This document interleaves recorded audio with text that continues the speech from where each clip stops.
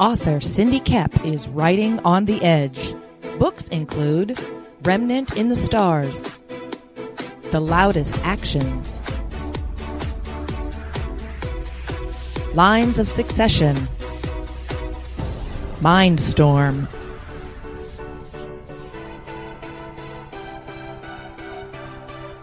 Condemned Courier, the Yerushalayim series, and Animal Eye. Find author Cindy Koepp at CKOEPP.com today.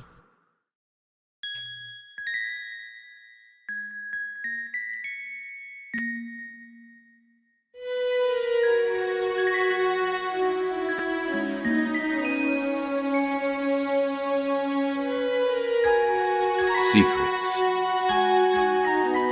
trust, worth. The bond between souls intertwined within otherworldly intrigue. Michaela Jade brings forth the Elite Warrior series, a collection of dark fantasy romance novels set in a twisted world where power lusts in the hearts of men and devotion seduces the souls of women.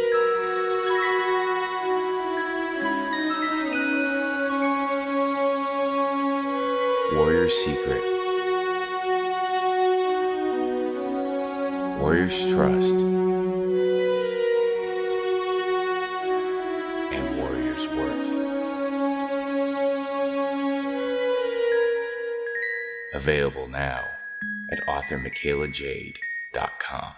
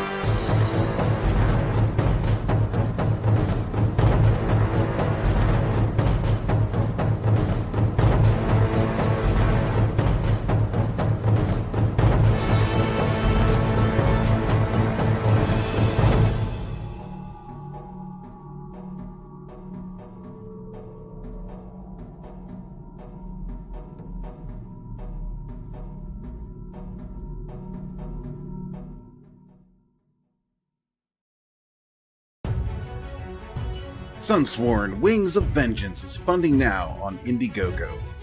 Don't miss this action-packed space fantasy adventure sure to rekindle your love for the genre. Get it now on Indiegogo or just go to sunsworn.com.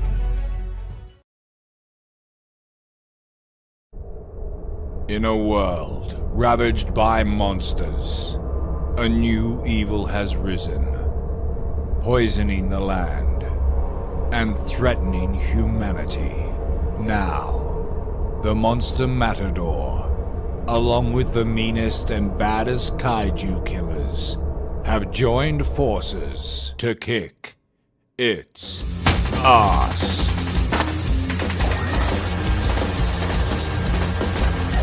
Monster Matador, Afropocalypse.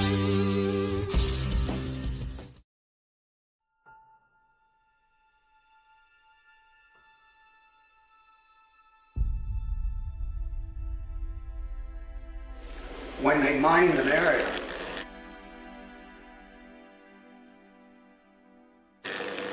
they put down yellow tape right across that line, say. And if you walked on the wrong side of that yellow tape, you blew up.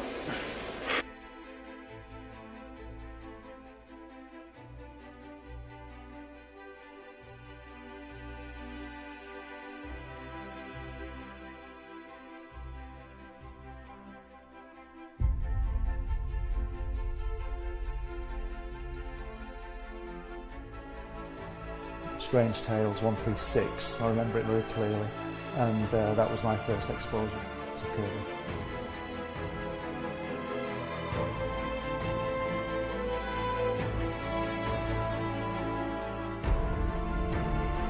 And I wanted to show it to people.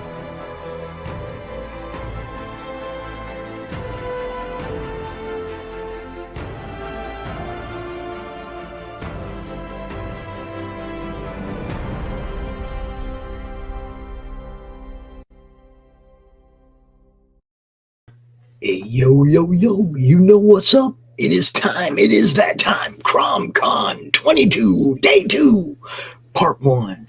And you gotta give it up for the doc. So just sit right down, relax, open your ears real wide and say, give it to me straight, doctor, I can take it.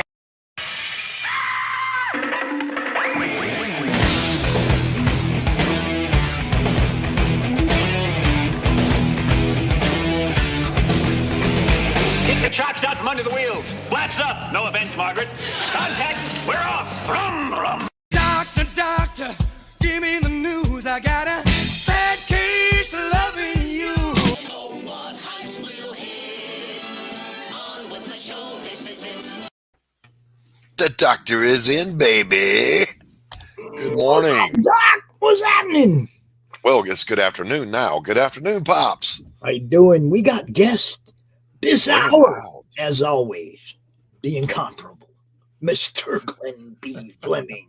Hail, Glenn. I can't follow that introduction there, Doc. That was brilliant. Joined as always by his I got it all sidekick, Dave Houston. Hey, Dave. Hi, everybody. Hi, everybody. And we brought a little art to the show today. We brought a little art to the show yesterday. All day long yesterday, Tank was drawing somebody's character onto this CRoM-tastic collage. Yes, sir. Yes, sir. So Glenn, we're going to be asking if we can add hats to this. Not live. No, I've told you I've not got the technology. No, Tank will draw it. Tank will draw it right on there.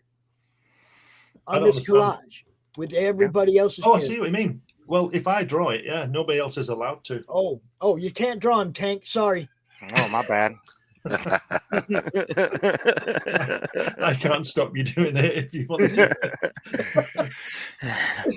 No, we would not do it without anybody's permission. Everybody whose character's on here is given. That's right. You know, yeah. That's maybe later. Maybe on another one. Okay. Okay. And also with us today, it's a noob to the morning show. It's a noob to the opener for Sunday. Is Mr. Joe D. McFee. Not really a noob. This is my second time. This is my second time here. On the opener? Yes, on Sunday, yes. This is my second time on the opening on a Sunday. See, Hail, Joe. Times. I can't remember it all now. I've done it too many times. It's all starting to blend together. It's all right. Dementia happens to us all, Pops. No worries. I had a great talk with Joe yesterday. It was good, wasn't it, Joe? Yes, it was brilliant. Nice, brilliant talk. And I can't wait for it to broadcast next week. Can't wait for it. What do you got? What? Share, spill. I can't spill because, again, the festivities always lead off with Pops coming on Monday. Okay. So when Pops does the launch party, mine just falls up on that launch party on Saturday. Cool. All right. Cool. So now Pops knows exactly what I'm talking about. Yeah. The book will be officially crowdfunding starting Monday. Ooh, yeah. Yes. And hopefully I'll have it in my hand. Yeah. It's like, dude, I've been, I was hoping it would get here before today. It was on the mail. Yesterday I go out, there's a package on the porch. I felt there's a package on the porch, right? It wasn't for me. Was it for the dogs? No, it was for my son's wife. It was like I walked out there, I was like, and I came back in with the package and I was like, damn it, I knew there was something out there, but it wasn't for me. Yeah, listen, every time UPS or Amazon or FedEx shows up at the house, I just tell the wife, your boyfriend's here, because I know it's not for me. My girl is the home shopping queen.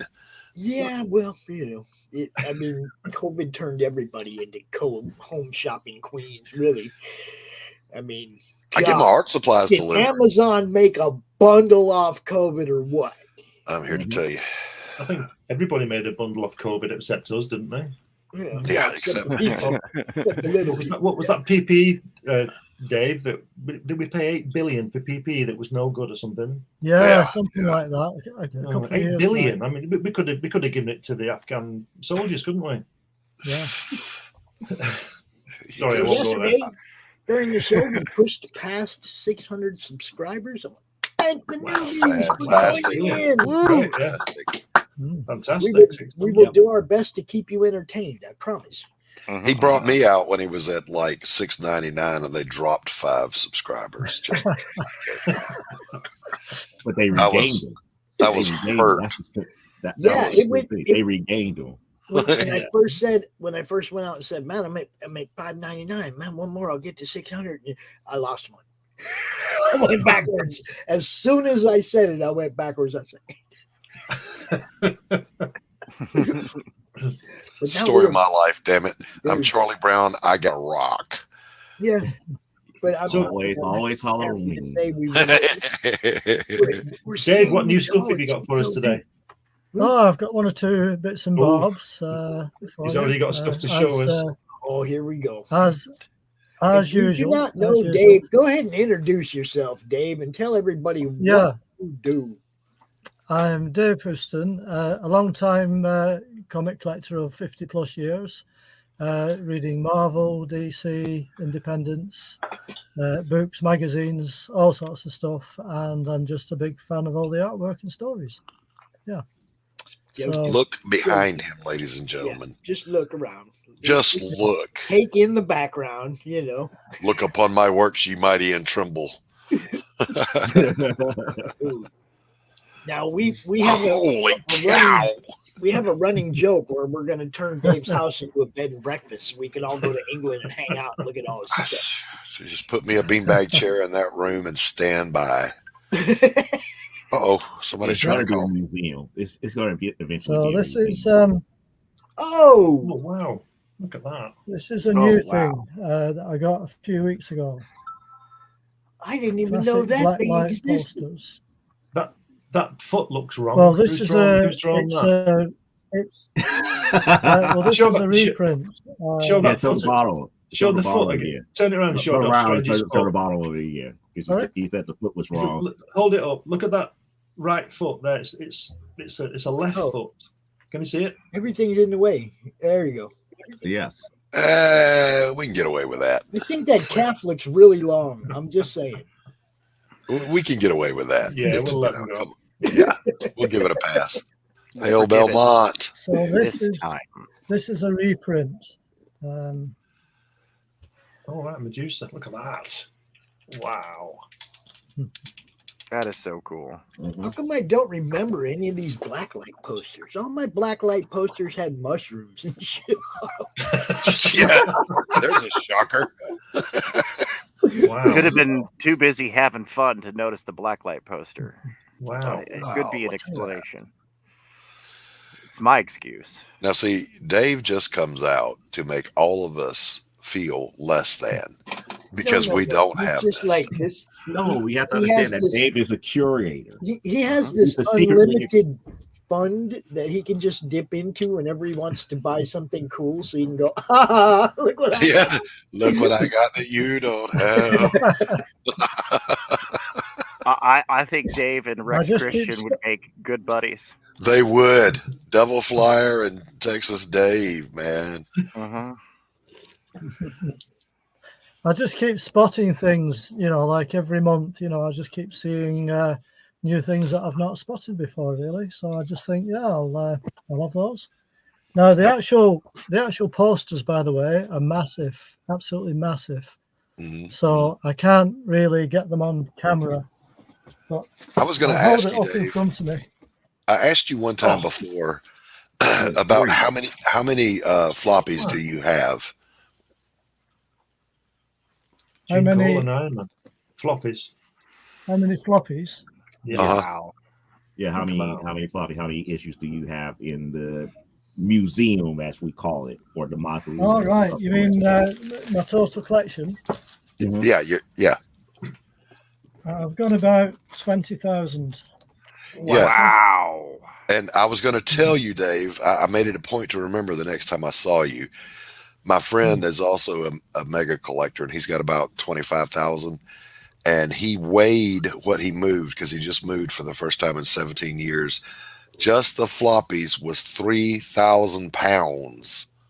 Guys, I know two local people that have comic book collections of 70,000 plus. And that's huge. So more than double that weight, triple that weight. And think about it. Their houses are comic collections. Yeah. Okay. It's not like one room like my room, right? Okay. It's, we got 65, 6,600 here. Yeah. You know, but I'm talking about the whole house. I think the most I've ever had was like 800. Man, that must be amazing. But 3,000 pounds he moved of comic books. Wow, that's a lot of weight. Yeah, no joke, man. You know, you think about it in the numbers of how many comics do you got? About 1.5 tons. Yeah. I wonder what that would be worth. I wonder what it'd be worth. I don't know. Thousands, I do know he had 2 copies of the first appearance of Harley Quinn, and he sold one of them on eBay for enough to pay off his car. So yeah, you know, I mean, I don't have no super gems, but I got some really nice stuff. And he doesn't normally sell, but you know, he moved because the place where he was staying, he was renting, and the sewage backed up into his place, and they refused to compensate him for the damages in spite of having renter's insurance. So he told them to F off, and he moved, and he needed that money to get back on top. So he said, you know, I have my collection, but in my safe, I have about 100 that are worth substantial amounts of money. Wow. So he also has all of the Playboys except Marilyn Monroe, the issue 1. Oh, wow. All right. Well, I'd sell all of them and get that one. Yeah. That's about what it would cost. I'll tell you what, he's not got that though, has he? He doesn't have Hatch, but I introduced him to indies, and he has become an avid shopper on Indiegogo. I don't have that either, Glenn. Nobody does. Me neither. It's not up yet. We all need some Hatch in our lives. Yeah, all need some Hatch. All right, so who's first up here, Pops? We all just like bullshit. We don't. It's not. Okay. It's all not right, really. Good. I can relax. Right. This isn't really a shield show. This Glenn comes out. He brings Dave. Dave shows stuff off. Glenn talks about Hatch, and he talks about Kirby, and now we got Joe to throw something into that. It's never. This all right, one then has I have never a question. really been about shilling. Now, once the Kirby book goes live, I'm sure next month this section will be a little bit more about shilling. Glenn, the best I've ever done is I did meet and have a long conversation with George Perez, who corrected me on the pronunciation of his name, by the way, because I was always George Perez. It's George Perez. But you met the man himself. How did that happen? How did you get invited to Jack Kirby's home? Long story short, because it's in the book, I went on holiday and met some Americans who lived in Anaheim in California and got friendly with them. In fact, they were getting married and I was best man. Okay, all right. That's how close we got in 2 days. Nice. Only in California. Yeah. So what happened was I just happened to mention to them, did they know a place called Thousand Oaks? Because I'd read in the Kirby 70s stuff, he lived in a place called Thousand Oaks, right? You could send letters to him, but I didn't know the name of the street then. I just remembered Thousand Oaks because that's it's sort of an American thing, isn't it? We don't have that kind of thing over here, do we, Dave? No. So it stuck in my mind, and I was just getting back into comics as well and collecting again. And I went on holiday to Barbados, and I met these people, and like I said, I just mentioned that I asked them if they live near Thousand Oaks. Now, as you will know, because you're Americans, everywhere people say everywhere is about an hour away, even though it's 15 hours away. So, anyway, so Bob, this guy said to me, "Oh, that's about an hour away," and it turned out it was an hour and 40, I think. But anyway, so they said why, and I told them why. I said this guy Jack Kirby, they'd never heard of him. Never heard of him. Don't have a clue. Don't have a clue. Poor souls. And we later found out that Bob had never actually read a comic book, even when he was a kid. He never read a comic book cover to cover, right? Because he told Jack, and Jack was amazed. It's on the film. He was amazed. Anyway, so I told them about Jack Kirby and blah blah blah blah. And that he lived. The last thing I knew, he lived in Thousand Oaks. And then a few weeks later, I got a letter off Suzanne, the girl, and she sent me his phone number. So it's all in the book. So I rang the phone, I rang the number, and it was Roz. And I asked her if she was the wife of the Jack Kirby, the cartoonist. And she said, "Yeah, I'll put him on." And there I was speaking to Jack Kirby. Holy that would be sort of November, December maybe of 87. So I kept in touch. I rang them a couple of times and built up the confidence and the relationship, and asked them if I could. I told them I was coming out to California in October '88. Could I come and see them? And they said, "Yeah, sure." So they said, "Call us again when you get here," and all this kind of thing, and exchanged a couple of letters and all that. And got there, and Bob took us out, and we went and had lunch with Roz and Jack, and spent 6 hours there opening artwork envelopes and. And then I went again 3 years later, just with Bob, and made the film. What an amazing story! Yeah, so that's one of the reasons why Dave knows this. Why I wanted to share it. I wanted to, because I've got this unique film. Dave's seen it in the theatre when it was released a few years ago, and how many people were there, Dave? About 35, was there? Yeah, 35, 40 people. Yeah, something like that. All invited guests, professionals and collectors like Dave, and just fans. They all came. And I wanted to share it. I offered it to the Kirby Museum just to have it, and they didn't want it. So I thought, well, yeah.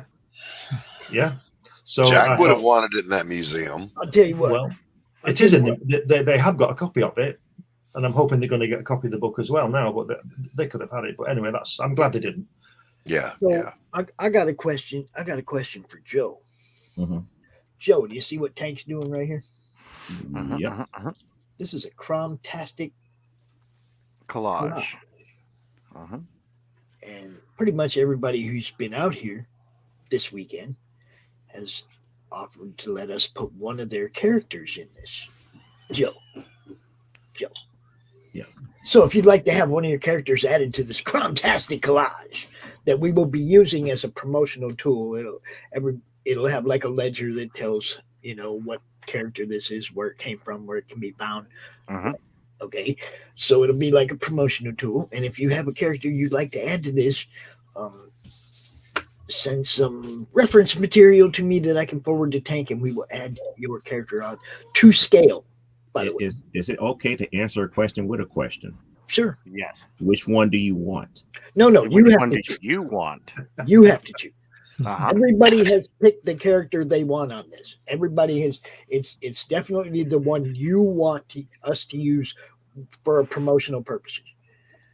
Do you want to target this book, that book? You see what I'm saying? It's up to you. Okay. You get one character, so pick the one you want the most solid promotion. The most. Well, normally the answer to that question would always be my flagship character. So you have to give me a few moments here. I'm going to send you that via DM then. Okay. All right. Can I ask a question on that one, Pops? Sure. Could I send Tank a pencil drawing or an ink drawing of Hatch that he could put on that could you do that, Tank, rather than you draw it? That it's kind of not in the spirit of it, but I guess they could. I didn't get where I am today by being in the spirit of things. Which is probably why I'm nowhere. I'm not touching that with a 10-foot pole. The technical side, brother. Hey, Lakeem. The technical aspect on the end of this is that I will be doing one of those little outline sheets that goes with it that has a number, and it leads to a ledger that will have the character's name, their publication, the creator, and where you can find more. So that way... It'll be a promotional tool. I think you've already convinced me. I've got to let you do it. And Perhaps. Wait up. Did you just say yes? Sort of. Provisional. Kind of, sort of. You know, a little. Glenn, how about if definition was not a no? Tank does it and gets your approval before finalizing. Yeah, that's the thing too. Is I'm making sure that everybody stays on brand, even though I'm the one drawing it. I'm trying to make sure it stays on brand. I have over 20. Geez, I have over 30 years of working in commercial art. Right. Yeah. Comics are kind of a newer thing for me, but an example of some of my finished art here. This is for my own yes, book. I've seen this before. Yeah, this is fantastic. Yeah, I love it. Well, I'll tell you what I'll do, Tank. I'll send you a message and we'll sort it from there. And I'll send you some reference. And all right. Good morning, Apex. I do have to warn you this here, Tank. The character that I'm about to send to you is probably going to have to be in the background because of their height. Okay. That's okay. And good morning, Fanta. He can make all that work, and they are to scale too. We're making all the characters to scale. So right. If you've got a small character or a tall character, let him know the size. Yeah. Tank, show that girl again. I want to look at that cross hatching. Oh yeah, I was having some fun with some of the tools that they have here in Koepp Studio. That's brilliant. I love that. Yeah. Thank you. Yeah. Yeah, we used to call that basket hatching or weave hatching. Right. What's Santa? Yeah, I had a lot of fun with this one. It took me a little bit to get used to the cross hatching tools for Koepp Studio. Here, I'll open up a picture that I did traditionally. Doc knows which one I'm talking about. Oh, heck yeah. Where did I open that one? Oh, I opened it over here. Okay. Let's blow that up. There we go. So this is 11 by 17. That's I've seen that before. Yeah, that's fantastic. On Bristol. Yeah. People kept asking me, what brush are you using? I was like, Koepp multiliner. Yes. And I'm just here to tell you that it takes a special kind of OCD to spend that time doing that. Yeah. Well, I love little details. I love little details. Yeah, I do that kind of stuff. It's really good, isn't it? Really satisfying when you get through all that. It really is. But it's a nightmare when you start, Glenn. It's a nightmare when you start. Yeah, it's a nightmare when you decide you're going to have to do it. Yeah. Guys, I got to say something to Glenn here real quick. I'm freaking honored that you're allowing us to do that for the Chromtastic collage, dude. I know you've never allowed anybody to do that before, and there ain't no freaking words to tell you how damn cool. Yep. Well, my thinking was, look, if it's good enough for me, fucking Glenn over here. No, I'm just.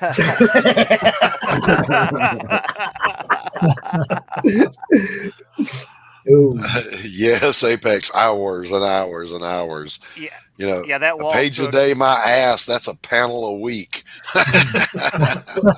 But if you look, he did all that. He did all those characters all yesterday on that collage. Yeah. He did that all yesterday. Got them roughed in yesterday, and we're going to, during the draw stream today is when I'm going to go in and start cleaning this up. I'm going to throw I've got a little magic trick I like to do where I think you should leave it as it is. I like it like that. There's more. There's more to add to it, Glenn. I love rough work. I love to see the rough.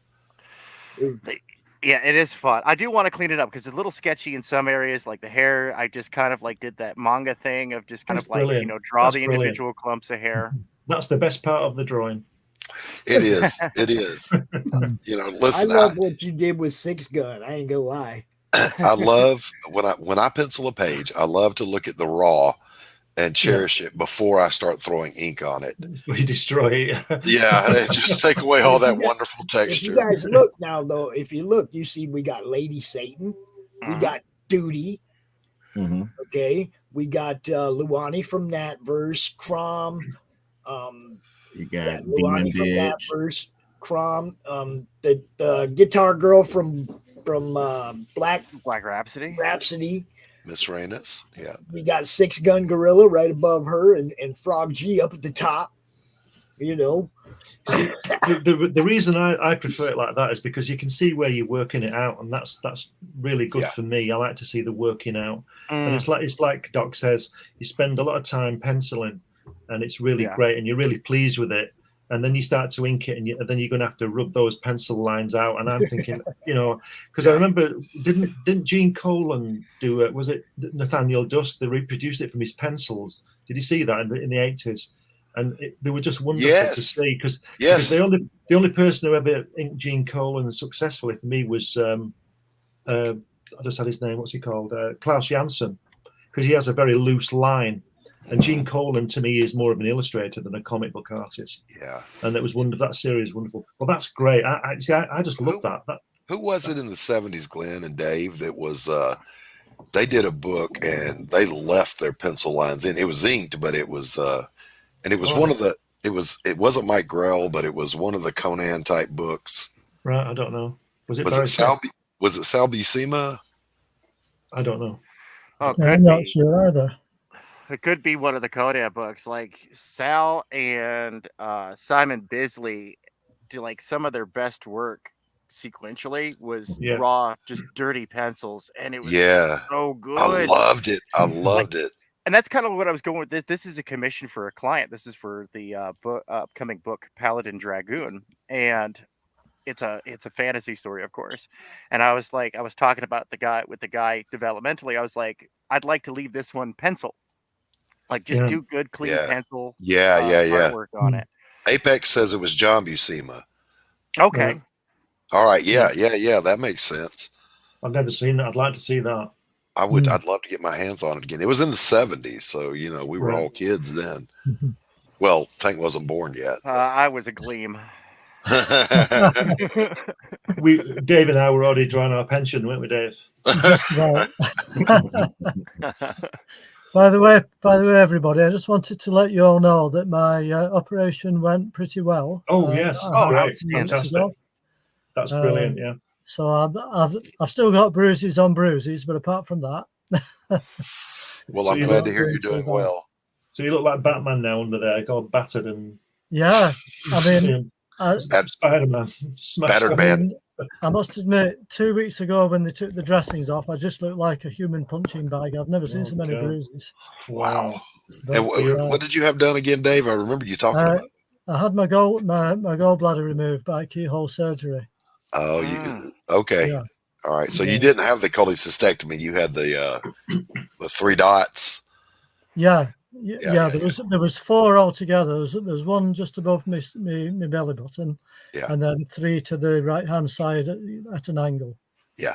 Well, that was the procedure I had done. When I started in medicine way back in the day, there used to be it was a 3-inch incision, and you had to go in and get it that way. You watched it all, didn't you, Dave? No. You better knock me out. I was well and truly out of it. I mean, I must admit, as fast as they were saying to me, we're just going to give you the anaesthetic, the next thing I remember was, oh, you're back with us. Yeah. I remember I think the operation was about an hour or an hour and a quarter, something like that. I remember when I had my appendix out, this guy got hold of my throat, so you don't, when they're giving you the gas, so you don't choke and all this, be sick and all this kind of stuff. So I thought, what's he doing, and as this guy put this mask on me, he said, count back from 100. And I remember getting to 98. Right. Well, I didn't even get a chance. And then I woke up really sore, I was going to say, Glenn, I didn't even get a chance to count because they put a cannula in the back of my hand and they gave me an injection through there, and then they just put a mask over just for a bit of extra oxygen. Yeah. And that was the last thing I remember. Wow. Yeah, the one time I was put under general anesthesia, knocked out. I had to have surgery on my jaw, and the nurse said, "Okay," so like Glenn was saying, count backwards from 100, and I felt the coolness of the IV run up. Yeah, and I went, and I said, "I taste strawberries." That's it. I don't remember. thing after that till I woke up.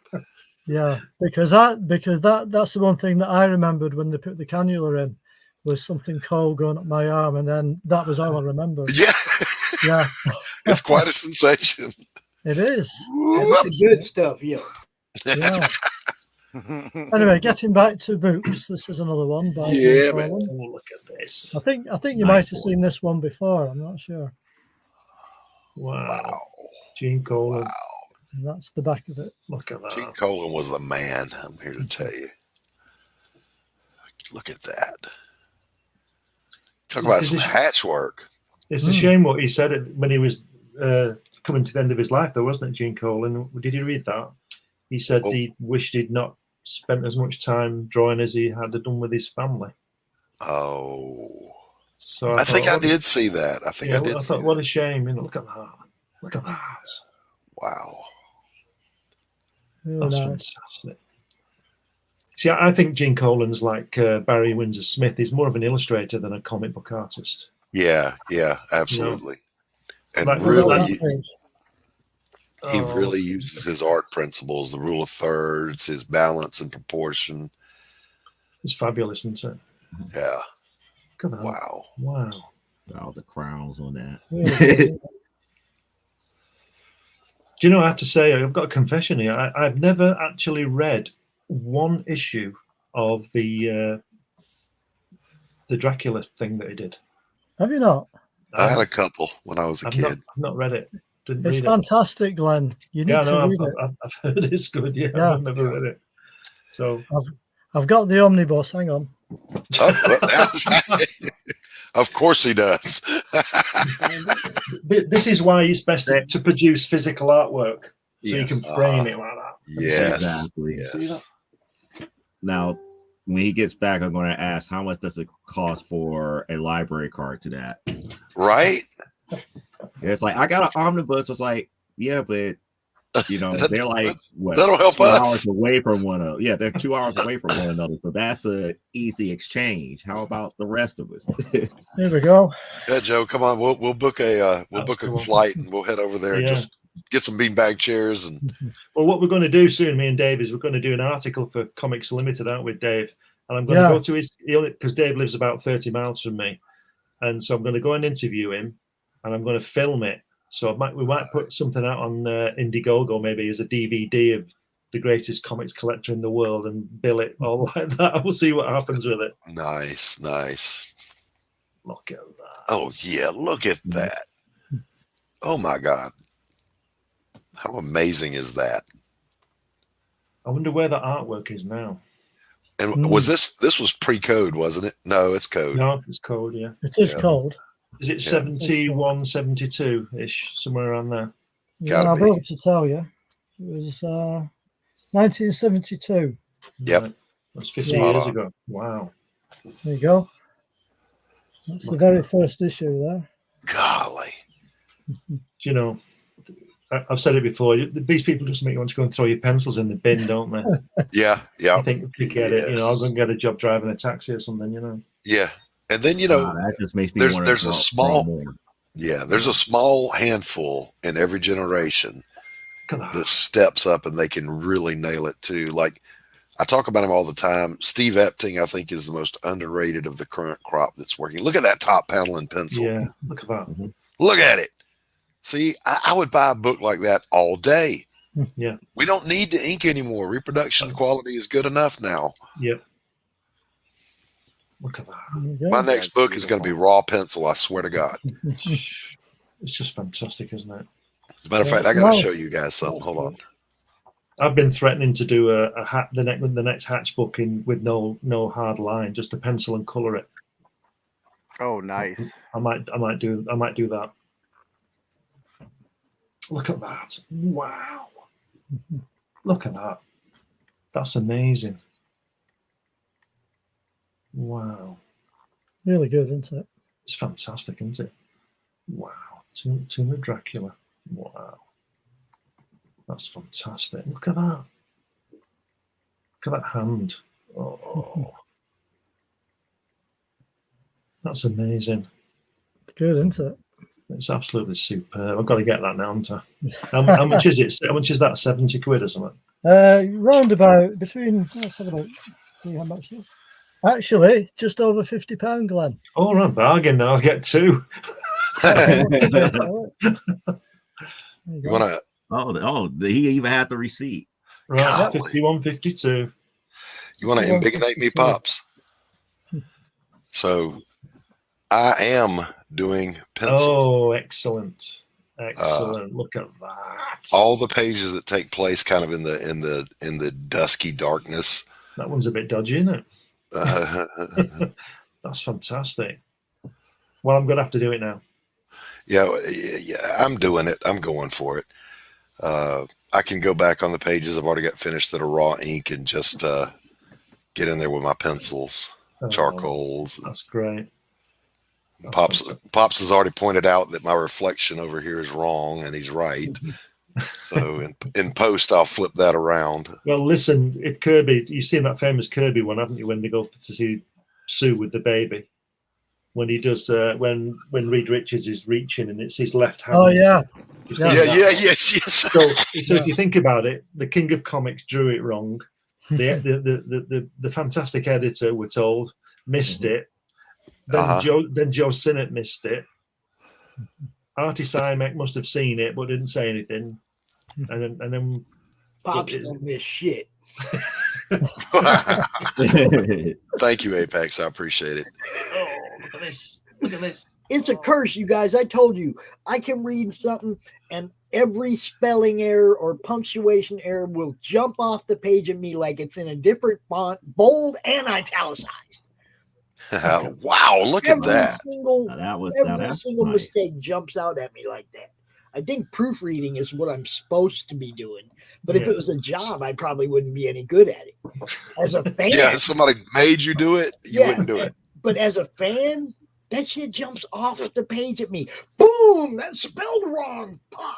Look! You know what I mean? It like seriously does. It mistakes, I just get editors, get proofreaders, get all that stuff. Look at the angle where you are looking at that. Story. Yeah, under the knife with misspellings and shit. You know and look at the lighting. Look at the lighting in that. Oh, it's just too good. Specks. Hey, Specks. Yeah. The book's too big, boys. The book's too big. Yeah. Which one is this one, Dave? It's the artist edition. Dave, how big are you? And how tall are you? I'm about 5'10". Damn, he's a big boy. He ain't little, and that book is still big in his hand. Yeah, that's huge. Look at that. So that's that size. Those are probably 11 by 17 full pages. I'm thinking maybe Dave's only 5'2", and that book just looks big.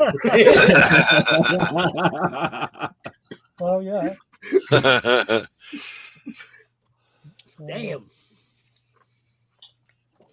So, basically we're having a good old time up in here. We did have one cancellation today. Daphne Lays has something else going on. I don't know exactly what, but she just let me know she won't be able to be here.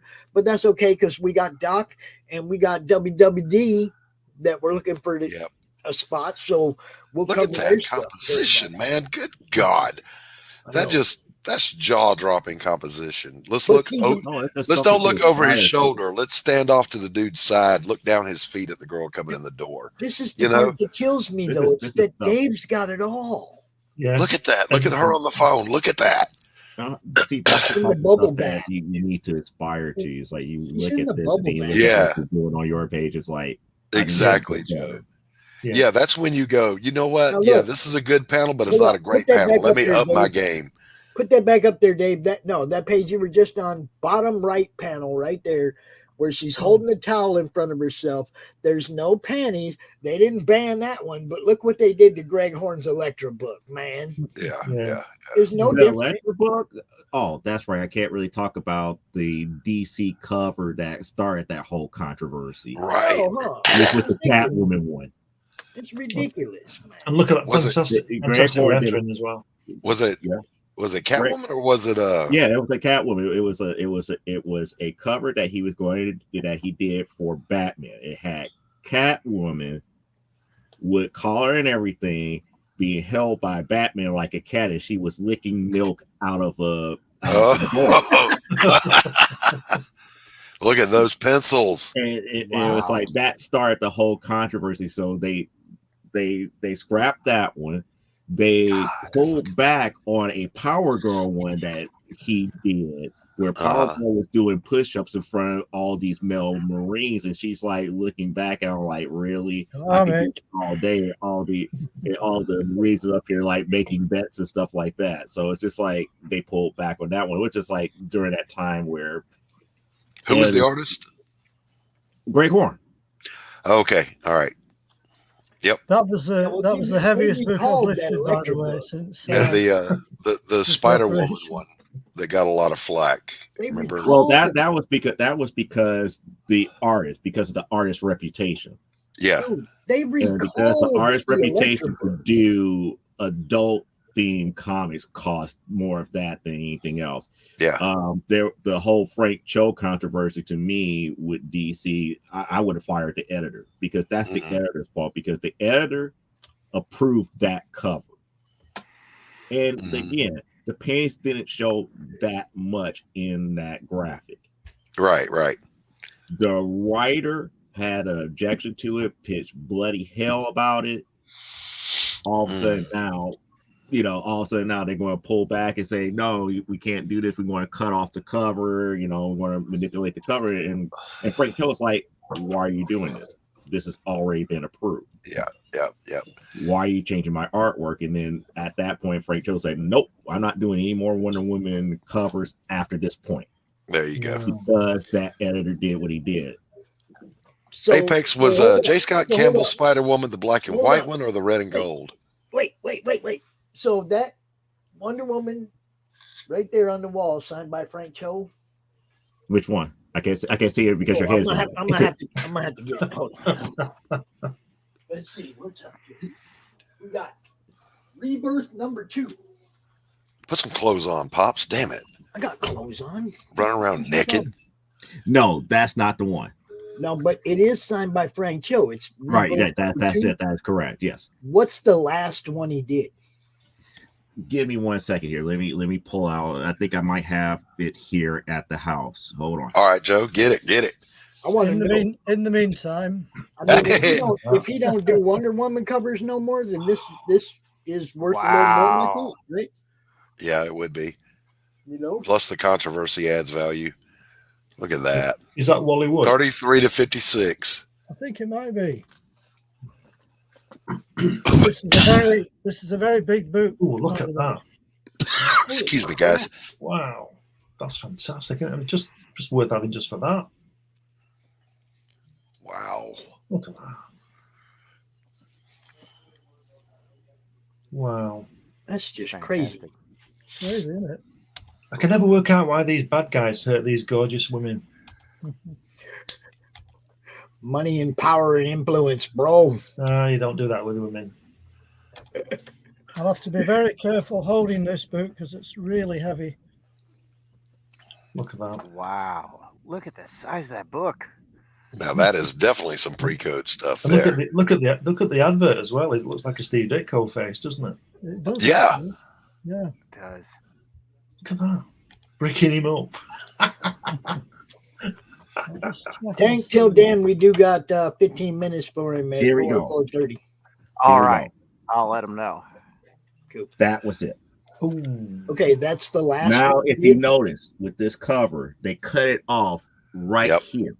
Yep. Because it used to extend a little bit more, and then you caught a bit of the panties, right on that I want to see the top of it, Joe. Mm-hmm. I want to see the top of it, Joe. I can't see what. Okay, let me turn off. No. I have to turn off the green screen for you to be able to see it. I want to know what number it is, Joe. What number is number 3? Number 3. Okay, so I got number 3. Right. I got number 2 signed by Frank Cho. That's the last one he did. No, this is the last Frank Cho. That's what I'm saying. That's the last cover he did. The one you got. That is nevertheless beautiful work. Yeah. Mm-hmm. I just wanted to know where mine sat. That's the proof of it. That's the last Frank Cho cover. because that's the one that started the controversy about the editor that, you know, went with Greg Rucka, who wrote this issue. Right. After the fact that the cover has been approved, he had a problem with, you know, the whole thing about over sexualization, the fact that part of her panties was being showed on that side, you know, through the armor. And everything. I bet you, if the guy hadn't drawn the panties on, I bet that I missed it and it would have been published. Mm-hmm. Yeah, it's drawing attention, isn't it? Yeah, if you left the panties off and it was just some butt, be fine. Yeah, but you know, it's almost like some of the modern people in comic books want the code back. They want that kind of restriction. No, Tug is right with his phrasing of calling them Puritans. Mm-hmm. Holy cow. And if we all remember, Puritans, people so stuck up that even England said, "Get out." Yeah, that's right. Yeah, these are your founding fathers. I don't know. Ben Franklin would have approved of that Wonder Woman cover. I'm telling you right now. No wonder they started throwing that tea in that harbour. Yeah, some more pencil work for you there. Oh, look at that! Wow, look at that face at the bottom. Next to the captain. How good is that? Wow. Jeez, man. Oh, just the phrase "slave ship" would have got that canceled. Yeah. Never mind that they existed. History Yeah. Oh, look at that! My God, the cemetery. Dude. Look at that. Pops, I just shared the original image that Frank Joe did. Well, let's see it. You can see where it got cut off here. Oh, look at that. They complained about that little bit. Greg Rucka complained about that little bit in the uniform. And they ended up cutting off that image right about here for that would not show. Maybe Frank Rucka needs to have a conversation with his therapist about his subconscious desires. I'm just going to throw that his out there. femphobia. Look, that is the dumbest dumb thing a dumb person has ever done. Oh man, I thought you were going to say that was the whole controversy about this issue. Yeah. This is the original box that book came in. I just want to show you the size of the box. Good Lord. It's massive. Wow. The shipping probably cost a car payment. Do you know, I wondered about these. You know, I've got this Watchman. You've got the Watchman, the big Watchman, haven't you, Dave? The Dave Gibbons one. I don't think I have, you know. Have you not got the original? Well, no, the book released a few years ago about it shows you all the roughs in it and all that kind of thing. I don't think I've got that. Right, but what I'm saying is that the book is 25 quid. And I just wonder how many they have to sell to get the money back, because it's a lot of money, and those things you're showing us is 50 and 70 quid. You know, well, that book on the history of EC was just over 100. Wow. Yeah. And the shipping was $1,400. No, the shipping was it cost somebody. Well, true. Apex Comics says Greg Rucka used to be a good writer until Twitter came along. You know, is it that they're woke, or are they afraid of getting canceled for not being woke is the great question. Either way, they are cowards. I think it's Danny. the latter. Yeah, I agree. They don't back. Yep. I agree. The fear of not being woke. Because if they were truly woke, there would not be any arguments about writing to a different degree to encompass everybody.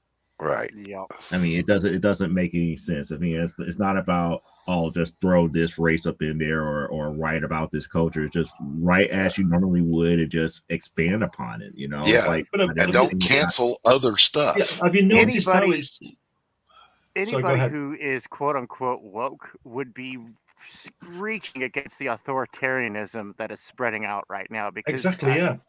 Have you noticed though that in the main, with whatever the subject is, it's usually somebody who thinks the other person will be offended, Yeah. The other person doesn't give a damn.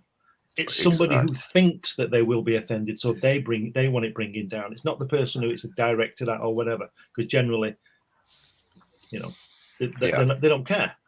Yeah. Well, you can't say that because they might be upset. Right. And see, my fifis, or I should say my concern meter doesn't even twitch about your fifis. I want to tell a good story, and I'm going to tell it the way I want to tell it. If you want it, buy it. If you don't, fuck off. Simplest. There it is. There it is. Cancel. Yeah. I've already been there. Don't care. I have been canceled from the fine art community. I've told the story before. It's on my YouTube channel. I was canceled by the fine art community that I started, that I founded, by literally a blue-haired land whale. I'll try and match Dave now. Okay. Nice book. And it's got all Dave Gibbons' roughs in it, and all the scripts that Alan Moore sent him. He's reproduced it all in this book. Yeah, I haven't got that one, Glenn. That's another one of those. I'm ahead. What did you say, Dave? I haven't got that book, Glenn. Somebody do a gravity check. Wait. What? Do I hear exchange? He's got all his visuals there. The panels. Look at that. He spots all his blacks on just on the roughs, and then just basically draws it. Nice. Oh, I love that. It's fantastic. It's a great book. It really is a good book. That's the back cover. I love seeing how people approach their visual storytelling. Yeah, it's really good. I'll have to add that one to my collection, Glenn. Well, I'll swap it for that Gene Colan. No. You can't listen. So, guys, we're getting ready to head into our open DrawStream segment. Nobody's got this, though. Show that, Pops. Nobody does they're got that. Specks. They used to be called treasuries. Whoa. Oh, nice. Sometimes they're called, they're treasuries, they're annuals, they are compendiums, and they are omnibus or omnibuy. Would it be omnibuy? Yeah, omni. Yeah. But usually they're called treasuries. The big ones are called treasuries. Yeah. That sounds like something a villain out of Thor, doesn't it? Omnibuy. Yes. The dreaded Omnibuy. What it's the SJW villain. Omnibuy.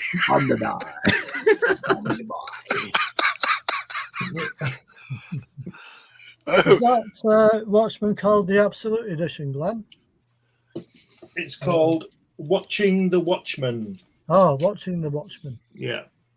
Watching the Watchmen. It came out about 10 years ago, I think. Did I'm it? surprised I'm surprised you've not got it, Dave. Yeah, I haven't got that one. It's absolutely brilliant.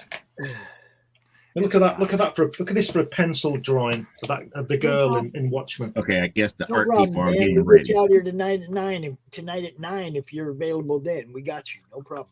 You know. Of course we'll have you on, Dan.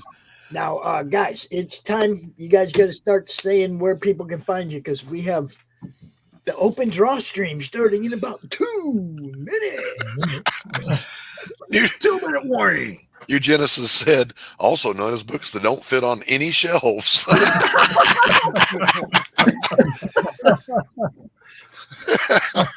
at the shelves next to him. Look, you see how tall that shelf is? That's the point, Dave. Where do you keep those big books? On the floor? Yeah, at the moment. Yeah, at the moment. If you put those on a wall-mounted shelf, you're tearing the wall down. Well, soon you'll have one of those. There you go. Yes. That's the one you want. Soon I will have I one of should, those. I should be adding that to my collection, Glenn, as you know. Yeah. And, So, Glenn, with tell that everybody as where well. they can find you, bro. Me? Yeah, you. Oh, sorry. Facebook, Amazon. All my work's on Amazon. Just put my name in, you'll find it. 2 N's and 1 M. And you'll find me on Indiegogo tomorrow when this campaign is launched. We will launch it here, right here on this channel. About my trip to see Jack Kirby. This is a book I've written, and you also get a DVD of about 3/4 of an hour's footage of Jack talking in his studio. You can get that on Indiegogo tomorrow. Nice. Check it out. Is that Blu-ray? Is that Blu-ray or DVD? It's DVD. Okay. And then after that, you'll be able to get this guy probably in May or June. I love it. I love it. I love it. This is all finished. It's all full color. It's about 45 pages, I think, all the way through. I want to get it just to look at all the Easter eggs. Yeah, all the coloring's been done on it and everything. Joe, Yes. are you gonna hang out and draw, or are you gonna go away?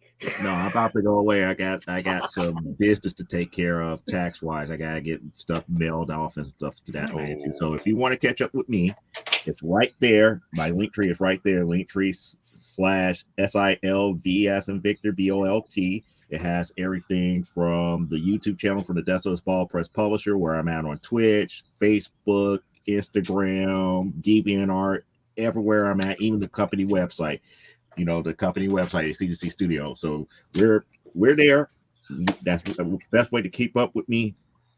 If you need anything as far as need to know how to publish something or scheduling time to talk about projects and stuff, just hit me up on Linktree.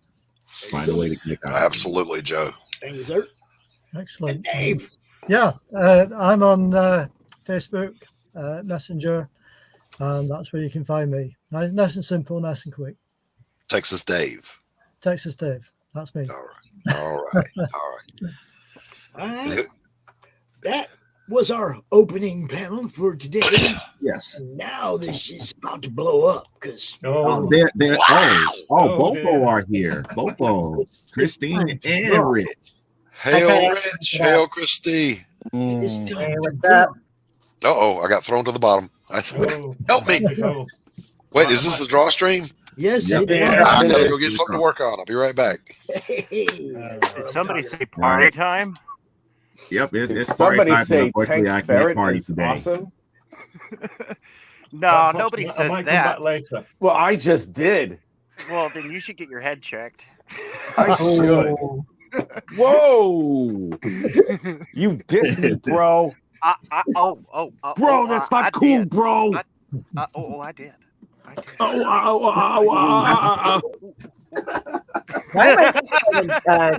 When fucking Patrick Big Stewart old was on ass Saturday Night stuttering Live, and they're fool. like, sputter.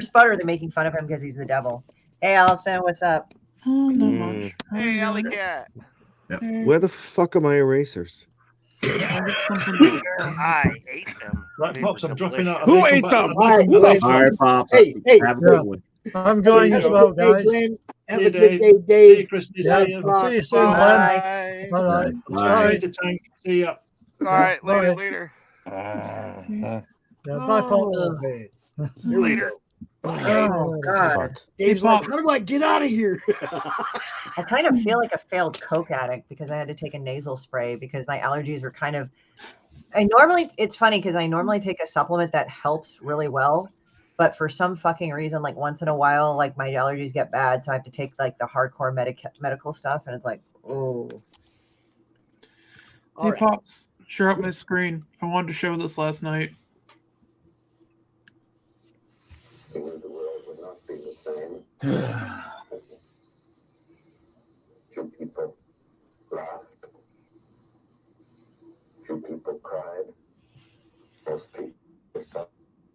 What the fuck are you not? What the hell's this? Line from the Hindu scripture, the Bhagavad Gita. Is this fucking like Pacific Rim or something? Yeah, it's Godzilla or some shit. You CRoM, man. It's CRoM. He should do his duty. And to impress him, takes on his multi-armed form and says, now I am become death, the destroyer of worlds. I gotta tell you the same thing that I told Jim. Wow. That's gotta be a little O. That's gotta be a lowercase O in CRoM, Allison. It is lowercase. The case is all the same. It's smaller, he means. It's got to be smaller. It's gotta be smaller. It has to be. It's part of the branding. Hey, Allie. Hey, It's how are you? I'm making that in 20 minutes, and that's what I get for it. Oh, I love everything up to that. And I was like, damn it. I had to do the same thing with Jim O'Reilly's print, right? He did that beautiful CRoM cover, the Steranko Hulk thing, and it was like, man, I love it, but that O's got to be smaller. That was using Oppenheimer's interview is beautiful. I have become death. Dude, the whole thing is great. The whole thing is great. Can I see it, please? I missed it. Chat, can I see it? Yeah, give me a sec. I gotta bring it back up. Well, we got to ask the chat. They're the ones that matter. Oh, well, screw them. Burn. Specks said, "What's that? Ukraine?" Yeah, we were like, what? We got Adam. Adam just popped in. People cried. Most people were silent. I remembered the line from the Hindu scripture, the Bhagavad Gita. Vishnu is trying to persuade the prince that he should do his duty, and to impress him takes on multi-armed form and says, "Now I am become death." Why does it sound like Rich? It's not me. What the fuck? Sounds like you're chewing on something in this fucking video. I'm not sure. I'm typing something. No, I literally pulled down Oppenheimer's speech and a Godzilla trailer, and I re-edited it. Very nice. Comics. It hey, worked. what's up, guys? There was a worked so Godzilla well. trailer that featured Oppenheimer's speech in it, which is what I stole it from, but I didn't use that audio. I pulled it out and I put down his actual speech into it. Nice. Hey, Adam. How are you, sir? Hello, Adam. I'm good, yeah. So I was just going to say hello, but I didn't want to interrupt the video. Hello. Good to see What's you. up, Adam? Infinity.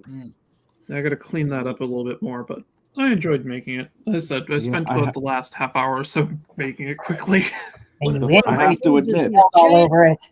you know, I have to admit now that I heard that, I feel like talking using the voice of Werner Herzog with everything that I do from now on. Well, also make sure you're kind of like chewing on a dick too. That makes it sound more authentic. Well, if I listen to you for about 5 minutes, then I'll get a good idea. All right, look. Oh, One of my dudes is in the chat, and I'd like to. So you're saying that you get on your knees and suck dick for me? That's so sweet, Rich. God damn you guys! Jeez. Can I say something? DrawStream. Here? No, I'll just-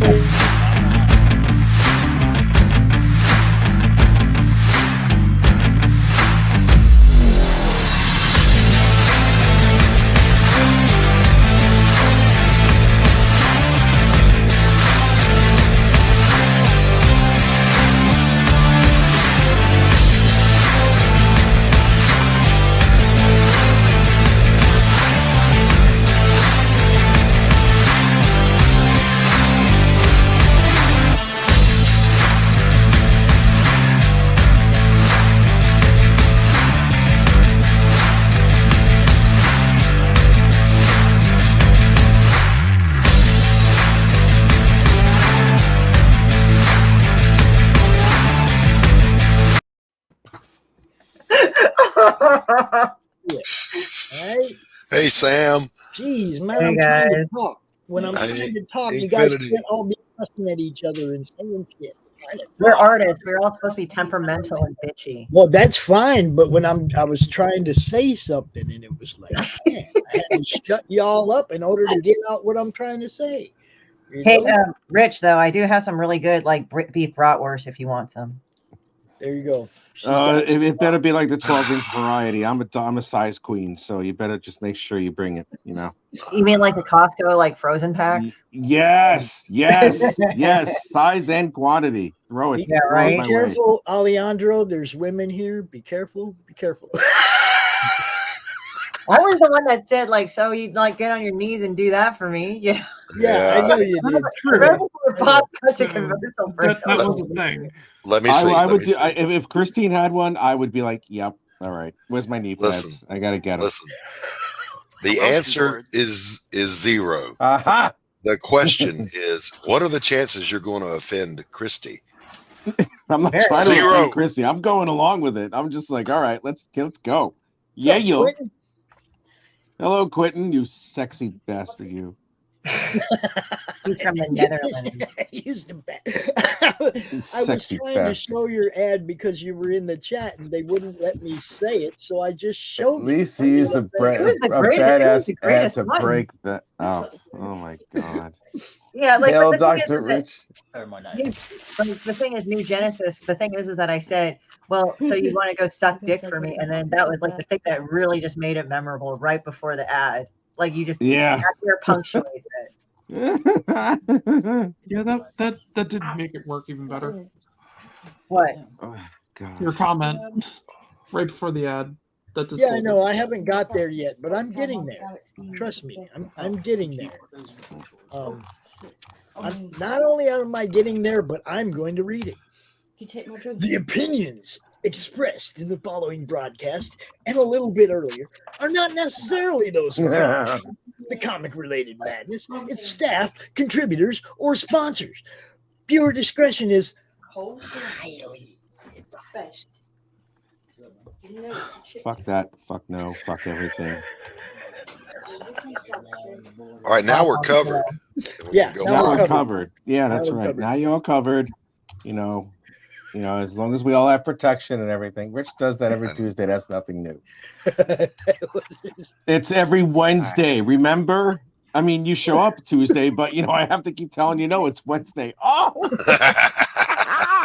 whoa, whoa, whoa! I'm going to hell. So hard. I'm going to hell. Demon bitch, eternal empress of the eternal empire, eternally, forever, eternally, eternal. Here you go. Eternally, eternal, and stuff.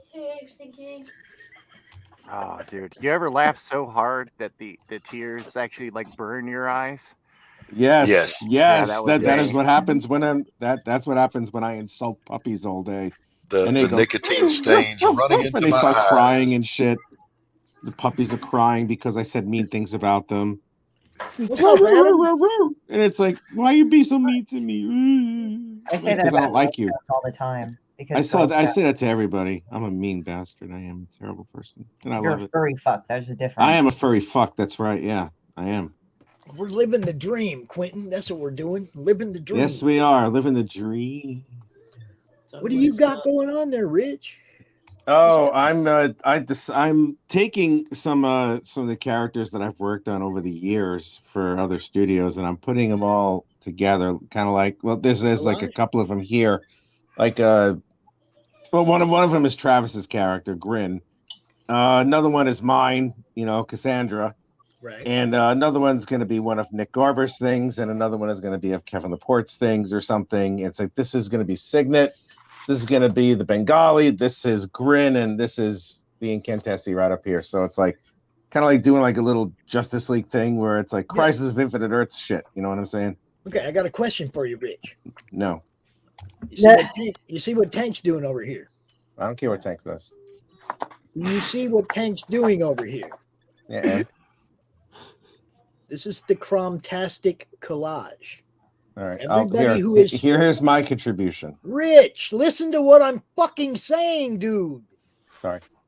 This is going to be used as a promotional tool for everybody to put one of their characters on this, and we're going to be giving away digital copies of it with the ledger telling people where to find said character. Oh, cool. Would you like one of your characters to be on this, my friend? Perhaps.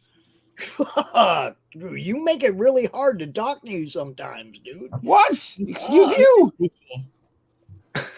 I'm trying to ask you if we can add one of your characters. Yes, to this, yes. and you're like, fuck, I don't care I'll what send Tank's something doing. there. Don't tell me that I'm difficult to talk to because I'm not. Dude, you Right? just went, I don't care what Tank's doing while I was trying. That's right. I was addressing Tank. Was I addressing you? No. Rich is just being bitchy. Rich, go take some ibuprofen. You're on your period. I hate you all. My dog. You're hurting my feelings. I feel neglected and abused. Don't hurt my fifis. You don't hurt my fifis. There was this like shitty version of Painkiller. There's like, okay, so the original game of Painkiller apparently was really good. It's an FPS shooter. And then the second game sucked because it was just buggy and badly written. And so one of the weapons was that you got a screaming demon head and would scream at people, right? And they'd crumple up and die. So every time that they implemented this weapon, it would just be like, oh, my self-esteem. Yeah, I'm glad my ex found work. Oh my God. No, my feelings. What are you drawing, Christy? Oh, me? Let me Yeah, share you it. ain't shared a screen or nothing. We can't see what you're doing. Let me share it. Come on, share.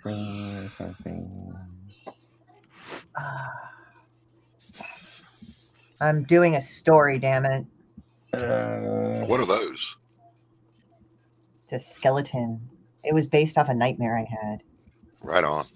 It's basically this girl, like she's carrying her mother on her back, but her mom's like a skeleton with eyeballs. Oh, Jesus, that's like the movie Manitou. The what? So this was one of your nightmares? Well, it was like kind of I dream really lucidly, and it's weird because like I've actually smelled and tasted in my dream. I dream in color all the time. Apparently, not a lot of people do that. Right. And I remember things like I'll remember numbers and letters and things like that in my dream, which I guess a lot of people don't. Like a lot of people apparently dress in their dream in like gray or something, very rarely in color, but that's it. So I would just have these dreams, but I also make it an effort to lucid dream to kind of get into my psyche. So I guess like my fucking head is full of Jodorowsky or some shit. Because if you ever looked at that guy's shit, it's like so far out. Yeah, there's a great deal of difficulty for people to recall things they read in a dream, like on a sign. And also, you're correct. Most people don't dream in color. Yeah, so it's like I've gotten to a point where I can smell and taste in my dreams. So it's like weird. And I don't know if it's because of a near-death experience I've had. Everybody's heard it here. Just I thought I was diagnosed with some fucked up illness, and it turned out it was actually not. I don't know why, but I played almost like Russian roulette twice on that fucking health scare. And I ended up winning both times. So I'm like, how the fuck did that happen? But okay. Right. But what ended up happening was that I think ever since then it kind of cleared up a lot of shit in my head. So there you go. But yeah, it's just about this dream. Like this woman carried her mother in a sack, and you know, she just came out and started biting and eating them. Okay, all right. Carried them in a sack, brought them out, biting them and eating. Just rough pencils look better than my finished art. I hate you now. Specks, I dream in grays, like high gray walls. It's a prison thing. You'll understand. Oh, dude, I love it. Someone boarded 1930. Believe me, they saw color all the time. You got to understand, though, it's not that color film or color television was invented. It's that the world was black and white until then. That's right. Dude, for real, I asked my grandmother the question. I was like, what was life like for the color? And she was just like, what? I was like, well, TV used to be in black and white. So I assumed the world was in black and white. That color film always existed. Yeah, no. That was in a Calvin and Hobbes strip. Calvin asked his dad that, and the dad responded just as I did then. You know, no, son, there was color film. The world was just black and white. It was really a trip when everything went color. And then he freaked out his mom or something. His dad freaked him out, and his mom got pissed, huh? Yeah. Freaking water. You think that's bad? You think that's bad? My grandmother on my mother's side, when I asked her about was there any color TV back when you were a kid, and she was like, "Oh, I hate them colored people." And I'm like, "Wait, no, oh, damn!" She actually said that. Shit, you not? Shit, you not? I was like, "Well, okay, we're not talking to you." She's the same one who had like 5 husbands or something. She sounded like a she hooked up with someone a month after her first husband died. Damn. Wow. I know. And it's just like she had like 5 kids with the guy. And then it's just like, yeah, she had 5 kids with the guy. And with the guy, he died and when he was 51. And then like a month later, she was shacking up with some other dude. She a hoe. She a hoe. She a dead hoe now. Thank you. She a racist dead hoe. She had issues. I really do not like her. She was a real fuck. I hated her. My other grandmother was a queen. Absolute princess. She was a goddess. This one was a skankalicious. I only knew She one of was my a putanesca. Is that it? Is what you saying? Oh, she was definitely a putanesca, but the only ingredient that she was What kind using of was the sardines, if you know what I'm talking about. Oh, damn. Wow. Oh my god. I Yeah, heard complaints. It gets I better heard and complaints better all the time. I heard complaints. I think I'm going to reopen my practice and just see people from. Actually, it's funny. Yeah, it's just like it was funny. It's like, oh man. It's like sometimes you just look at somebody and you're like, God, you know, they probably smell really bad down there. Oh my god. You just know. You just look at Shippered. It's true. There are some people you look at and you just know they stink. Yeah, you're like, oh, that bitch looks like they need to take a shower. I always thought. I had always thought Eminem was one of those people. Oh, he definitely is. And it turns out I was right. People were talking about it. So dude just absolutely reeks. Oh, Never takes a bath. God. Fucking reeks of success. Yeah, he's Galactus successful. is not but eating Earth. Yeah.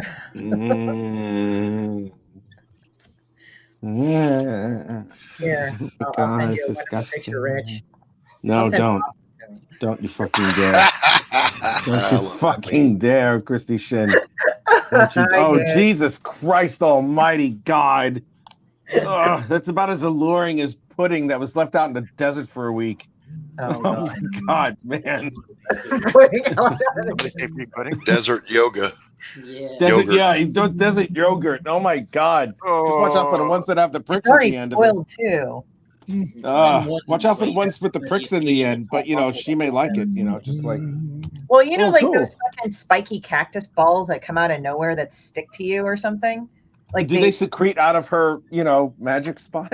Oh, come on. Oh. Is There's that a why- nickname in there somewhere, but I don't think it's broadcasted. Right. It also Roy. begins with C, I'm just saying. And I'm pretty sure it's got a T in it somewhere. Oh my God. How do you spell that? I'm not sure. Try it with an R.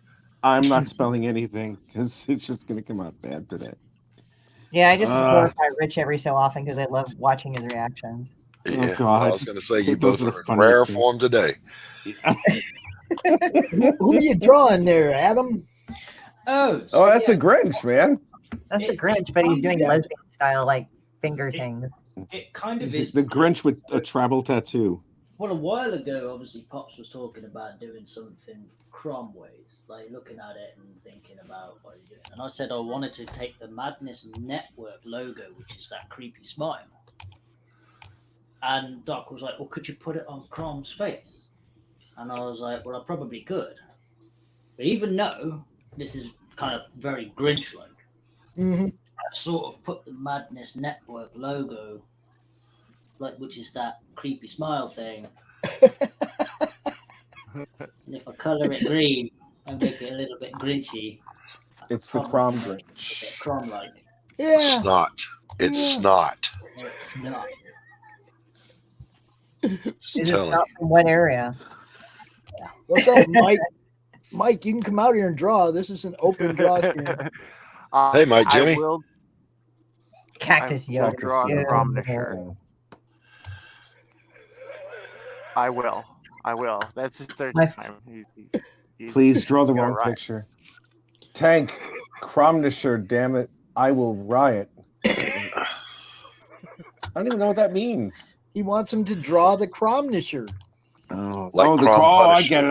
CRoM Punisher. Okay. Yeah. I did the Asian invasion one. That was great. How about Judge CRoM? What does an Asian CRoM look like? Oh, Jesus Christ. Come on, Christy. Produce. I'm gonna have to. Oh, no. Why don't you put it up in the fucking chat because I'm gonna do it for my Instagram. I'm going to go with a CRoM that's looking into the sun. Because our eyes are built to like deal with whitey, like fucking like. Oh my God. That's why we look fucking up. Adam comes out of left field with a burn. And then I go fuck with white people. There you go. Oh my god, I can't. I'm I just can't keeping my deal. mouth shut at this point. Okay. I'm gonna go and give this to Pops, and you guys in Messenger, you guys can pop that up in there. Okay. So I'm doing. Speaking of, I'm doing an Asian invasion event, and you're gonna love the logo. Should we do a preemptive fuck you to Christy? Oh my god, I gotta see this. Well, I gotta see this. Fuck. Pop it in the you general look, you look really chat. nice today, Christy. You look really radiant and beautiful today. Oh, thank you. You're I welcome. actually, it's amazing what you do when you do this thing called sleep. Ah, I Yeah, know. she was I've she was heard of deaf on that. a cracker yesterday. Yeah, I was just fucking tired. Like I had been Yes. elected of caps, so I had to deal with that shit, and then I had to deal with like some more mental shit of how the fuck am I going to do everything, because I got a lot on my plate. I realized, like one of my my friends were all going like, "You're a fucking workaholic." I'm like, "What the fuck? What are you talking about?" There you go. Yellow Carol. Oh my god. You have a slanty-eyed Punisher logo. Oh, I have another one Jesus of the tiger Christ, that is so racially offensive. Oh yeah, and you know what? I showed that to everybody. That's the creators that are in there. All of them are Asian for the most part.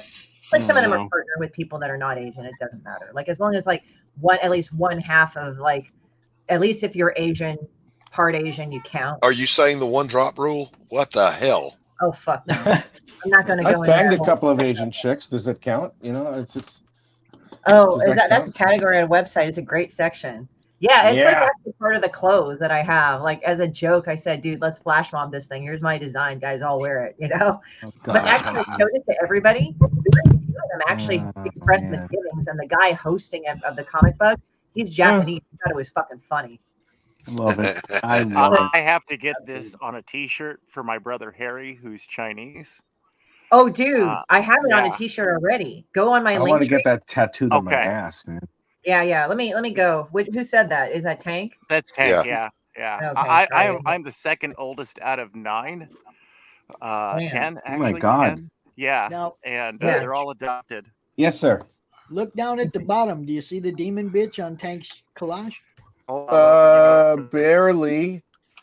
Yeah, I do. Zoom in on the demon. Let me bitch, zoom in Tank. on that. I'm in the middle of Zoom an in and hands. operation, so Yeah, that's like super. Oh, Jesus Christ. He's having his gallbladder out at the moment. Tank, do you want to draw Yeah. Incantessi and put it on there? That's what they were asking your ass earlier, Rich. Oh, I thought it was me drawing it. Yeah, sure. Go right ahead, man. Okay, here, Tank. Here's the link in the Fucking private Rich, thing. pay attention, asshole. What? I didn't hear you. What was it? Why am I an asshole? See, Rich has a condition where he doesn't. I don't know. Why are any of us here? Oh, God. Yeah, nothing better to do. I am dear. really being persecuted right now. Oh, stop it. You're a white male. That's why. He's offended. Oh, I'm offended. He's Italian. He's offended. I'm an offended Italian. Ah! all my olive oil skin is seeping with olive oil. It's like. Why are you playing your Wicked Witch theme? No, that's the Italian wedding song.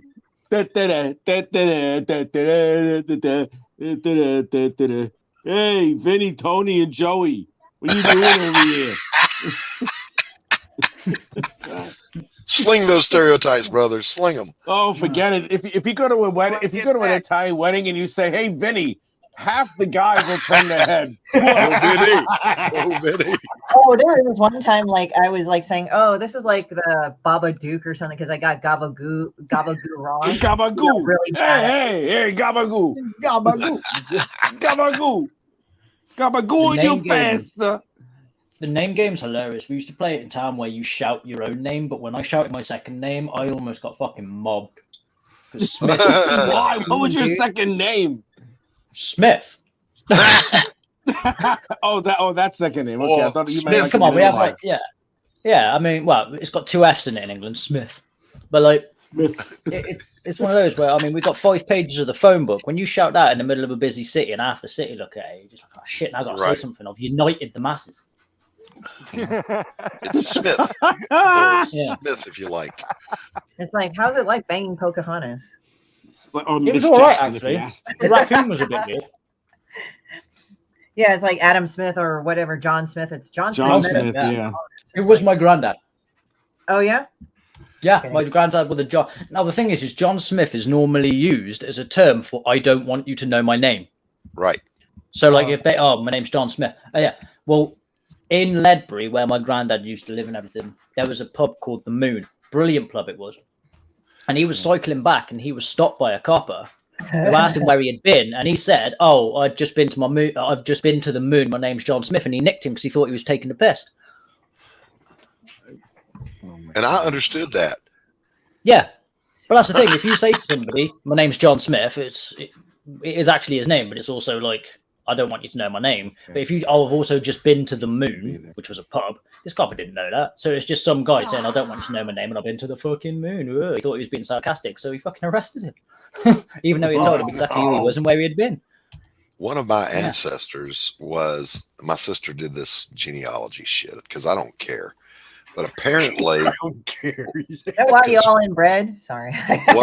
one of my ancestors was the captain of the ship that carried Pocahontas to England. Oh, that's crazy. Hey. So, yay, there's that. Sorry, I had to say the inbred thing. You know, that's what we have to do. Christy, I want you to just, pick one and suck it. Well, I mean, as long as you're on your knees for me, that's fine.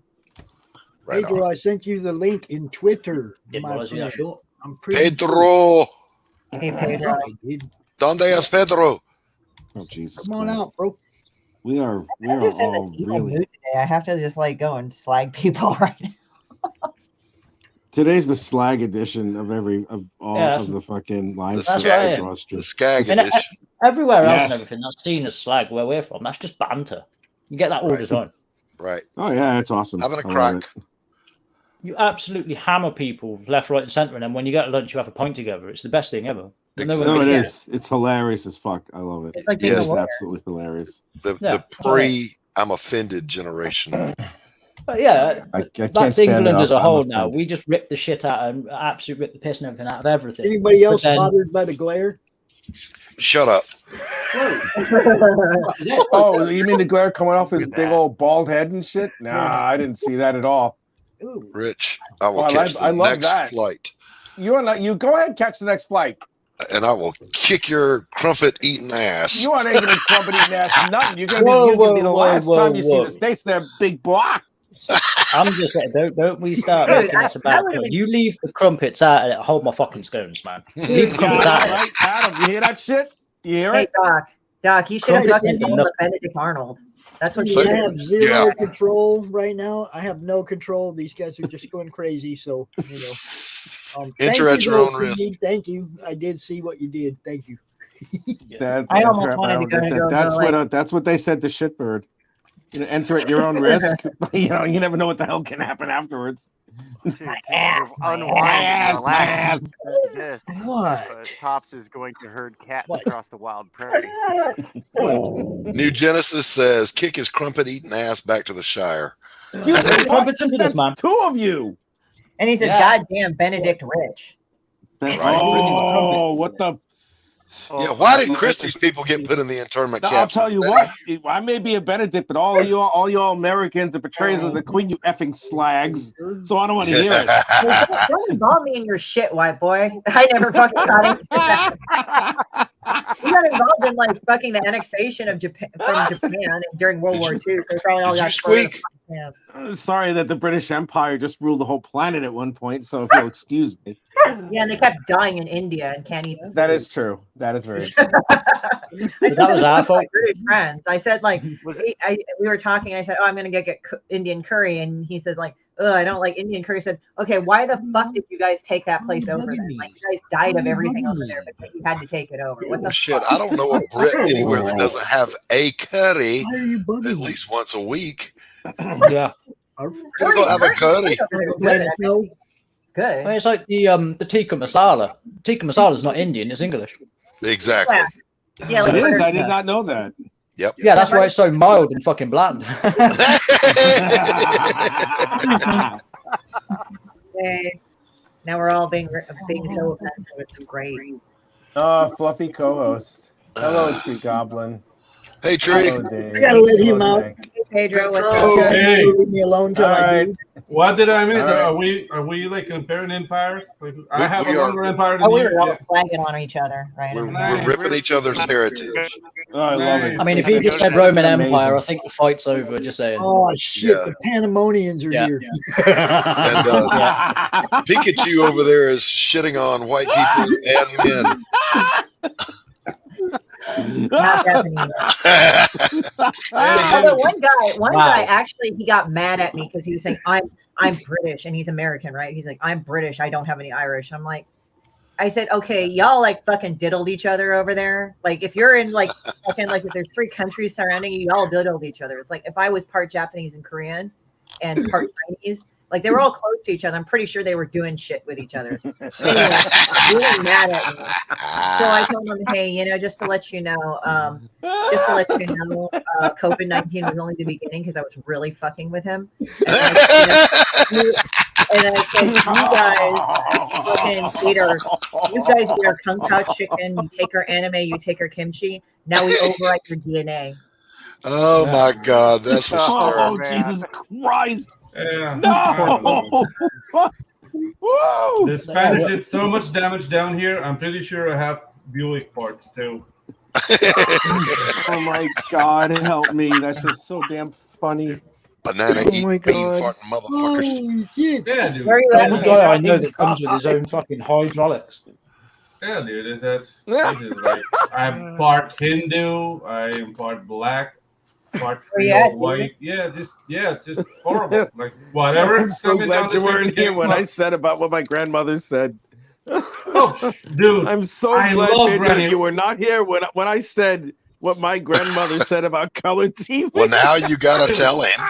I love granny racism. No, I don't want to tell him. Right, Pedro? There's no racism like a granny racism. Yeah, exactly. My grandmother. Oh my God, my grandmother was born before the Depression. So, those are the best. Oh, there you go. Yeah. Oh, so she was definitely born before the what was she? Fuck me. She was born in like the Stop making excuses and say the damn thing. Oh, I will tell you. Don't worry about that. My grandmother is. I go like this. We were talking about color TV and stuff. And I did actually go to my grandma. I go, Grandma, did they have color TV back when you were at college? She goes, no, I hate them colored boys. And I'm like, ooh. You got to tell the story again, Rich. Because Pedro asked. All right, put it up, Pop. I'll read it in Skeletor. Oh, that's bad. When Japan invaded China in World War II, imagine how many people died from friendly fire. I'm like, ooh. Go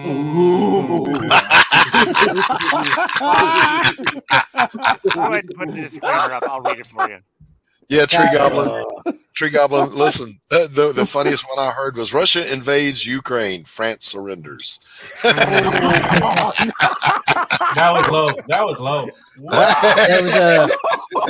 There was a post out on Reddit where Vladimir Putin was addressing people about the Russian invasion of Ukraine, and someone's messed around with the subtitles. So it says, due to the fact that Russia and Ukraine are struggling right now, we need to make more capital. So I'm happy to announce that we have become a sponsor with Raid Shadow Legends. Raid Shadow Legends is a free MMORPG.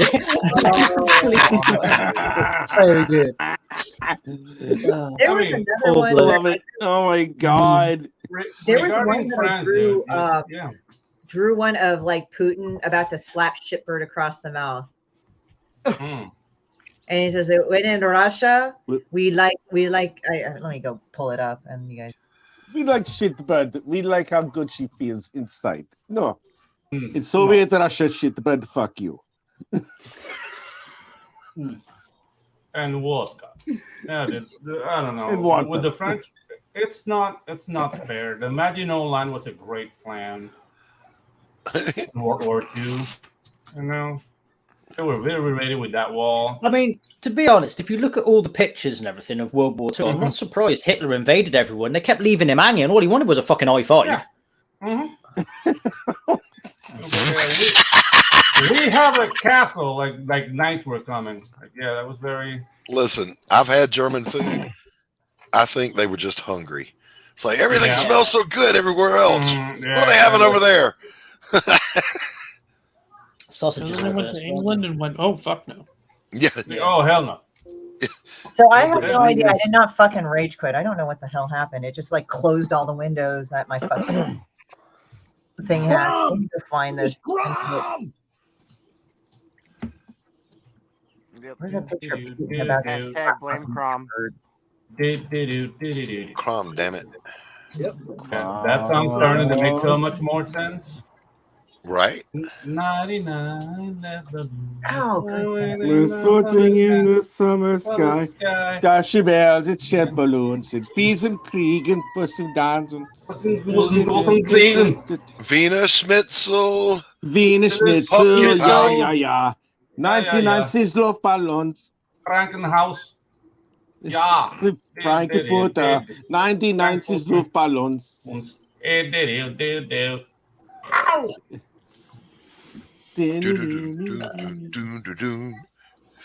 It's actually a good song. Yeah, that was a good song. Nina Hagen, yeah. The 80s just had it. Yeah. They had Because it. nobody apologized for their shit all the time. Yeah, the 80s had mustaches too. Every single dude in the 80s had a mustache at one point. Oh, dude, the rape stash? The rape stash, yes. The rape stash. The porn They all stash. had rape stashes. Yeah, the rape stash, yeah. Okay, Tom here we go. Selleck Here we rocked go. it. All right, let me go ahead. Oh my! Oh, look at that. Oh my God! Whose rape stash is that? Exactly. You say like, welcome to the Christmas party. Oh, That's back. Yeah, That's welcome back to the when Christmas Pops was party. Now doing. let's go to the closet for a minute. Oh my That's God! back when Pops was doing that B-rated porn. Yeah, like I have the Coke and the Quaaludes. Right the this ganja porn? Oh. All right, I here don't you know go. why, but in that Pops has got that mustache. He looks like a TV host that did something in the 80s and gets nicked for it in like the early 2000s. Right. But dude, that Oh my blower, God! that He still has blower that same worked, rape stash. He's gray now. Yep. Yeah. He All right, still has look the at rape that, stash Dave. after all that time. Yeah, I felt threatened. Yeah, just by watching it. That mustache. All right, I put the picture of Putin. I felt up. There I you go. felt violated just looking at that picture. Wow. Oh God, help! It was like a mix between Tom Well, I Selleck can't see it. and Where what's is the other? Smokey and the Bandit. No, man. Oh, geez, Burt Reynolds. There's a whole. Burt Oh Reynolds. my God, he had that forever. Yeah, dude. He had the can't rape believe he stash rocked forever. it. That guy. Yeah, he Tom rocked Selleck- it. He Tom was the only Selleck just person looked that at like. women and they got pregnant. Oh, God. Yeah, I know. I remember that. It's like half The of hairy the chest. population of Idaho. All of a sudden, it's like they all look like Tom Selleck for some reason. It's like, oh wow, how did that happen? He didn't have no hair. He wasn't cool. So, yeah, take a look at that one. I put up the one of Putin right there on my screen. Let's see it. I can't see it. Whoa. It's like he saw the blood. I love you like Mother Russia. Your ass is. Oh, I can't read it. Your ass is like Soviet bloc. Soviet bloc. Even crumbling when I leave you suddenly. Oh yes, my ass, my ass, my ass. Okay. Cool. Tom Selleck is why Rich questioned his sexuality. Yes. Yep. I always question my sexuality when I see Vladimir Putin. Like when he's riding a That's bear yummy. shirtless. Yeah. Man, Tom. Oh yeah, it's like Hey, but seriously, how badass is the Ukrainian president vodka. that he's out on the front lines with an AK-47? That's a badass president. Yeah, Dude, that's he's why. ready to kill some dudes. That's why I don't fight Eastern Europeans. Yeah.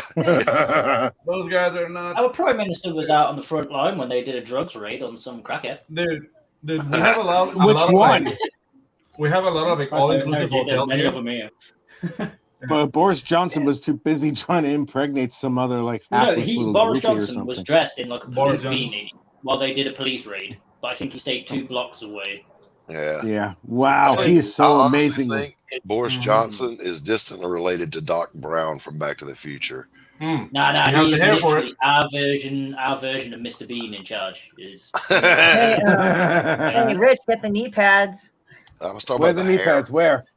Yeah, Tom Selleck is why you question the sexuality. You better get on the knee pads again. Get the Costco hot dogs out. I want Costco hot dogs inside me. You mean like how inside me. Shitbird does in her cloaca? I want shitbird inside me. With or without You might relish? get parasites. Both, with and without relish. I don't know how that's possible, but we're gonna try it anyway. Yeah. It's a category of porn. I You know. gotta push the boat out eventually. It's exhausting keeping up with this banter. Yeah, it's horrible. I'm old, out of shape, I flaccid. just tune most of it out. Sorry, guys, but I can't keep up. The spirit is willing, the flesh is weak and flaccid. Yeah. That's Wow, my that's a great Shatner. There is a pill for that, That's a great Shatner, yeah. What would Shatner have anything to do with? I don't know. That was Shatner's just like he's cosmically rapey. Shatner's cosmically rapey. Yeah. Shatner was the He's the man. most rapiest rapey. He went to different solar systems. Yeah, He's he like went only green. one of them clowns. Yeah, he did. I know. He actually did. That's right. He went green. Like, I don't know why I would go green. There's something wrong down there if the lady's green. But he said, fuck it. So, yeah. He said, fuck it. Why not? I'm drunk and sweat. Let's do it.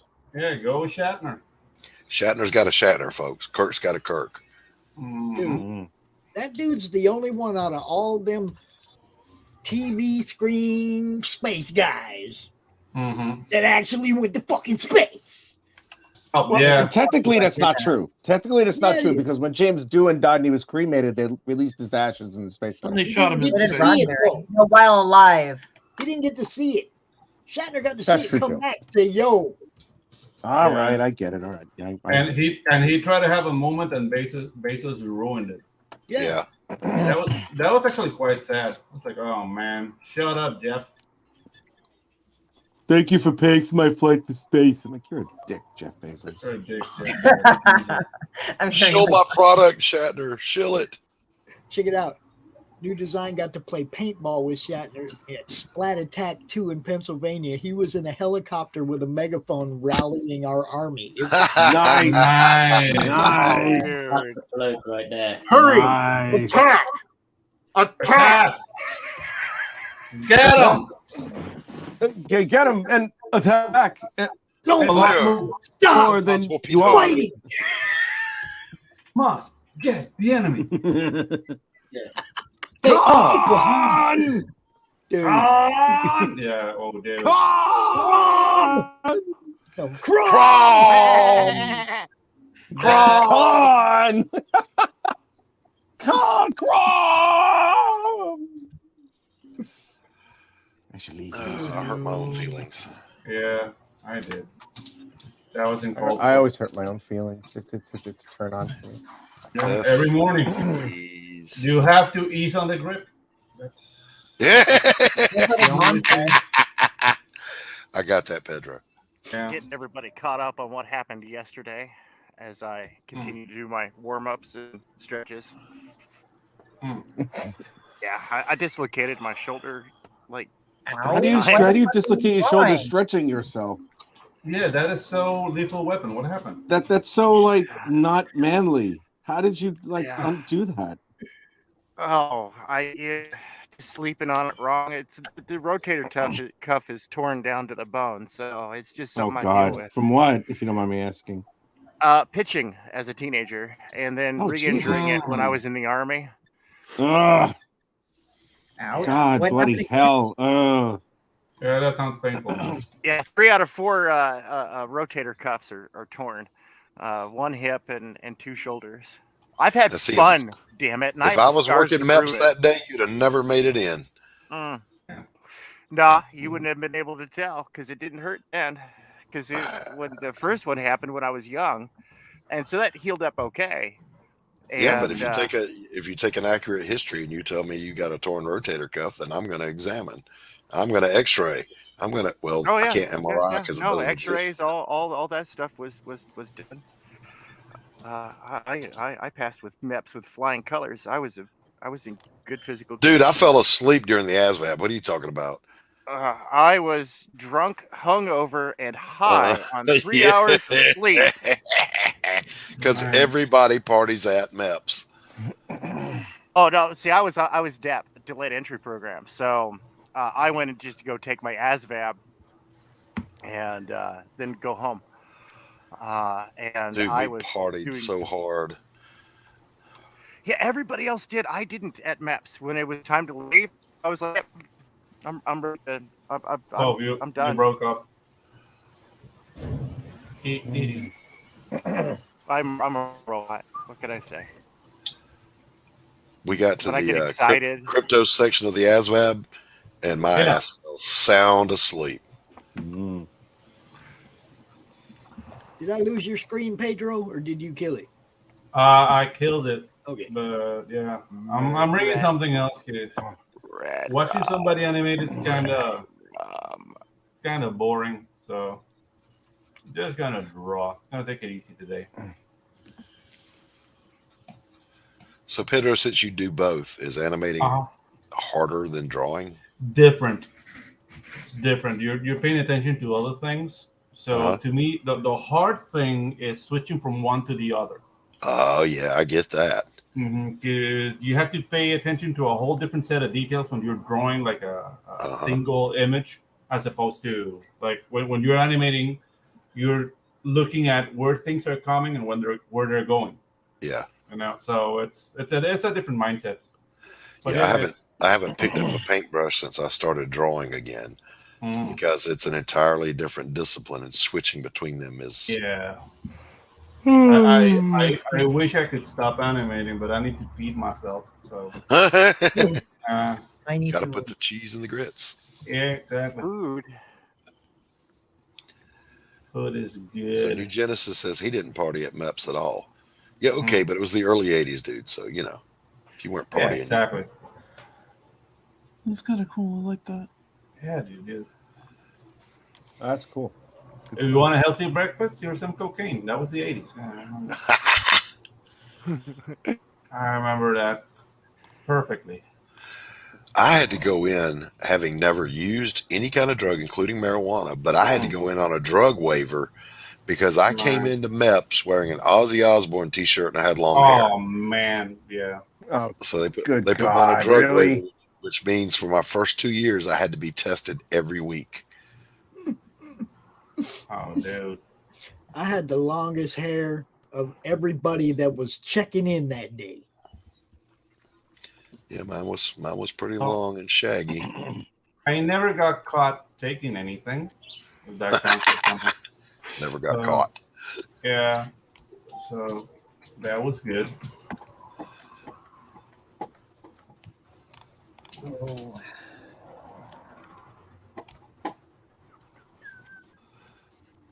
Shoot, baby. Shoot, baby. But yeah, dude, when I lived in Colombia, it was like a prerequisite to be in the country. Like, yeah. Snort this. What? We need to trust you. Snort this. Okay. I will. Okay. Okay. Stop twisting my arm, damn you. Jesus, sir. Well, so like so breathing. pushy. Really? For free? You got any more of that? Pops would get in line twice. Yep. I'd have gone back. You better really make sure you can trust me, buddy. Side, bro. Yeah. How about another trust test? Come on. Yeah. I'm gonna need one for the other side, yo. Yeah, so can I have another one? I didn't taste that one. Hey, Facebook. Let's make I sure find you can trust me. And your friend is looking at me funny. I don't think he's convinced, so let's do it again. Hi, Lisa. We got Lisa in the chat. Hey, Lisa. Hi, Lisa. Hey, Lisa. Sorry, I don't see. Is that the Facebook user? That's what I see. Yeah. Oh. Hi, Lisa. I'm looking at it in the general StreamYard comments. Same. Everybody. As we all. Because I can't have YouTube open while I'm on stream. It causes a rift in the space-time continuum. Oh, can't have that. You know what? Snort this. No, we cannot. Timing is everything, and Pedro has it. Yeah. Take them drugs, you smoke that shit. You Yeah. smoke that shit. We're gonna have a fucking problem if you don't snort this right now. Like, okay. You gonna Oh, smoke that right now, motherfucker. That dude sounded southern. Yeah. Is that Lisa Maloney? No, that's Lisa Tucci. That's my friend Lisa Tucci. That's my friend Any relation? No, I don't think she's related to Billy. I think she's just to the Tooch. No, she's not related to Billy. Not related to the Tooch. To the Tooch, yeah. No, she's not. The Toochster. The Toochster. The Toocheroony. Tooch, Tooch, Toochie, don't cry. What the hell is that? What is that? Oh, that's that doodle fucking that poop comic book. There's an alien in my toilet. No, I'm looking at this. Yeah.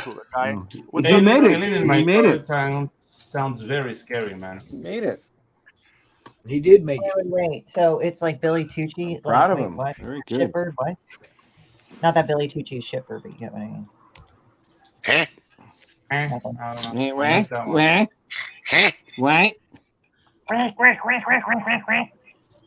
Oh, dude, the penguin.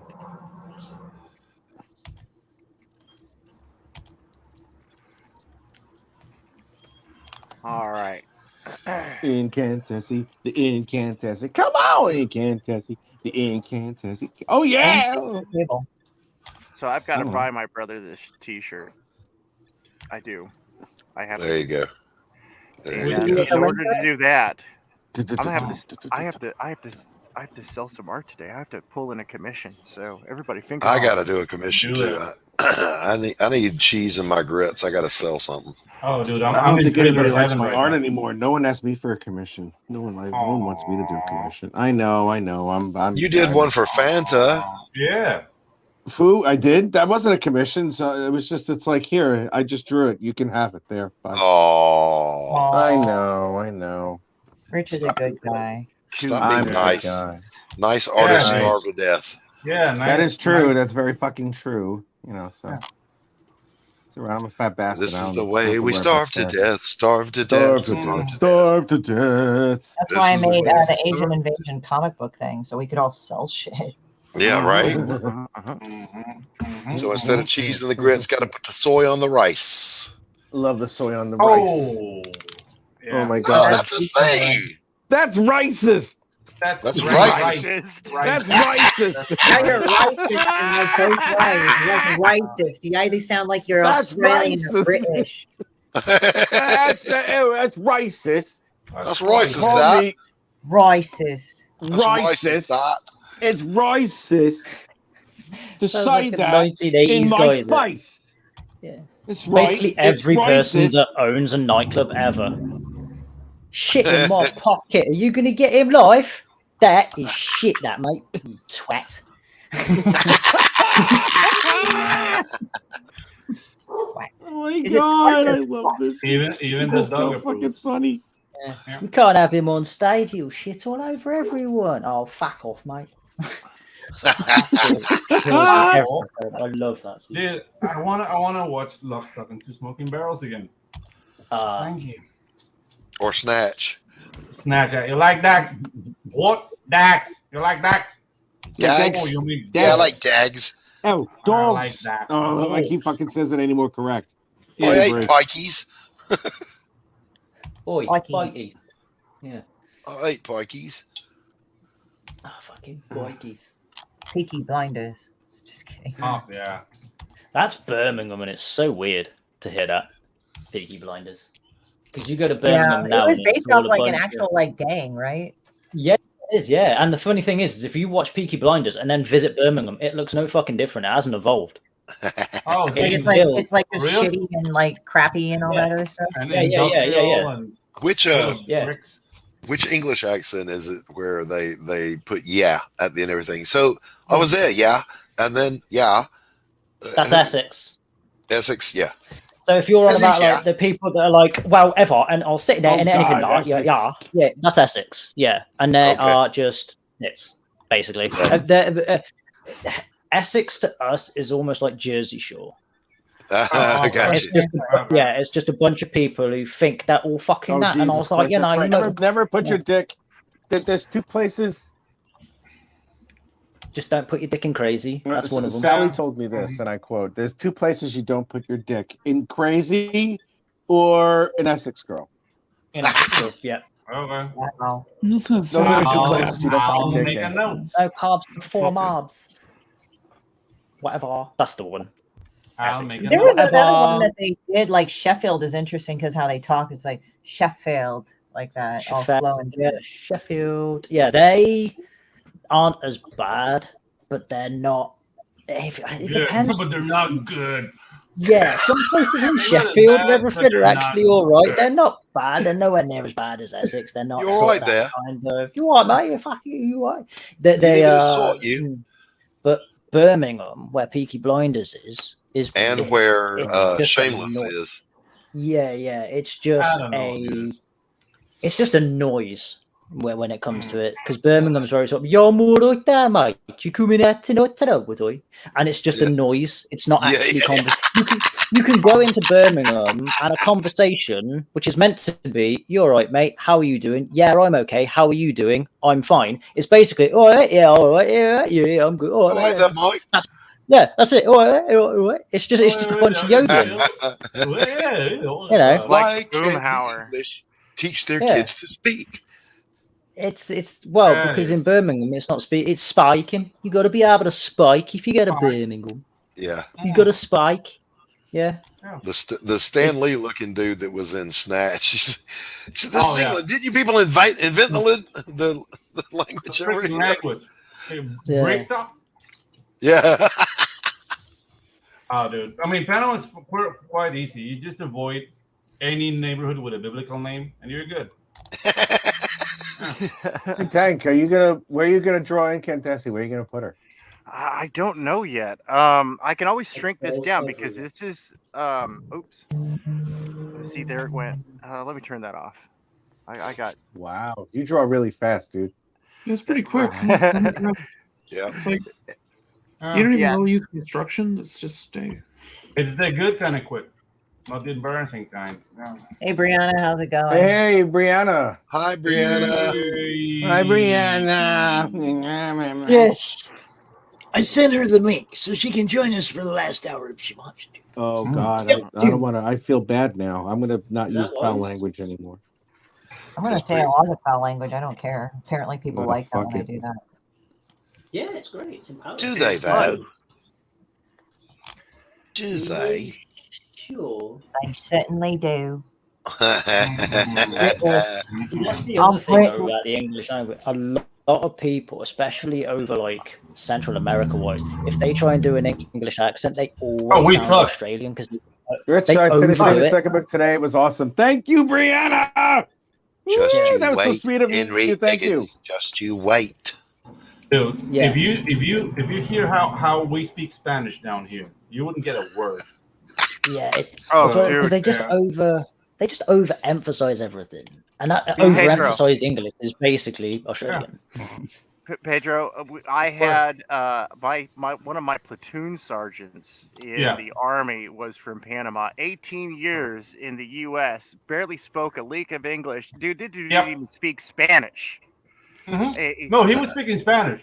But when somebody texts you, "Hey, mira, yo te voy a decir una vaina. Si nosotros vamos y yo te voy a decir a ti, a tu papá y a tu mamá, vete para la verga. Todos van para la verga." That's how we speak. Yeah, I had a Colombian tell a Mexican guy, he goes, "Dude, your Mexican is terrible. You get lost in a Taco Bell." Yeah, exactly. Yeah, no, like the Spanish speakers in our unit, Taco they were Bell just ain't like, dude, Mexican. I have no idea what he just said. Yeah, exactly. It was Ándale.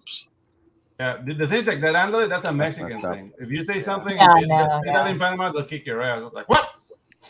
No más for Yeah, especially when you say, "Can I have a burrito?" It's like, what the fuck? What a You don't make it. burrito? Like, we're not Mexican.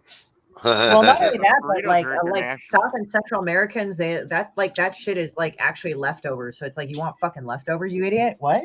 Yeah, no, actually, burrito here in Panama, you'll be asking for a joint. Oh, that's hilarious. That's how we call it. Hey, métete un burrito ahí. So yeah. Hey, Pedro! Not so. Pop said, "Can you write that out for him?" Pop said, "Can you write that out for him?" Yeah. No. I will. I will. Yeah. Yeah, dude. Pop will own this country if he comes down here. In my burrito, ¿Dónde es el burrito? ¿Dónde my burrito is? No, we don't say yes either. That's also very Mexican. SA for Mexican. Yeah, like here we will say la ope, which is pelao backwards, and pelao means youngin. Pelao means youngin, like young blood. Like you can say young blood. Hey, pelao.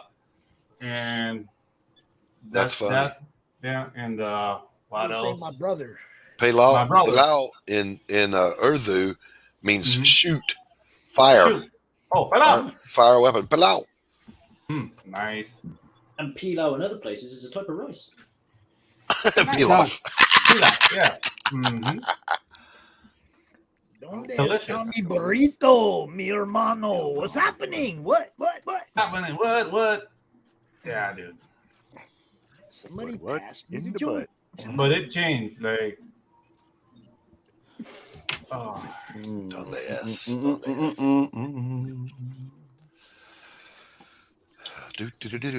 You know, I think ever since I've like adopted this method, this is like a lot better drawing because I kind of have like a better fluidity in this. Mm-hmm. In what? Well, how are you drawing this time? Well, the thing is that I used to think I would have to draw everything on one layer, right? So, but I would draw the picture, but I kind of would want to do the words. But I feel like I would have to kind of stop it at one point; it wouldn't flow. But since I just drew the picture on one layer, and then I just do the lettering how I want to do it. It's much better. So it's like if I color in between, it looks better. Yeah, and it's easier to modify. So yeah. Yeah. Good. Yeah, I was Pedro. I don't know if you heard, but I was like doing this off a dream that I had. No, I didn't. I had a dream about like a mother skeleton, like a woman carrying like her mom's skeleton on the back, and the skeleton was still alive for some reason.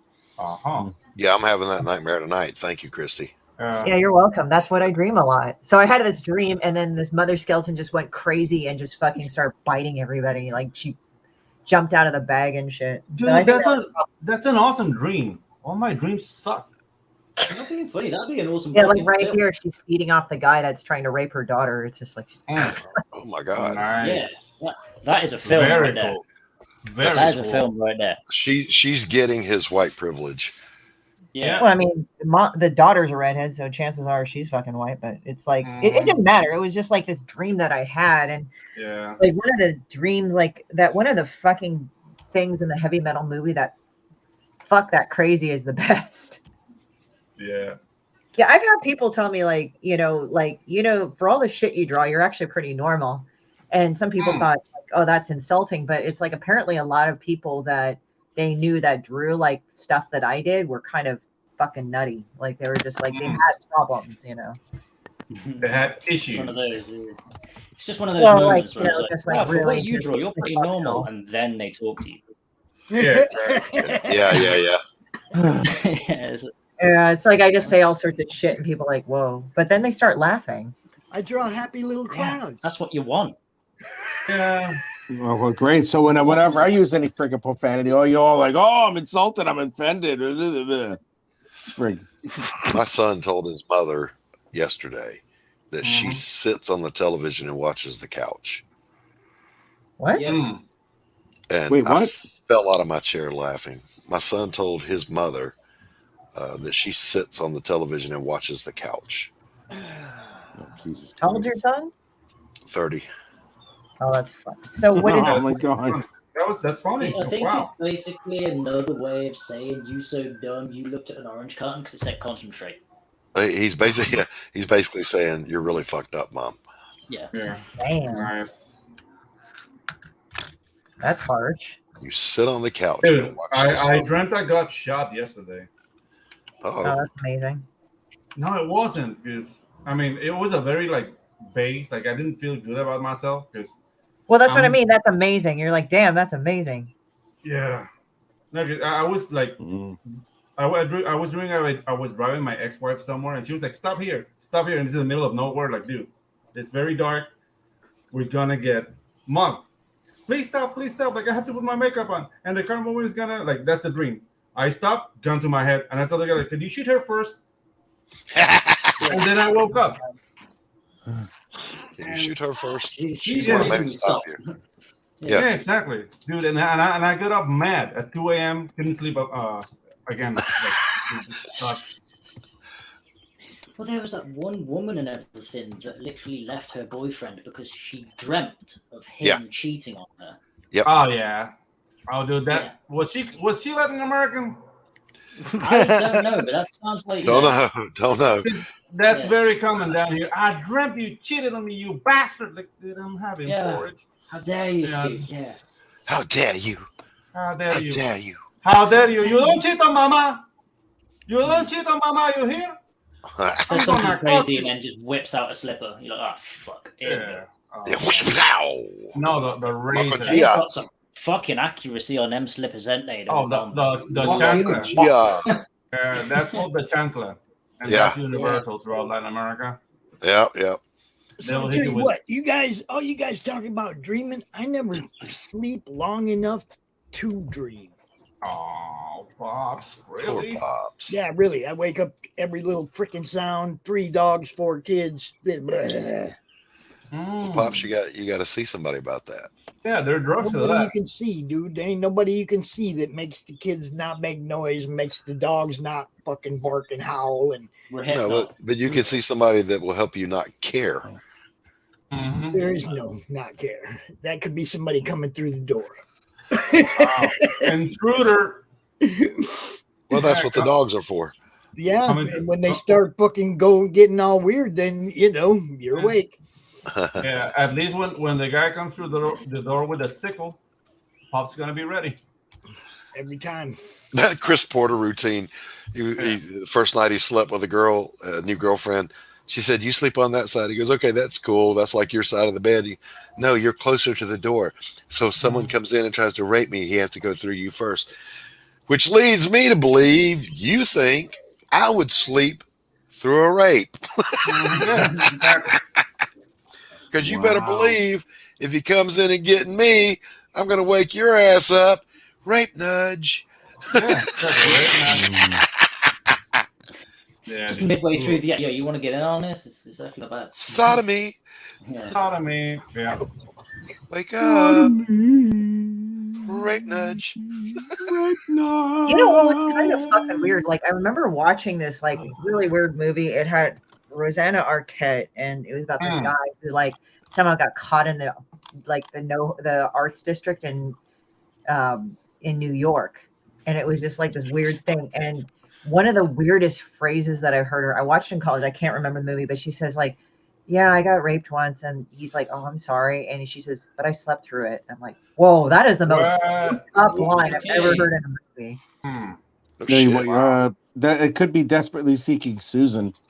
It wasn't that one. No, okay. I'm just going to say, if you start raping me, chances are I'm going to wake up. Yeah. Turn you over and do it back and be like, "Nah, this is That's kind of invasive. Yeah. I like your instincts there, Adam. Yeah. Does anyone remember the line from Fight Club? She's like, "My God." Like, "My God, I haven't been effed like that since grade school." Yeah. Oh my God, Oh my God, I want to have your abortion. Yeah. Helena Bonham Carter Kids, looked guys, I heard a kid haggard in that movie, man. Chill out. I heard a munchkin in the background somewhere. So children. Is that what it was? Oh my God. Okay. Good. You can't hear a thing. The pudding people are present. The pudding pop. Oh no pudding pop. Yeah. The pudding. No, but he said that she was actually like fucking he has his headphones in, so it's like he's not. Yeah. She's not. They're not listening to subversive content. She can only hear what I say, which in context isn't that good either. But hey. Yeah. Just switch it over to Essex, and she won't even understand a word. I'm watching a video while I'm drawing of how to feed 6,000 Mongolian miners a day. There- Oh, yeah, there's I've like, seen that there's like video. a football field size of a stove that has like a billion eggs on it. I'm I'm really like, what the getting hell you proud have of to this do fucking like thing because like earlier this week I was like shitting. It was like my work felt all shitty and stuff. Now it actually looks like it's actually decent. It's actually better. You know how we get in those phases, Rich? You know, when we're drawing shit and we're like, God, this looks like crap. Away from it, and you're just like, I don't think there's an artist anywhere that doesn't go through that. I Why call do I that even try? Tuesday. That's my home. Yeah, that's Wednesday. Yeah. That's my Leroy. I could never get the hang of Wednesdays. Yeah, that's basically the imposter syndrome in me that comes out. It's like, Yeah. oh, you're really a shitty artist. Yep.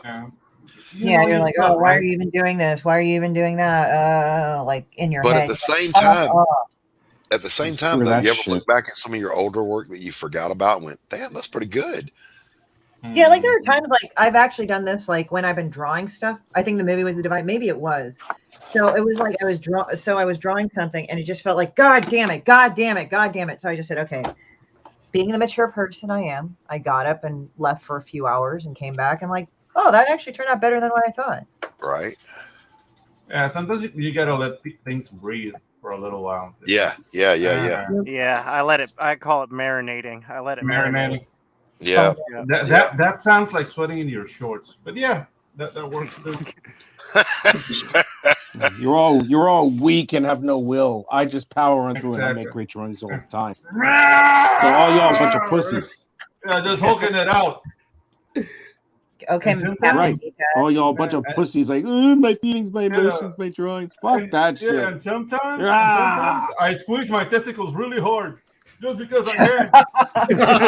really fucked up like I do in my head. You know what I do? I squish my testicles really hard, and the juices that come out, they repopulate the island of Palau. Exactly. So there you go, there, pal. Palau. Palau. Hey, Billy Palau, what? Yeah. Palau. Well, Palau. No Palau. down here, Palau. that would make you a pedo because Palau is a little kid. Get to the chopper. Yeah. Oh, you guys got me going for more coffee. Try to keep it under control. Jesus. I gotta step away and get more Bye. coffee also, so I cannot be blamed for anything that happens in my That house. happens. Yeah. Oh, just Okay, blame guys, me. let's Everybody go else with does. with a racially insensitive dick joke. So let's do this right now. Yeah. It's always going to be Rich and Christy. Somebody once told me I did all the shit that I say. I love it when Christy is inside me. Okay, where's my rubber gloves? I gotta go. Yes. Yes. Rubber gloves. I would Rubber fuck with glovesy, people, you're like, the one. There was we're one playing- job that I had to wear latex gloves.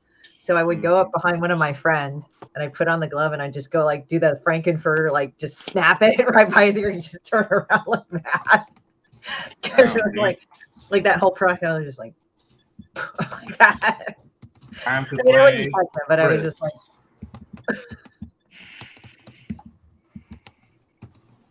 oh god. Oh, but yeah, I feel a lot better since I took a sleep. I had to like fucking like take a break for a couple of days, switch modes. But I'm really happy with my artwork. It's actually turning out pretty damn well. It always turns out well. I know. I know. No, mine too, though. Yeah, so. Because mine's awesome. Did you use the magical thing? Did you eat your gabagoo today? Is that why you're? I am such a gabagoo. It's all over my face. On my face, I gotta go. All over my face. The gabagoo is in my face. No, I didn't eat any gabagoo. Okay, friggin' stereotyper. Hey, I ate a lot of deli meat. It made me feel good. Italian deli meat. Well, I really am gonna stop talking right now because I'm really gonna. Bye. I have to stop. Bye. I Don't must stop because.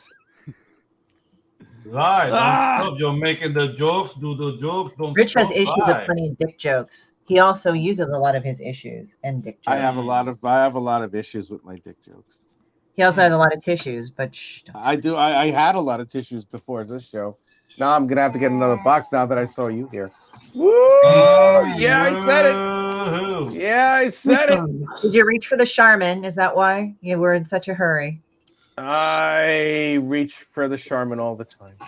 I bet you had to have hand sanitizer. That shit burns. No, it all depends. You know, if it's that why high the table humidity, shakes? then it's okay. You know, if it's really high humidity, then the friction doesn't really hurt all that much. What about like those wet wipes? You should have those everywhere in your house. Well, I have pictures of you all over my house. Yeah, wet wipes are an after tool, not hot sauce. Hot Well, it's sauce. all that olive oil he uses. It's a hot sauce and olive oil. Very Italian. That's very Italian. Wow. That's very Italian. It's the olive oil that seeps from my gabagool. Yeah, it's like You making a have dressing. gabagool glands and your wiener. Yep, Gabagool that's right. glands. Gabagool glands. I have a Yeah. gabagool glands. Mmm. Yeah, like What's a they have to be popped like the dogs like the glands in the dog. And it's like, yeah, if not, he's gonna start dragging his ass on the floor. So, What? He's a hydrocephalic dude or whatever. Like got like water on his brain. Like Okay, my You're name is the Ann final Shaw. I've been a word. singer, basically a rock and roll chick at heart. I love that. Okay, whatever. Who are you? Who gives a shit? No, you're a singer, but you're showing me pictures of your bikini in the beach. Fuck, go away. You suck. What the hell? What? I was looking at something on Facebook, and then all of a sudden, it's like I see like this thing for a singer named Ann Shaw. She's like, "Hi, I'm a singer in a rock and roll band," and Oh my she's just like, there are more pictures of her in a bikini on the fucking beach than there is of her actually holding an instrument. And I'm like, wow. yeah. You really need that to sell your voices, baby? Well, maybe she does. Evidently, like Jessica Simpson, but Jessica Simpson looks like she's missing a chromosome. I swear to God. She really does. There's some inbreeding going on there somewhere. There is some inbreeding. Her and Nick Lachey, they shouldn't have had sex or anything because that's inbreeding if I've ever seen Yeah, it. dude. I'll tap that missing chromosome. I don't care. Yeah, I have a few mine of mine too. Blah blah blah blah blah. I can't Blah, speak blah, English blah. today. Yeah. Didn't you Hey, say Bill. that you had like an extra one? I think so. I don't know. Rich, that is a great looking piece, man. I've been working on mine looking down the whole time, and you're really, Holy man, that thing looks great. Thanks. Are you listening to that? Listening to all that? Yeah. I've got Google Translate running as we speak. Yeah, dude. So that's one point. The guys, I gotta go because we're in the middle of Panamanian Mardi Gras. Okay, all right. And I have visits and people are drinking. You gotta leave Yeah. some people because people are drinking. People are drinking, and I don't want people to have sex in the pool. So, no, I'll see you guys later. Pedro, good to see you, buddy. Take care. Hey, Pops, and Big and Amy. Sex in the pool. I'm also I have want to get sex in going pool. soon. Get going myself. I'm still recovering from last night. I had a bit of a fall, so Oh, well, Oh, you all right? I hope you feel better. I'll live. Ow, It's fuck. more my Ow, ow, pride ow. that's hurt than anything else. Bitch. No, imbigonate me, Pops. Yeah, I'll get to So it. you take after your cat. I asked first. She's leaving. She's leaving. Only take Oh, 100 okay. milligrams All right, of that all if right. you want to be embiggenated there, Doc. I got the Viagra. Everybody where they can find you, Allison. Well, I am here on most Sundays. Hang out with Peter and Palmiotti when we have our interviews with our show and things. I also hang out with the Indie Comics Cast Friday nights. And I stream on Twitch when I can get around to it. That's all. And she's also on Facebook and Twitter. Yes, I am also on Facebook, Twitter. Twitter, I'm on as my name, so Allison McGlone. Hello, Bill Mouse. And Sam says, "Get well soon, Allie." thank you very Get well much. soon. Yeah, get well soon, please. That is not Sam. That's Yeah, get better. Oh, that's Quentin. I'm sorry. That's Quentin. I'm looking through my Thank you very much, bifocals and I Quentin. can't see shit. I gotta lay down Old for a bit. Dan. Hurting a bit. All right, All right, well, we'll talk to you all later. You have a great one. Good day. Ciao. I'm sorry, Quentin. Okay. Yeah, so there's this. This Oh, was I a love that. This was a commission I did. What, Pops, like a month ago? At least. And the the consumer did not pay me the balance. They couldn't. Their circumstances changed. So it's for sale. If you want to put some cheese in my grits, contact me. Buy a work of fine art to hang in your home. Whoosh, whoosh. This is literally the view out my own backyard, and at 10 a.m. in early autumn. We have been joined by another guest, Joe. Oh. Hey, Bill. What's up? Hey, Bill. Hey, hey, how's it going, guys? Oh, what's up? What's up? What's up? Why is he here? Why is Bill here? Jesus Christ! I saw the. It's like we have enough of these miscreants coming in, and then all of a sudden this one shows up. Like, you see God, what man. happens? Quentin, you're going, I know. Quentin, you're I going know. back to We being got some- Sam because it's just I. That's right. We let the top of wrong element live in our neighborhood. We got to get you out of here. Ugh. Jeez. Hello, Bill. How are you? That was I'm the doing worst pretty good. How Southern you guys I've doing? ever heard. Thank God, because I can't do a Southern accent any more than I can do a British accent to save my ass. Hello, Bill. How are you? I'm very happy you made it. It's good to see you again, my friend. It's good to see you too. I see that we're switching out one Latin guy for another Latin guy. So I was just trying to Well, keep you're Latin? the room. Yeah, he's the quota. No, he's man, Latin by I'm the quota injection. for That's the what he evening. is. Oh! Damn it, Rich. Put your muzzle back on.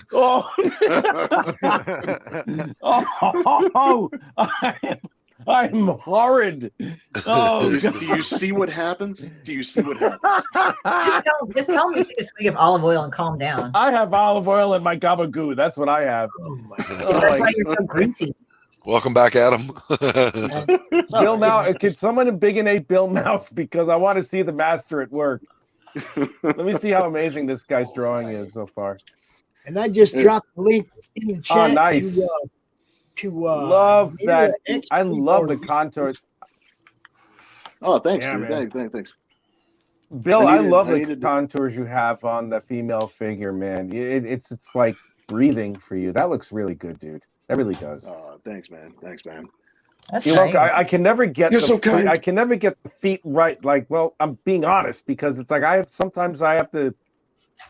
It's sometimes a little hard for me to grasp the way that the feet are bent like that when I know that Well, see, that's how they're and- bent, and that's just And really good stuff, dude. Really. Anytime anybody compliments my feet, that's because nobody realizes how hard this crap is. It's That's a win. like anyone ever my feet- compliments my feet not were- easy at all.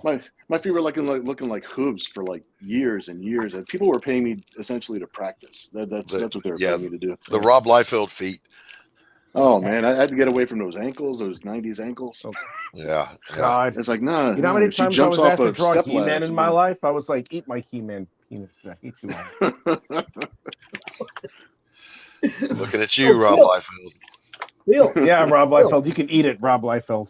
Yeah. Yo, pops. I gotta ask Bill a question, yo. Yeah, man, what's up? So what we have going on over here is the CRoMtastic collage. Oh, let me zoom out here. Everybody who has made an appearance in CRoM CoN this weekend has pretty much given us the okay to put one of their characters on this collage. It's going to be a promotional tool. It's going to have a ledger that tells who the character is, who the artist is, or creator, where they can find more of that. And we're going to give it out to people. We even got Hatch. What we're asking is would you like to add one of your characters to this collage, and if so, which one? Because you get to choose. Well, that's pretty awesome. Well, you know, it's kind of a Nira X month, so I'll add Nira since that's where we got our brains on this month. Yeah, for sure. Okay, there's tons of reference art on this project right here, Tank, so you can find a good Nira and do it up, bro. Yes, sir. Yes, sir. Tankify it. I'm on it. He has been doing this since noon yesterday. He started with Lady Satan. Fast as hell. And he has been adding characters the whole time. It's been amazing. That's awesome. That tank magic. Been having fun with it. Been having a lot of fun with this. I even exported a time lapse to buy me time here and there. Yeah. Tankify that thing. Yes, sir. Yes, sir. You can sit on the chair for a sec. Oh, Roy? yeah, no, this is fun. I got to make a new layer. Let's see here. I just got her added. Are each of those on a different layer, Tank? Yes, each of these characters is on a different layer, so that way, if I'm like, oh, I don't like the positioning of that character, I don't have to lasso Well, nothing. I can just. speaking of which, on Elizabeth, Yes. zoom in on her for a second. Let's see here. Yeah. Can you her left arm? Yes. Raise it up and point it back toward the center, like she's shooting in both directions. Yeah, I can do that. Oh, babe, I've already washed them. You know, I think a splayed hand up into the left. It'll be fine. Yeah, up and a little bit up, like maybe 30 degrees up. All right, let me find her layer. I know she's around here somewhere. There she is. She's number 14. Hey, I've already washed them and put them on a plate. You want me to take that hand Come on, they're strawberries. They'll be all and do right. what now? Like shooting out forward? No, back behind her, up toward the alien in my toilet, but in front of him, like she's firing up and out. Oh, okay. Foreshortened. Yeah, I can do that. I know you can. It's well within your skill set. Give me a second here. This is another wonderful thing about working on layers. I can erase with reckless abandon.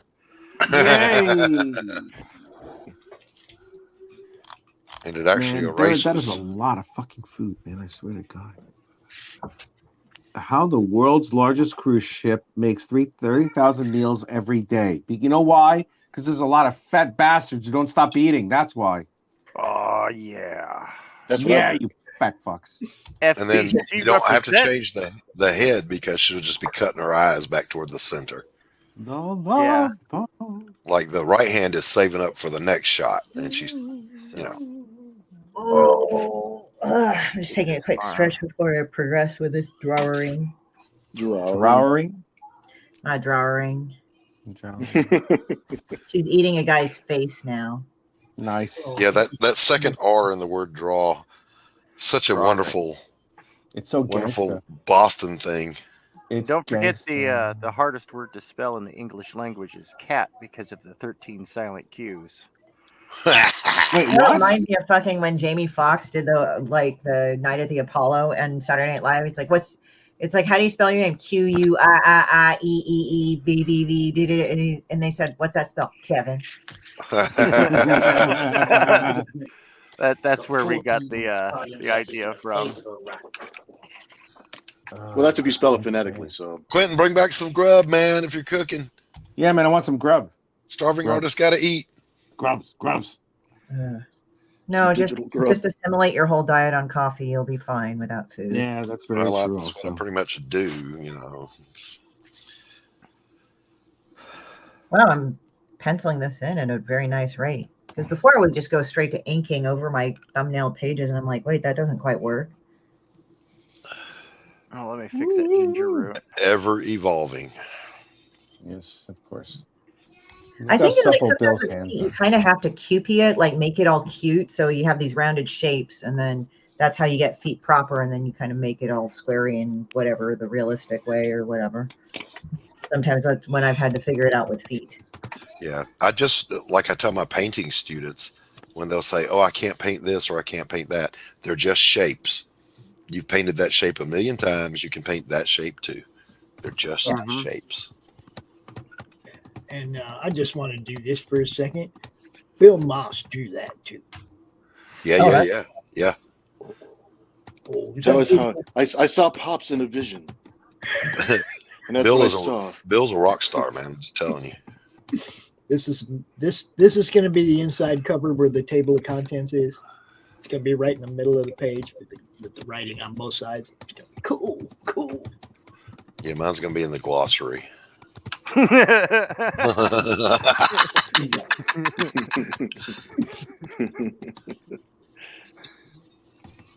I thought you were drawing the glossary. Yeah.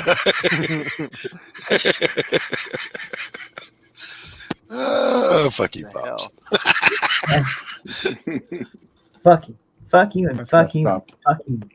Who's next? Anybody remember that? Just like I like Coming the to one where America. like Eddie Murphy went, fuck you, fuck you, fuck you, and fuck you. I like where the dude in. Yeah, I like the other one. The dude in Half Baked that said, "Fuck you, fuck you, fuck you. You're cool. I'm out." It was the The barbershop. little old Coming lady to eating America. the burger, and he's like, "You're cool, but I'm out." Fuck you, fuck you, fuck you. Who's next? Oh yeah, when they did like the whole barbershop thing. Yeah. Oh man, Back I when miss Arsenio Eddie Hall Murphy. was That funny shit as is funny. shit too. Quentin, I have to go cook. Also, is that Lisa again? I just see her as Facebook user. I'm sorry, guys. Yeah, I'm pretty sure that's Lisa. The Tooch. Ooh, I'm just there we are. I'm done. watching a quick little video and giving my arms like a Look fucking at that. But I'm in the zone. This is nice. The Go richness. Rich. You go Rich with your badass self. As I always do. I'm going to sign off because my phone thingy is at 7%. I want to charge it, and I'm hungry, so I'm going to jet. How and dare I'm you? going to take a picture of this, and I will post it later. All right, shithead. So I'm going to talk to all you yummy cats a little bit later. What was that? What? Wait. What was that? What? See you, shithead. See me, shithead. See you, shithead. You bearded fuck. All right. Good Oh, night. God. Irene. I'll see you later, Rich. Rich, remember how he would say CFS all the time? Doc, best to you as always, man. Love you, bro. You too, bro. All right, man. Cats, I'll see you guys later. See you Later, tomorrow, dude. Rich. You will, Later. definitely. Peace. CFS. Yeah. I'm just taking a quick break for my shoulders and kind of laying back. I'm just watching a little quick video. I am still engaged with it. I'm just like, ugh. Just sometimes you just like realize like you get so into it how long you are, and you realize like hours and hours and hours of drawing is actually nothing. Yep. You got to take a break. Or you look up and suddenly it's night. Like, how the hell did that happen? Sometimes I would have this really terrible thing, like I start drawing, and then I'm like, why do I feel like shit? And then I'm like, oh, it's 2 and I didn't eat yet. Yeah, exactly. Yeah, it's like Haven't eaten all day. You've been drawing all day, and you thought just 10 minutes had gone by. Yeah, like for me, I like ate a whole fuck ton of food, but that was because last week I got like hit with IBS every single day, which sucked. Oh yeah. I mean, it's like it wasn't like the embarrassing kind. This was like, oh, I hate you, abdomen pain kind. Like on the week of the 14th, I was catching up on work and shit and all that other fun stuff, and then Believe processing. me, I got Crohn's. I know exactly how you feel. Yeah, so it's like it was weird because it was like I barely have attacks. Like a lot of the time, like, okay, it'll start hurting. I take some medication and it's done for that day, and I don't get attacks for a long time. But for some reason, every fucking day of that goddamn week, I just started hurting every time I ate. Man, if I miss a dose of my medicine, my guts it's like somebody hit you in the stomach with a hatchet. Yeah, it's not good. So yeah, Crohn's Crohn's and IBS, I guess, are kind of similar, huh? It's like hard to diagnose. They feel the same. They just have different etiologies. Yeah, I'm trying to remember because I know Crohn's is ATM. I won't say that because a joke because that's kind of fucked up, but in a way. Yeah, I don't want to make that withdrawal. Yeah, and then IBS is no joke. No, it's not. I mean, the thing is that like the surgeon that I had for my tumor said like pretty much 40% of all Americans have it, and in some form or another. And I think I might have had a mild version of it, considering. But then after my surgery, it aggravated it. So it's like, but again, I count myself lucky because for the majority of the part, it's not so fucked up that I have to deal with it every day which makes me glad because the medication makes me all woozy. Yeah, the particular med that I take works amazing, but don't miss it or it'll remind you why you're taking it. Yeah, look at that shit. I'm kind of like really happy with that little panel that I sketched out. Yeah, let me see. Nice. Is that Rich standing at his like crotch? Rich, that one's for you, buddy. Burn. Where's your knee pads, Rich? I just can't get away from it, even when he's gone. I know, right? He walked away. See what We're happens? still getting burned. Yeah, but I kind of like the fact that this thing is like, I kind of like how the sketch of this fucking like skull lady is doing. Yeah. I mean, it's like this. There's no really any explanation. It's like a short little story, but I just wanted to kind of just draw it out because it was a fucked up dream. Yeah, you got to get it out when it hits like that.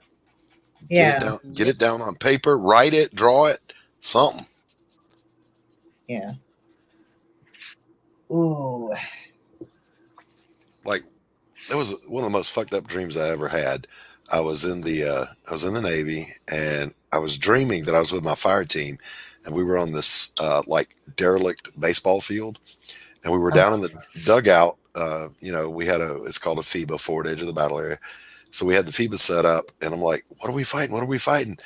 And this glowing green skull that was about the size of a watermelon just comes working its way through the grass, and his eyes are glowing, and there's smoke coming out of his mouth, and it would run up and it would bite a Marine on the chest and pull his soul out. And I was like, fuck that. And it turned and it came at me, and I woke up swinging.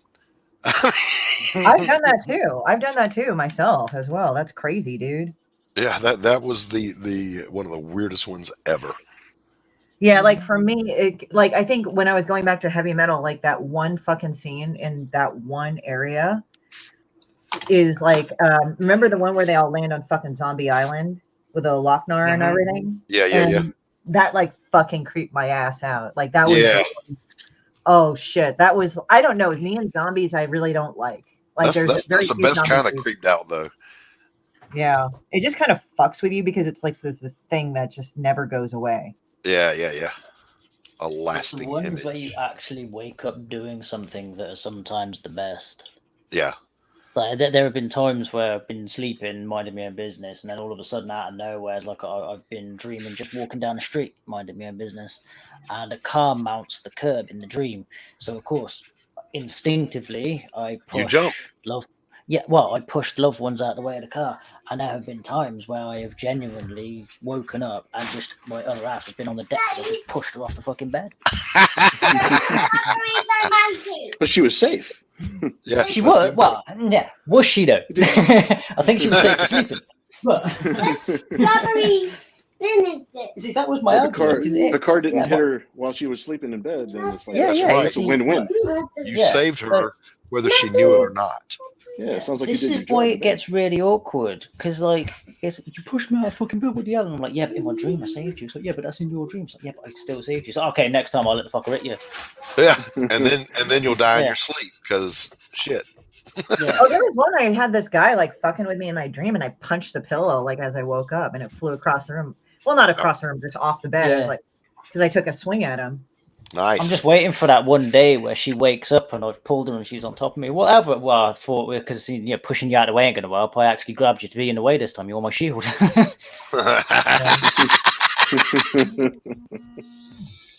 But yeah, I mean, I've actually woken up and just randomly screamed shit. Like, how much the fuck does that cost? What?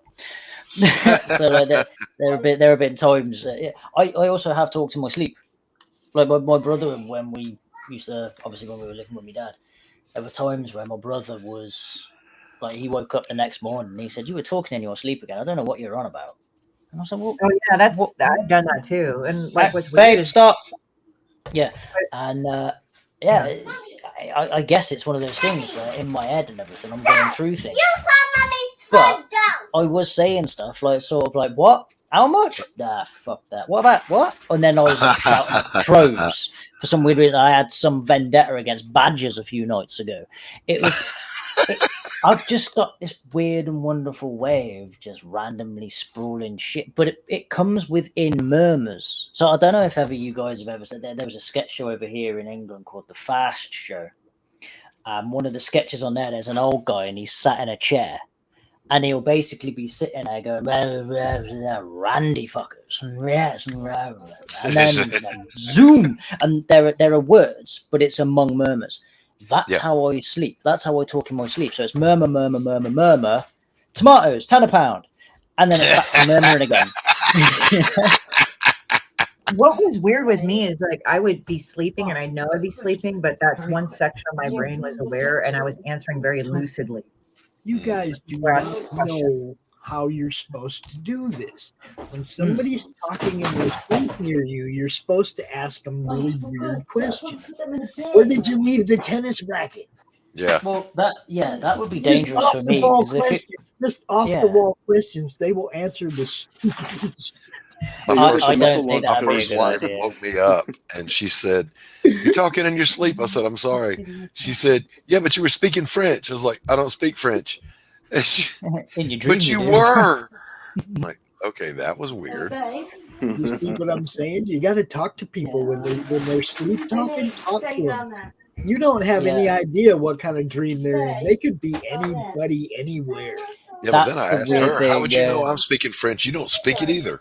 Yeah, that's the problem with me is you would get probably the absolute epitome of gold if you ask her, "So what are you thinking over there, darling?" Yeah, if badgers lived in the same climate as emus, do you reckon they'd use armadillos as body armor? Right? Like you'd get that sort of thing. Kind of. Something that was like cinnamon dipped toad balls. Yeah. Apparently, the actual sphincter muscle of a whale is big enough to ride through on a Vespa. So you just get this random. You can make an aphrodisiac out of the eyebrows of a moth. Well, that's actually now my dreams are going to be screwed up tonight. Yeah. A skeleton chewing eyebrows. Yeah. Whale sphincters just dropping from the sky. Yeah. I really have to go cook some dude on a Vespa. Yeah, some dude on a Vespa, like proper train spotting mode. It's raining fucking whale anuses. Yeah. You just see that twat come out of that whale ass. Fuck me, there he goes. But why? Yeah. Listen to the fucking Rolling my Stones brain on the would way out. absolutely be wondering why. Not run or take cover. It's why is this happening? Yeah. You just wake up at everything the next morning and your other half just sat there going, "You were pissing yourself laughing in your sleep last night." So all I can say is there's a lot of whale ass and Rolling Stones. What can I say? Looking good, Bill. Oh, thanks, dude. Look at all this. And I love that, Adam. Yeah, it's not too bad. It's actually got some ink on it. It's the crumps.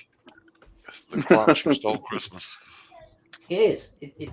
It's sort of like. Hey, come over here. I got to talk to you about something. Yeah. you know, like that. No, closer, closer. If CRoM was the Grinch, he would also be it. Like the clown.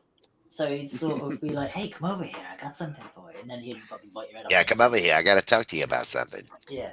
I couldn't help but notice. So you're one of those who's. Actually, you're more of a what?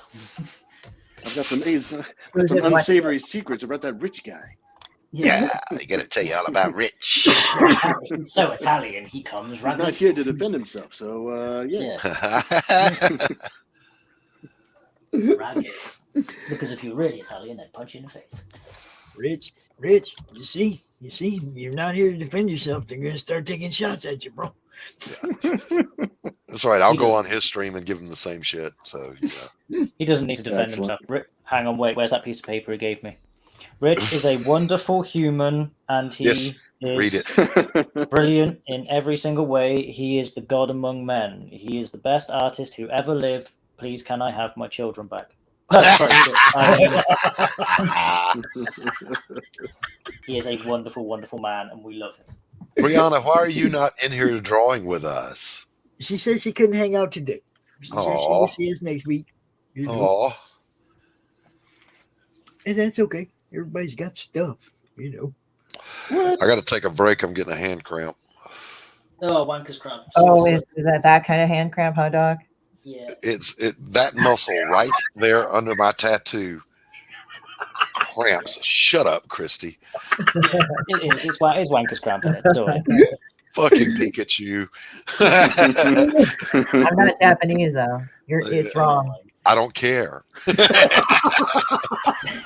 you got to be racist, you got to do it right. Less impact. was going to say, don't No, blame the, Japan. the love of making racist comments is that you don't give a fuck what their race Okay, is. white boy. That's what I I'm always not say. actually white. I'm a minority. I don't give a Yeah. fuck. That's what I always say anyway. I ain't racist, man. I'll race anyone. Yeah, I get playful with people because On it's my like, Vespa into a Yeah, on my Vespa, listening to Rolling Stones. Yeah, meet me in the warehouse, 5 minutes. Look, I'm an e-racist. I erase stuff. Listen. An I e-racist. belong. I'm gonna remember that. I belong to the only group that is perfectly allowable to be racist against. I am a straight white male. Yeah. I mean, that you want to be a target? Come out of the closet as one of those. Yeah, it's pretty that's rough, the man. funny It's part pretty is rough. that it's like, goddamn. But it's like this. Like sometimes I'll see POC or like rant about some POC rant about how evil white men are, and then they have no problem sucking their dick to get a job. There to see there. I I didn't did say not that. say that. It's like, just be polite. Disavow. This is the thing I absolutely love about people when they're posting shit online and they're like sat there on their phones going like, "Oh man, the white man, oh they're so bad." Hold on, Pops. Yeah, Keep it up the there. white man made that phone you're using. Yeah, that's what I mean. Opinions It's funny. It's expressed like, in oh, you're all about following that shit until you have to suck dick to get a job. Okay, whatever. And see, I've been a boss, and I've never even thought about asking for that. I know. No, but I'm just talking about them, the ones that are the most rabid about it. It's like, all right, shut up, If you come over here, Damn sure you don't get want on no your job that bad. I'm telling you that. you must not want this job. I don't even want to work. No, what I mean is like I've seen people in the comic community, they go on and on about white people, and then like when they actually have to like have a boss or ask somebody who is white like for a job, or they'll just be like the most politest suck ups to them. I'm like, yeah. How about this? Like you just don't act like an idiot. How about that? You're a white male, said a white male at a protest. It's like, are you serious with that right now? I mean, do you really expect anybody just took you seriously? Yeah. Well, I just think it's hilarious too. Like when they showed that one guy getting assaulted by that stupid chick. I think she looked white. It was in K-Town. He was wearing like roof Korean or something like that. Yeah, like, yeah, I thought it was funny because my friend Lawrence bought me that shirt because fuck it, right? Right? And, because why not? yeah, and so this bitch like goes out and starts kicking him, like beating him up for having the shirt. He is Asian. He's wearing this fucking shirt. So you know what he does? He fucking smashes her on the head with his fucking hydro flask because she's attacking him. And then all these fucking cucks come out of nowhere and say, oh, and they're all like these fat white dudes. Okay, I'm sorry to say, guys, like throwing this in there, but they're all protesting Stop Asian Hate. And here's this white looking bitch beating up on him. I'm like, wow. And Well, then I'm when, just like when going, we fat white guys show up, the party begins. and then he's like going, they're going like, oh, you hit her, she's a woman. It's like, did you see what she was doing to him first? She assaulted him first. Exactly. Fuck her. Like, fuck her. Like, you want to do that shit? No, you're gonna get your ass beat. I mean, I'm not all for brawling in the streets. I'm just saying, like, you assault somebody, they're gonna defend themselves. Mm-hmm.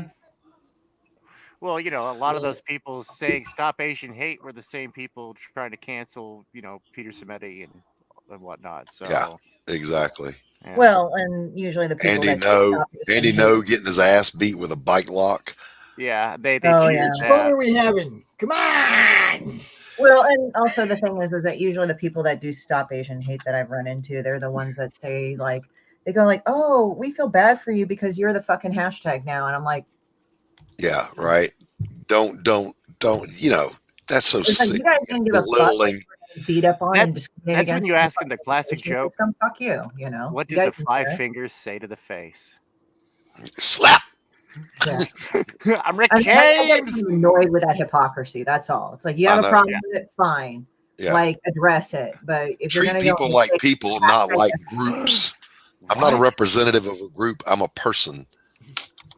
What crazy talk? Individualism. No, I had a Portland couple look at me all sad and said, it must really be hard to be Asian. It's like, I don't have Down syndrome. What the fuck are you coming at me with? Right? Yeah. That pisses me off. Like, I it's have like, a don't problem, fucking be man. condescending to my ass. I'm a perfectly capable human being. Yeah, I'm not a I do fucking represent hashtag. the madness. I do represent a group. the magic. Yeah. It's true. It's true. And Brianna says it's bad. It's my bad for bad planning. No, it was not her bad planning. We thought I somehow thought there wouldn't be a drawing stream today, and that she had a brain derp. No, Brianna, you were excused for thinking that because I'm the co-host of CRoM CoN, and I forgot it was a draw stream. It was not. Listen to what I'm saying, Doc. Listen to what I'm saying. The original plan was supposed to be the Cubert School guys. Oh, I think I heard of that. Yeah, they are not here. Okay, but you don't have to yell at me about it, man. I got fifis. Well, I was trying to say it. You continued without letting me cut you off before you said. Would you stop interrupting me while I'm interrupting you? Exactly. Yeah. Somebody's over here trying to cut a bitch. It's like it was going to be a different time here, and at the last minute, we found out that they weren't going to be here, so we just opened up our normal draw stream. There was no pre-announcement. There was no, hey, guess what's happening now? It was just like, okay, we'll just shift gears, go right to Plan B. Yeah, I found out while I was driving about an hour before you guys started. Yeah, that's what I mean. Yeah. We just went to Plan B, invited our normies to come out and join us. Speaking of which, Pops, I actually have to head on out because this goes till 3 o'clock, right? Oh, okay. Yeah. Okay, we're good.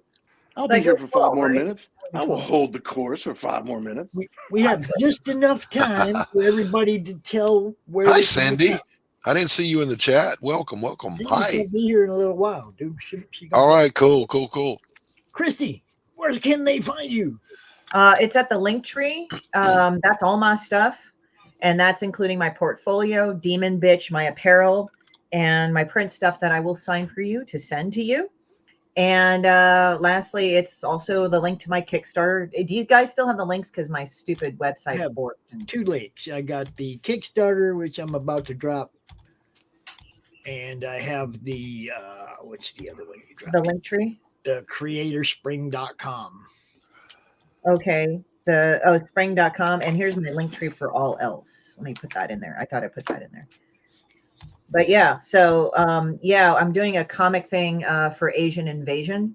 So we're doing that. Come on the 19th. If you are in the LA area, we will be in Manhattan Beach at the Comic Bug. Nice. Yeah, so I'm organizing that event. We're going to have 9 to 10 Asian creators and publishers and drawers. They have all worked for Marvel, DC, all the above. They make their own shit. And I'm very proud of them. And we're going to be selling that shit. And I'm dropping probably in the next week or so some promo on that and everything. Yes, but they are not hashtags. They're people. No. Well, we use hashtags because we're commercialized, but hey. I'll be a hashtag for money. Shit. So, hey, hashtag bring back the Crow Cage.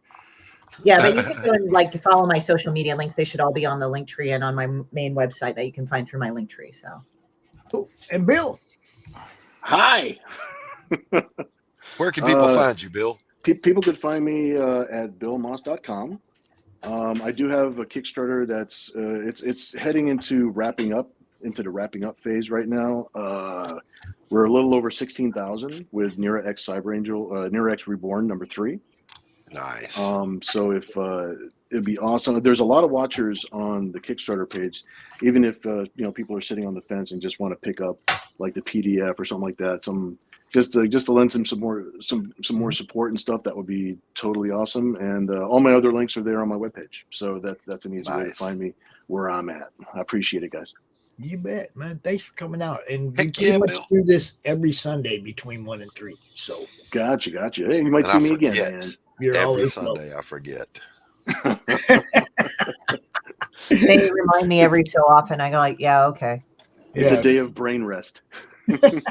Oh, yesterday was my day of brain rest. You should have you guys should have seen me. Yes, well, some of you did. How thrashed I was yesterday. I was like, yeah, she was zombified yesterday, or as we say here in Atlanta, she was fried, dried, and laid to the side. And we have a thing like some chick. She's like, wow, she's rode hard, put away wet many times. And Mr. Smith, where can they find you? Well, in England? In England.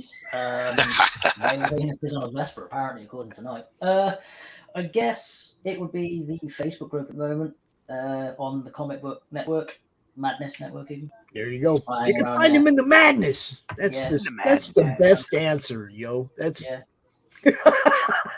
But is it really? yeah. It is. Let's think about what we've just witnessed. Whale anus. Whale anus. When you got a guy like that, when you got a guy like that to look forward to, come on. You got a guy like that to look forward to when you come to the madness. You're a mean one, Yeah. Mr. Crunch. As a matter of fact, I'm just gonna go out on a limb and say this one gets the madness seal of approval. There you go. That's Really are a heel. No, come on, you guys man. all get the He's- madness seal of approval. I ain't lying. You guys all right. I'm just saying. I mean, come on, man. If he's going to steal internet connections and be a dickhead, he may as well steal Christmas. I just like want comics. I just want comics. That's all. I don't care what it is. Just give me. So, as we approach the 3 o'clock hour, we have our next guest, the creator of Turkana. 1, 2, 3, 1, 2, 3. It's 4, 5, working. 6. It's working. I want to make sure my mute. I have my mute button on, so I want to make sure it wasn't muted. So how you guys doing? Good. How are you? fine. Brain dead, but otherwise all right. By the way, I'm not trying to be cool and wear sunglasses. I just I had an eye operation like a couple of months ago, and I don't like the way my eyes look right now. When I get everything settled in, I'll probably won't wear sunglasses anymore. Yes. I'm not a cool guy wearing the sunglasses in. I'm just trying to hide my eyes out. Actually, it does look kind of cool. You might want to Yeah, I would have said, play that one out. Don't tell Yeah, us. yeah. Roll with it. Roll with it. Yeah, Well, I came out wearing these. As I told some of you guys before, I make TikTok videos, and for like a year I was making them without my sunglasses and stuff. But after December, when I had that eye operation, I wore sunglasses. I still want to make the videos, but I just wore sunglasses. Now I'm known as the guy who wears sunglasses on TikTok. It's like, there you go. okay, You gotta wear the moneymakers. and whatever works.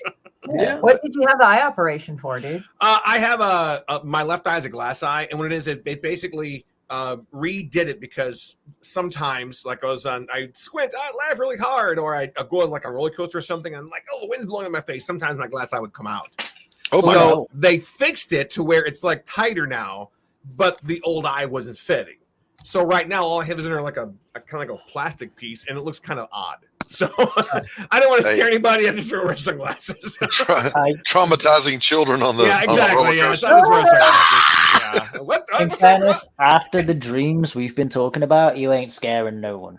Yeah, I had a very fucked up dream about a skeletonized mother, so don't worry about Yeah. it. Yeah, right. The thing And is, it's weird because it's not freaky to me, so like whatever.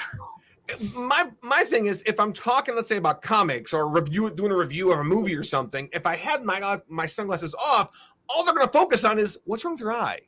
That's what I'm saying. Oh, you see, So I I figured I'd would just put my use that. sunglasses on. I would use that to my advantage. I'd be like, "This is such a good comic book. I couldn't believe my eye," and I'd pop out. That's how good it is.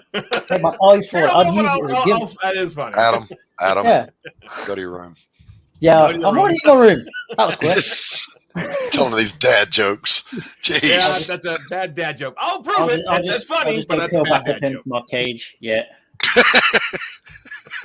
It's not even the worst bad dad joke. I don't know if you've been tuned in, Frank, but this has A been the little bit most of it, not a whole off-the-chain lot. draw stream ever.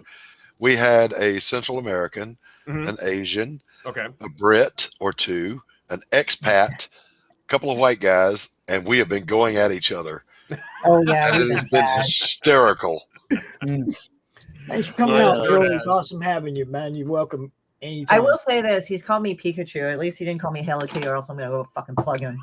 Oh, mate, that would have been the Hello Kitty. That's it. Christy's screen would have gone black. Next thing you see, a fucking box screen, I'll like find two you. I will hands out of find you. nowhere. I will find you. Disclaimer: this is not an actual threat, guys. So don't get all pissy about it. Just saying, Yeah. outside of the internet world, we're fucking. I'm a around. white male. We get threatened every day, legally. Yeah. Or the sun.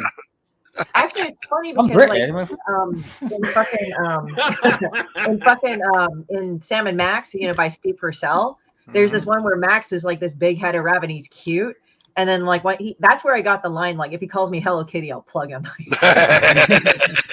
It's kind of like his head's sort of like Hello Kitty in a way. So yeah, we can't help it over here in England though. Everyone's out there going, "Oh, I hate crime. We're gonna get stabbed. We're gonna get shot." Dude, we go out and the weather fucking hates us. That's how bad it is. Yeah. The weather hates everybody. Yeah, that's what I mean. We're so bad on that race of it. God fucking just judge. Yeah, now.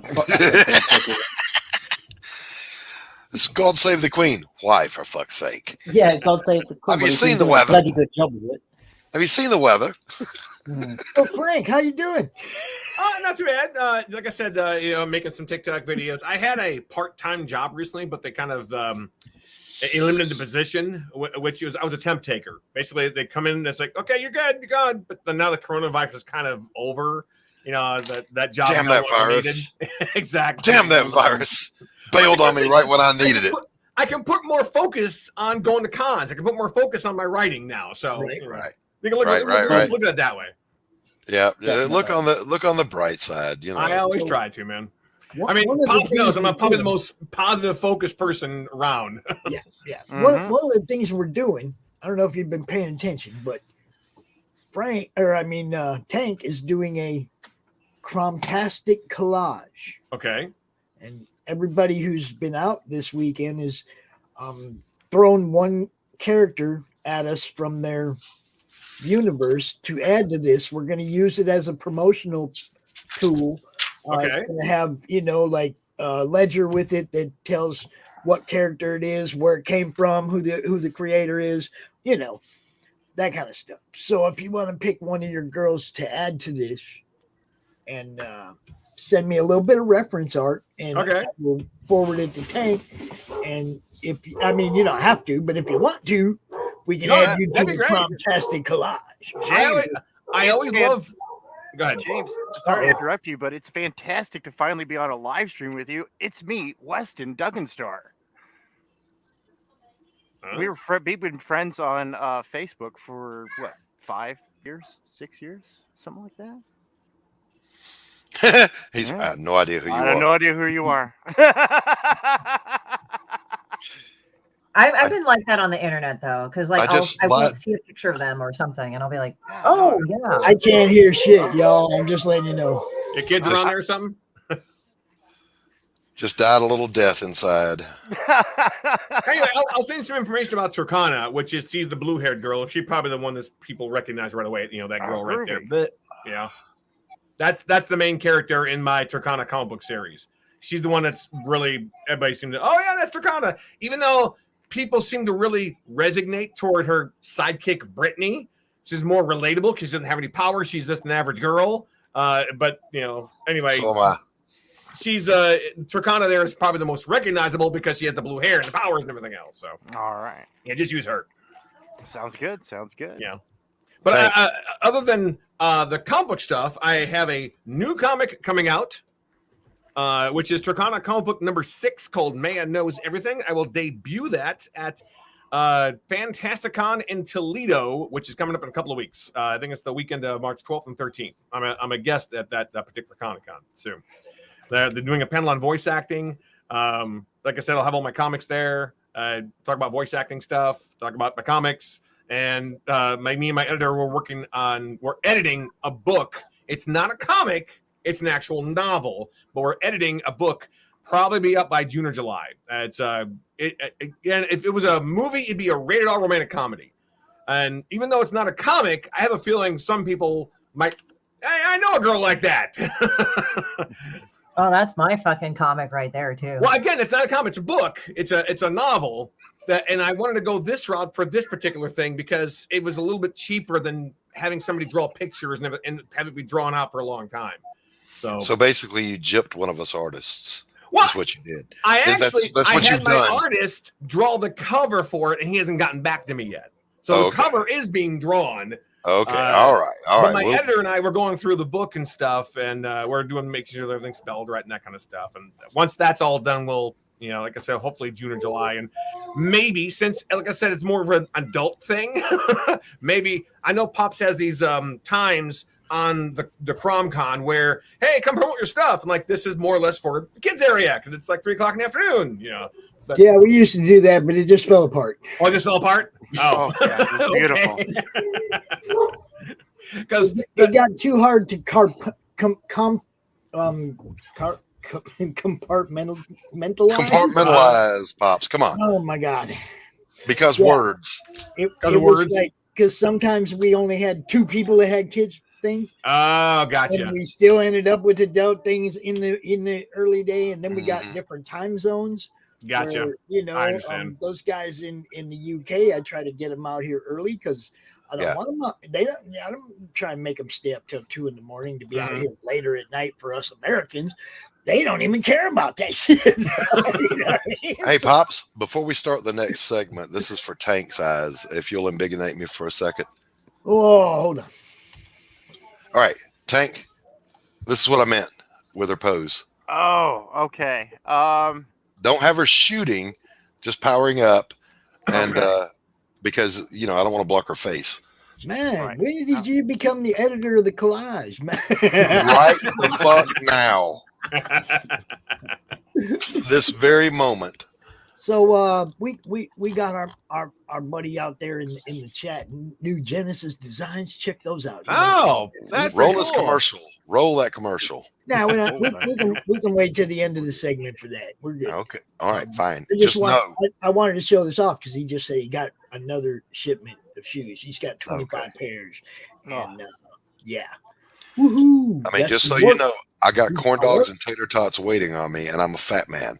There's so much work about to go down. That's what he's saying. There you go, bro. He's participating in the Southern food group, the 2 extra ones, sugar and fat. My hashtag corn dogs and tots. There you go. You know what's weird is I fucking hate corn dogs, and this is why, because I had a really shitty fucking grade school cafeteria that fucked up even corn dogs, even in Mexican food. For the longest time, I hated Mexican food. I even hated Taco Bell. Yeah, right. yeah. So I I actually ate real Mexican food. It's fucking good in college. Right. So, yeah, but does Brittany like corn dogs? Oh, I don't like corn dogs. I don't know what it is. I'm trying to get back to subject, you know. I get it. Yeah, sorry. I'm just that was a terrible segue, Pops. Terrible. Beautiful. Well, I don't know. Maybe she likes corn dogs. Here, let's try this one. So let's bring this thing back to Frank. Frank, tell the chat who you are, what you've got, and tell us about your project. All right. Well, my project is basically Turkana. She is a female superhero. You can find out more about Turkana by going to turkana.com. I have 6. Well, I will have 6 comics out. Comic number 1 is a free read on the website, like a web comic. Comic number 5 is a free read on the website, like a web comic. But 2, 3, and 4, and number 6 will not be. Because, I can't give away the farm, but this way you get an idea of what the characters are like. You get to read one comic for free, maybe even the other one too, get more character development. But do I want you to buy the comic? Of course you do. I can't sign a web comic. But Gotta that's why put cheese in the grits. That's why 2, 3, and 4, number 6 will not be a whole free read, because just like the first couple of pages. Mm-hmm. But yeah, do you want to share your screen, or would you want me to? Well, I'll show the screen in a second. Well, give me a second, and I'll explain a couple of things here. But yeah, I'll share the screen and talk about the website and that kind of stuff in just a second. But first, the website has like I said, I'm going to a Comic-Con in February. I got one coming up in May and that kind of stuff. But it started off as 3 illustrated novels, and I turned it into comic books in 2019. And it's generally for all audiences. It's talking about some touchy subjects, but it's for all audiences. Some people say, "Oh, just for kids." It's not really for kids; it's for all audiences. But that's why this is interesting. Getting back to the other book I was talking about, when I was at the Gem City Comic-Con last year, I think in June or July, somebody saw all my comics on my table and said, "Do you think it's not for kids?" And I went, Well, okay. So then I started working on this novel called The Taming of April. April is a very promiscuous girl. And Adam in the book is, well, he starts off as like a cowboy. He works on a farm, like training horses and stuff. Leaves that, goes to some to become the security guard, then becomes a cop. And he meets this girl named April, who's kind of a wild girl who wins his wet t-shirt contest and does all the crazy things. Very promiscuous. So he sort of tries to sort of tame her a little bit, you know, like he used to train horses, but sort of. Anyway, that doesn't come out until June or July, and again, that's just a novel. But the newest thing I have coming out is this right here, which is the newest comic. And what I'm going to try and do is keep the comics for all ages, but some of the other novels that I have coming out, I'm going to have those for like young adults and adult audiences. So that's the plan anyway. And I found that, you know I love the comics, but it's very expensive to have people draw comics. Not that there's nothing wrong with artists. I'm sure you guys, earn your money. I agree. I'm not saying there's nothing wrong with that, but I have to spend money, a lot of money to make the comics. I figured if I draw just a cover and then write the book, it might be a little less expensive. So that's what I'm going to try. Keep the comics for the kids and keep the books for like young adults and adults and see how grown-ups for the grown-ups, kids for the kids. Exactly. And blood for the blood god. Blood for the blood god. There you go. Hey, Quentin, welcome back. Hello. And on a side note, who just had an airplane crash into their house? What the hell was that? Did you guys hear that? Oh, must have been you, bro. No, it wasn't here. It came through my headphones. I tapped by accident. Oh, okay. All right. I was just concerned because Adam and Tank, I can't see them. And I thought maybe, the assassination finally happened. Damn. As you guys are talking, I'm going to try and find a picture of Turkana for Tank there so I can show him what Turkana would look like. Perfect. Here, give me a few seconds. Talk amongst yourselves. Just for a second. Talk amongst yourselves. It's like butter. Okay. Just like butter. Just like butter. Let me take that one. Let me see. Frank is one of the people immortalized on the paper plate. If you guys do not know about the paper plate. No, I think so. Yes, I think so. CRoM CoN #1. Yeah. Mm-hmm. This was the nearest thing to write down people's names on schedule when I did the original post. Hey, who wants to be involved in this? And people started messaging me right away, and I'm like, okay, grab a pencil and the paper plate, and I started writing names down. Frank's name was Saturday at 1:00. Uh-huh.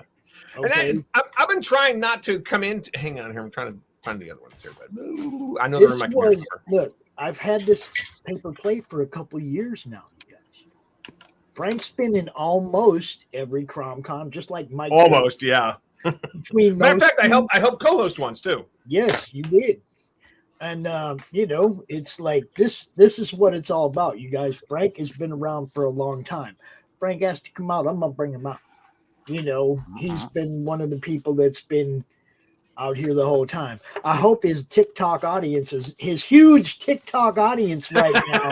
It's not that huge, but and subscribing to Comic Talk with Pops Van Zandt, because I've been talking to this guy about what he does for almost 2 years now. Mm-hmm. So, if you're one of his fans, you probably would be one of our fans too.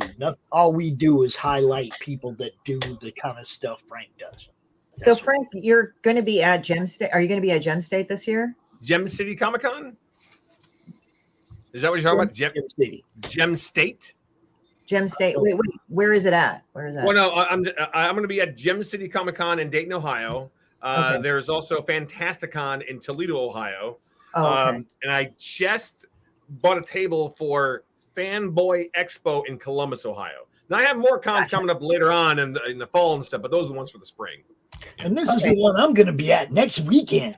Comic Con in Elkhart, Indiana. I'm going to be there live talking to my friends. Awesome. Cool. Thank you for that segue, Frank. Thank you. Thank you very much. I'll be at Gem State Comic Con in Boise, Idaho. That's the state con that I'll be in as a guest. So it's like, I love it when they, sometimes I obviously a lot of us artists, we buy tables to go to a Comic Con, and sometimes, the cons actually invite us, and I love that. Yeah, it's a good thing. It's a good feeling. And it's like, sometimes it's like you kind of got to get out of your state and stuff. And all that stuff. Like I'm located in California, so I do mostly SoCal and California, but I've been asked to kind of do one in Oregon and then another one in Gem State. So I'm like, that's awesome. So yeah. I mostly do ones surrounding the Ohio, like Ohio. I think I've been to Michigan a couple times. I was in the Indiana a couple times, but you know, I haven't yet gone to like Pennsylvania or like other state below me. One of these days I'd love to go to the big one in California. San Diego? Yeah, I haven't done there yet. I've heard it's ginormous and it's very hard to get in there, but. Mm-hmm.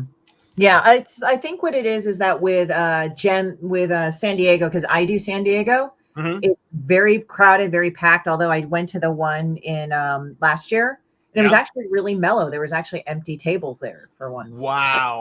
People just went in and bogarted the tables when they had a pro pass. They was like, we're gonna sell our shit. I was even invited. Like they said, one of my friends that was tabling there, he said, you can table with me, it's cool. He had a booth and he set up at St. and fucking I sold shit. Do you hear what Brianna says? I was reading through booth holders at Dutch Comic Con and their descriptions. One of them said that they were, quote, an illustrator and con artist, end quote. I know what they mean, but con artist. Yeah, con artist. That's Yes. funny. I always say I'm, a comic book writer and author, usually, because like I said, sometime in the summer and next year I'll hopefully have another book out too. It's more or less novels and comics. But anyway, getting back to the him drawing this. I'm going to share the screen here in a second. Whoop, share screen.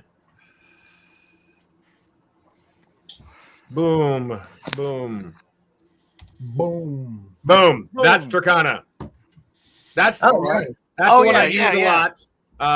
For like, promotional stuff and whatever else. That's the one that just started off, all blue suit. The lightning that's coming out of her fingers isn't really like lightning, like, static shock lightning. It's more like they makes constructs. But I put limitations on her constructs, not like Green Lantern can make anything. The bigger it is, the faster it disappears. The smaller it is, the longer it stays. And she can't make air or water stuff. She has to be very creative with her construct. That's why there's a flying surfboard there. I love the costume design. Yeah, at first, it wasn't all. I put like some white shading in it, but I'm thinking, if my daughter actually cosplayed as it, and then I think I changed it, just tweaked it a little bit when I came to novel number 3. And like I said, the first 3 were like first 3 novels, and I decided to switch to comic books in 2019. But once she has that cosplay outfit, she had to make it all blue and black. So I thought, might as well just change the outfit too and make it look better. And it does look a lot better when it pops now. So basically it goes along with her hair too. Yeah. It looks great too. And the other thing, and some people notice this, some people don't. But if you look at her upper lip, she has that Kim Possible lip. Because the series Kim Possible has had that upper dark lip, and some people say, wait a minute, that looks familiar. Because some people recognize this, some people don't. But and her alter ego is named Paige, and my daughter's name is Paige. Okay, there you go. So I named the alter ego of Turkana Paige. And Turkana has a sidekick who's just a regular girl named Brittany Garcia. And comic number 5 is generally all about her. And she's like... the sphere behind her left heel, is that part of her her construct? There's a sphere behind her left heel, behind the surfboard. That's part of... it's like makes the flying surfboard go. It's like a little... Okay, all right. Yeah. That was more for Tank than for anyone else. Yeah. I mean, you can draw her from the legs up without drawing a surfboard if you want, But the whole idea is just to make sure you get the suit and, the hair. Yeah. I think I saw that on your Instagram, good sir. Yeah, I have Instagram, Facebook, Twitter, and, of course, TikTok. And I try and talk about Turkana stuff about once or twice a week on TikTok. I don't like to be overboard about my comics and what I'm writing about on TikTok because, you're talking about that again. So that's why if you follow me on TikTok and follow me on Instagram and stuff, you probably notice that I talk about all sorts of pop culture stuff, Yeah. And every now and then by the way, I'm also going to be here too. Check me out. And like I said, I hope all of your fans from over there are watching over here on YouTube right now, Mm-hmm. subscribing to my channel. Well, I have noticed that the TikTok audience is a little bit different than like the Facebook audience or the Instagram That's audience. okay, because my audience is from Twitter and Facebook and Mm-hmm. YouTube, and it might as well be from TikTok and everywhere else too. Well, You know, I haven't made many YouTube videos, but I'm thinking I'm going to start making some more. And I only have about maybe 350 subscribers on YouTube. I want a lot more, but I have more followers on TikTok than anywhere else. It's and like that's close to the whole 8,000. thing. So. You built one large platform. Now you Yeah. start building others. That was Yeah, I with think me. that's probably a good idea. Even my other Facebook and Instagram and Twitter and stuff, there's nothing that's as large as TikTok for some weird reason. I don't know why. That's what I'm saying. That's where you built your biggest one. Now you branch out from that. For me, Branch my out. biggest one That's was a good the idea. madness. Exactly. You know, I started with the madness and branched out from there into everywhere else, and they're all growing pretty good. I'm having a good time. How I mean- tall is she, your character? Well, the funny thing is, if you go to Turkana.com, you can actually see how tall all the characters are. Oh, well, that's perfect then. I'm Yeah, going to go there. I put that little thing. Matter of fact, you go to Turkana.com and let me hang on here. Let me yeah, that's back there. Okay, good. Let me try to find it here. Give me a second. Boom. We will not be offline, Brianna. This is CRoM CoN. We'll be out here until 11 o'clock tonight, probably. Yeah, I probably should head off in a little bit because I got to return some calls, but it's good to talk to you Yeah, guys. no, you got work now. You're important now.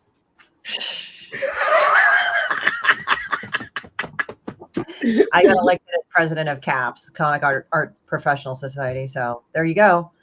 Yes, my friend Christy is the president of the Comic Artists Professionals Society. Is that what you said? Yeah, Comic Art Professional Society. Let me give you the website. You guys can check it out. We're reemerging from COVID, so we're getting a structure in place to go and accommodate post-COVID. So cool.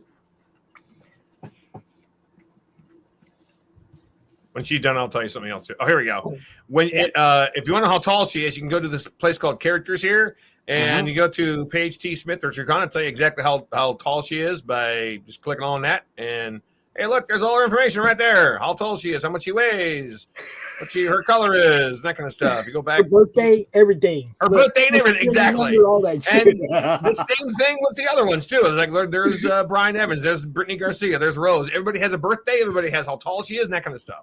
Yeah. So awesome, fantastic. It's all the information is right there. And I thought I gave them all a birthday because there's some people out there who really get into characters and like, oh, that's my birthday, that kind of stuff. So, oh, that's cool.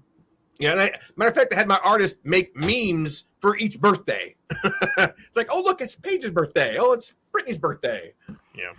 And I do that I have a Facebook page, which is called Turkana Fan Club. I have one just for Turkana. Now, I have made a new group on Facebook called Author Frank James Bailey, and it's sort of brand new. I mean, it's only has like 30, 40 people in it, and I'm trying to grow it because I'm going to be writing another book that has nothing to do with Turkana. So, it's kind of hard to promote this King of April promiscuous girl on Turkana, which is more family friendly. Right. So that's why hopefully people will start moving over to the Author Frank James Bailey page. And eventually I'm going to make, and I do have the website, frankjamesbailey.com. I just haven't made it yet. And eventually I'm going to put all of this stuff over on frankjamesbailey.com as well. So nice. It's just having a time, Yeah, definitely. All right, guys, I got to go take off. I got to go make some calls and shit, and I got to organize my brain again. So thank you so much. Nice meeting you, Frank. Nice meeting you all, guys. Take care. Meeting you. See you next time. Nice seeing you. All right. Bye-bye. Nice meeting you too. And I'm going to put my link tree in this because I have a link tree as well. Yeah, and my link tree has my Twitter, my TikTok, it doesn't have TikTok because I actually only use it on TikTok. But I'm easy to find. You can just Google Frank James Bailey. My YouTube is on there. My Instagram is on there. My TikTok is on there. My Facebook is on there. I even have an Amazon wish list, but there's like nothing in it. I mean, it's like a pop or comic or something. I mean, because some people wanted hey, do you have an Amazon wish list? Yeah, but I don't really tell anybody about it. I want people buying me stuff. It feels weird. Exactly, yeah. But I did, for the fun of it, I did put a TikTok hat in there and a TikTok T-shirt. So if somebody wanted to buy me a TikTok T-shirt, that'd be kind of fun. But yeah, well, everything else, the Tricana website is in there as well. So yeah, there you go. It's all right there. I just figured it's getting time for me to wrap things up here. It's like 29, so Yeah, we have Cindy in the backstage, and you guys know we love Cindy. Hello, Cindy. Hey, Cindy. Hey. How are you doing? How are you doing, Cindy? I'm all right. Who's that on your shoulder? This is a gigantic hairy spider.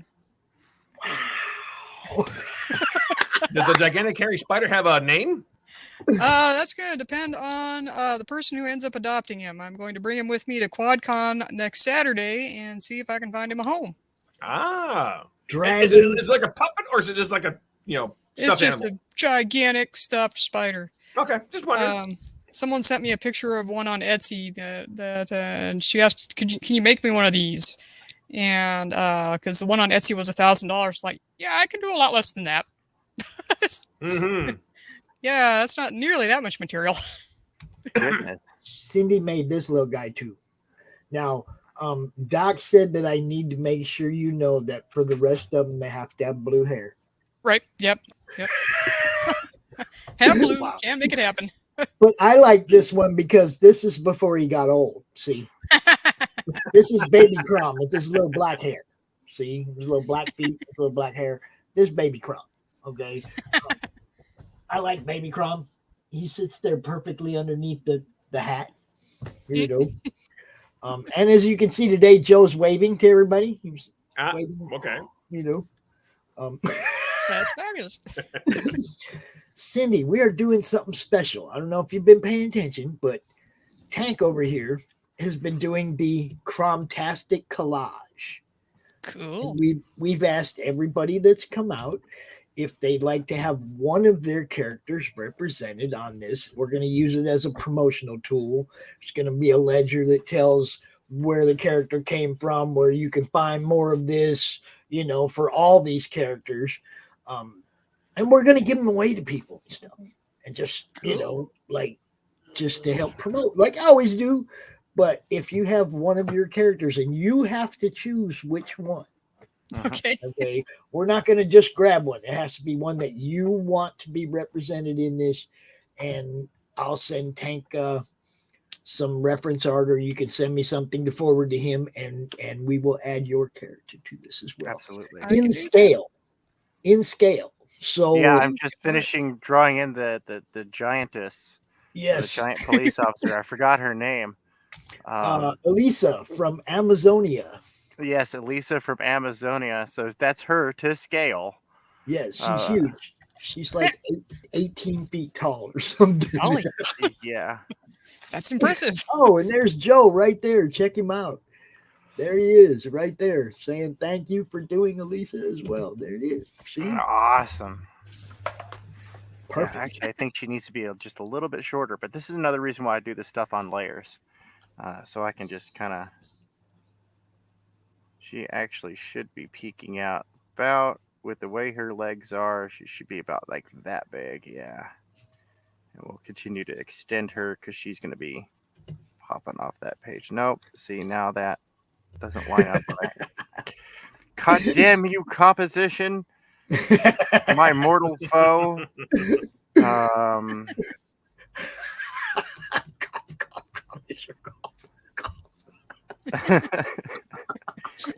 Yeah, actually, if I bring her out just a little bit further, yeah, that's... So that's what we're doing. So you decide which one you'd like to have on there. It doesn't matter. Any of them from any character from any of your books or comic or whatever is great with me. Okay. Speaking of your comic. Yeah. Issue 2 released in digital. So Animal Eye 2 is out. Animal Eye 3, the artist got started on it, and then the publisher decided we needed an issue 7. And so I took the script back because I had to expand it into 7 issues. The story was just too cramped in 6-issue format. So it will This now thing be is 7. getting big. It's getting bigger. Well, I mean, it's a 700-page novel, so yeah. So it was not fitting well in 6 issues. So I finished the rewrite of the script, sent it back to the publisher, and he's reviewing it now. And then if I get the okay, then it'll be back to the artist. And Raul is already rocking on new character designs, including some critters, including this big hairy monster, which is one of the bad guys in issue 2. Nope, sorry, 3. You're starting to sound like me now, Cindy. Can't keep track of everything you got going on. You know? It's just too many of them. You do have an amazing amount of stuff that you do. The writing, the creations, and then going to cons and doing. I don't know how you do it. A lot of juggling. A whole lot of juggling. I keep a lot of batons in the air. But yeah, I'm going to QuadCon in Omaha this coming weekend. It's a Saturday and Sunday gig at the Oak View Mall. And my next one will be the Burlington QuadCon on the 19th. Excuse me. And these are all books you've written. Right, yeah. And they're just going to like screenshot scroll through. past. You guys can check it out. Geez, let me put your web page in the chat. I should have probably done that right away. That's all right. That's all right. That's me. I do have a banner that stays in my thing that has CCAP on it. That's always here, right there. There you go. That's how you find Cindy. You can go check out all these. Man, so much different stuff she's got going on. This is the book / game / comic book / holy crap. What else is it going to be? Animated movie? What do we got? A movie would be hilarious. But so far it's a book, a comic book, amigurumi animals. I have plans in mind to make a tabletop RPG out of it. That might be that might have to wait until I get all the scripts written for the comic book. But I would be amused to have it turned into a movie. I don't know if that's ever in the cards. A gaming company is in negotiations with Bear Publications to turn it into a mobile game. Awesome. And later a desktop game that will actually be based on the plot line of the novel.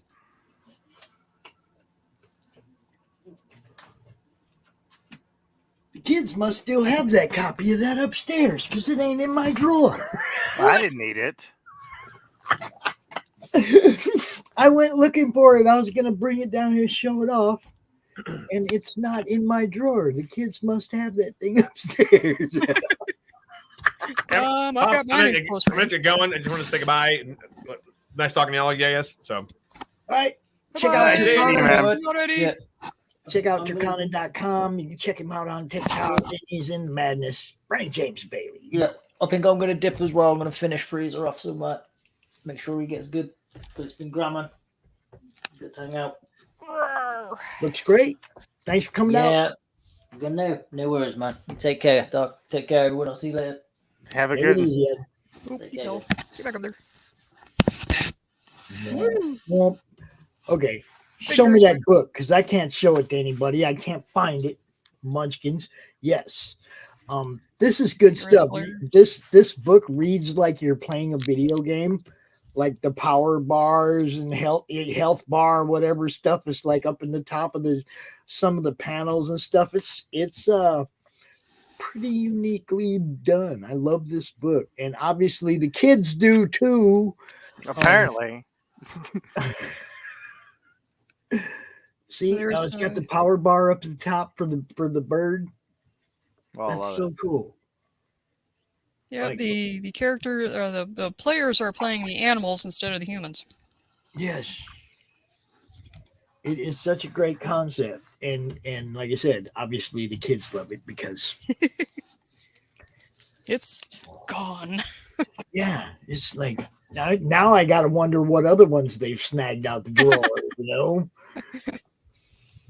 That's okay though. That's why I get them for. That's why I get all the kids' books, is so they got stuff to read. Now this, then obviously there's a novel as well.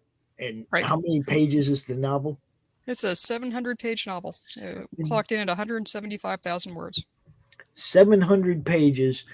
Possible desktop game. Yes. Yep. Yep. Very possible. I've got the plans for it. PC tabletop RPG. Yeah, we're in the publisher is Bear Publications. They're in negotiations with a gaming company called Koepp, and if all goes well, then they'll turn it into first a mobile game and later a desktop game. That's so killer. So much fun. See, she gets it. It's about having fun. Yoo-hoo! Yes, it is. It's all about having fun. Now, Tank, you got to check some of this stuff out. Oh, the critters. Yeah. Oh, I love it. Yeah, the huge monster critters like this guy and the shoulder dragons, the big shoulder dragons, and the backpack dragons, those are not listed on my webpage, but if you contact me, we can make arrangements. Now look, see this is one of the characters from Animal Eye. This is JL. Mm-hmm. And the bird, Ava. And she makes them just like she made this little crocheted, you know. What do you call them? Amigurumi. Amigurumi. Mm-hmm. Character. It's a Japanese art form of making small dolls. And then she makes these huge dragons. Like, whoa. 45 inches nose to tail. And then the smaller ones as well. But she makes them huge ones, right? Mm-hmm. Dude, look at that. And that one is about 5.5 feet from beak to tail. The tail wraps around, so it hits me at the knees. And I'm 5'4". Oh, wow! Then you got the little cute ones. But that one's fun because that one has a natural spiral in it. And so what I'll do at an event is if I have one of those made, is I'll wrap him around my arm and then walk up to people and ask if they want to adopt a dragon. Smart. I have mad ventriloquism skills with a mask on. Oh yeah, everybody does, right? So, you know, as you can see, she's very talented, makes some awesome stuff. She writes. Come on. She goes into cons and she has all this eye candy all around her. And then draws them in to get the books, see? And then they buy that stuff too. It's all about setup. What does your table look like when you set up at a con, CD? I've seen it, but tell everybody what your table looks like. Okay. Most of the time I have a set of wireframe boxes sitting on the front table, and I have all the little amigurumi critters in there so that they look like they're in cages. That has the extra bonus of then people can't get to them and start monkeying around with them, because I have had some kids run over and grab them and play tug of war.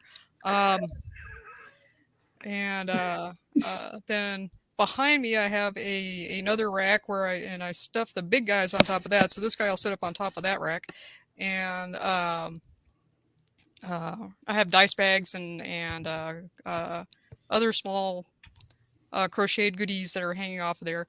I also have books on the top of the cages. I have little stands with all of my novels and anthologies. In front of the cages, I have a stand with different comic books, including my own. I also was gifted with a consignment of a bunch of old Disney comics that I'm trying to find homes for.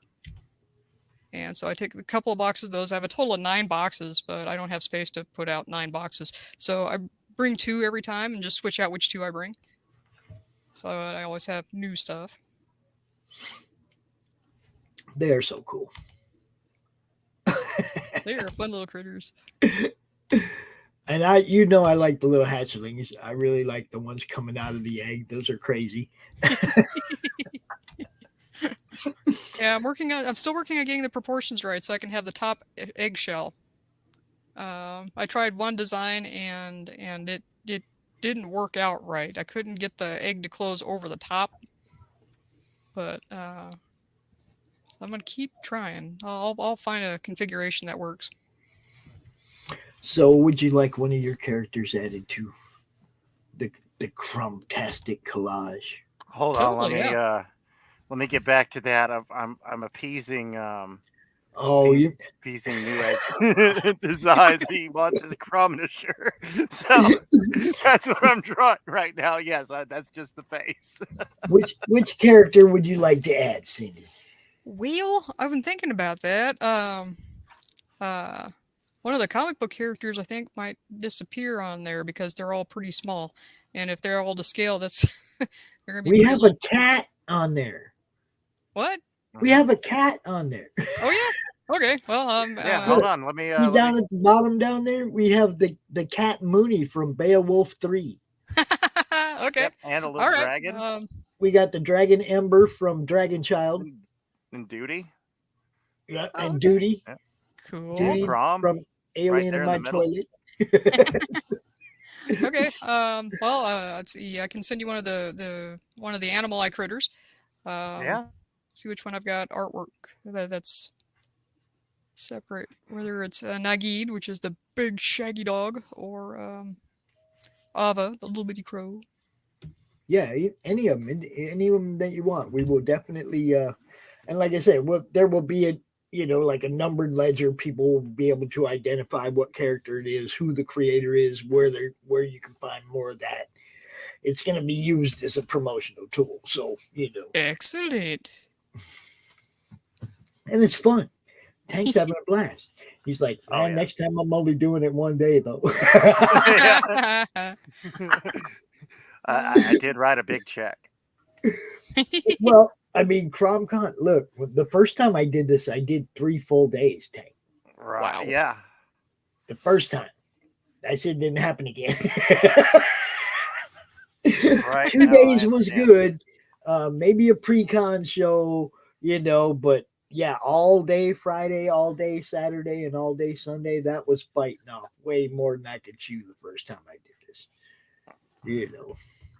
And Cindy's been around for a long time. And yes, Cindy, I did see the message that hit me last night in the middle of the night. Thank you very much. Mm-hmm. She's always been a great supporter of what we're doing in the madness, and just love everything she does. I really do. One of these days I'll be able to afford all the books because I know they're all going to be good. All the concepts for all of the books that she has up here, the Arushalon series, all these books, the concepts are awesome. So I know they're all going to be good. I just got to be able to afford them someday.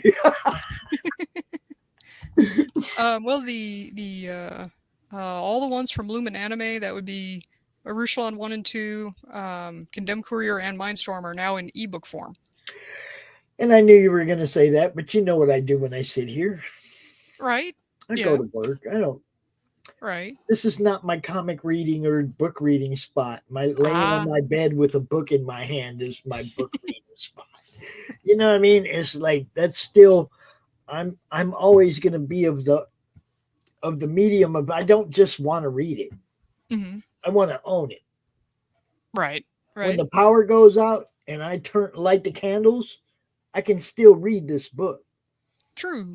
When the power goes out, I can't watch it on screen no more. I can't read it on the screen no more. So yeah, once your battery's croaked, it's croaked. Yeah, it's the crow. Okay, perfect.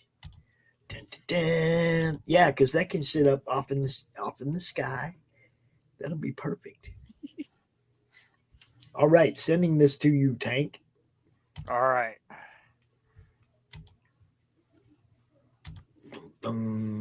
Beautiful. And she is normal crow sized, so about all right. 10 to 12 inches beak to tail. Beautiful. She give me a little tiny one. I got a perfect spot for her. Cool. That would be fabulous. So Doc is going to do it again. He's going to decide to take a break when the time comes up for him to be on. Doc. He did it yesterday too. He did. He did it yesterday too. It's like, we got a spot for you, Doc, but you got to be there.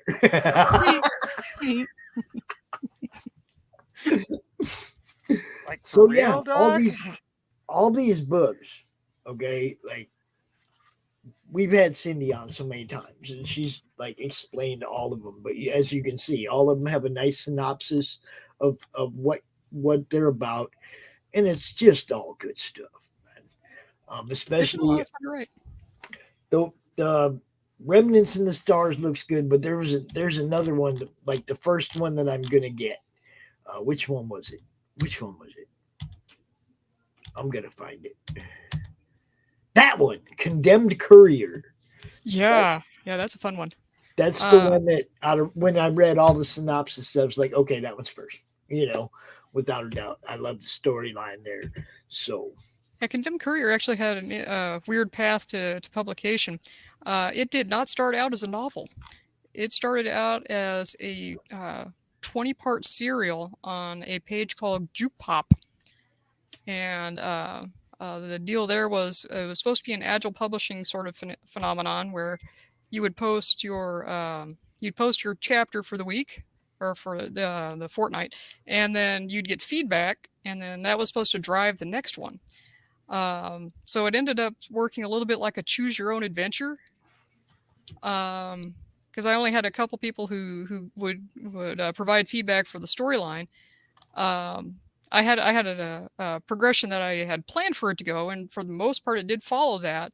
But there were a few points where someone requested it go in a different direction, and when it finished its run, it stayed in the top 30 for its entire run out of about 150 stories. They had like a running contest. And when it finished its run, it had to hang out there for 6 months before I could own the rights to it again. And then a publishing company picked it up and said that they wanted me to turn it into an actual novel, because I started sort of in the middle of the story, because that's where the action was, and they wanted me to go back and pick up some of the backstory about how they got there. And so the novel is about 50% bigger than the serial was. So it clocks in at like normal novel length now. The serial came in a bit short for a novel.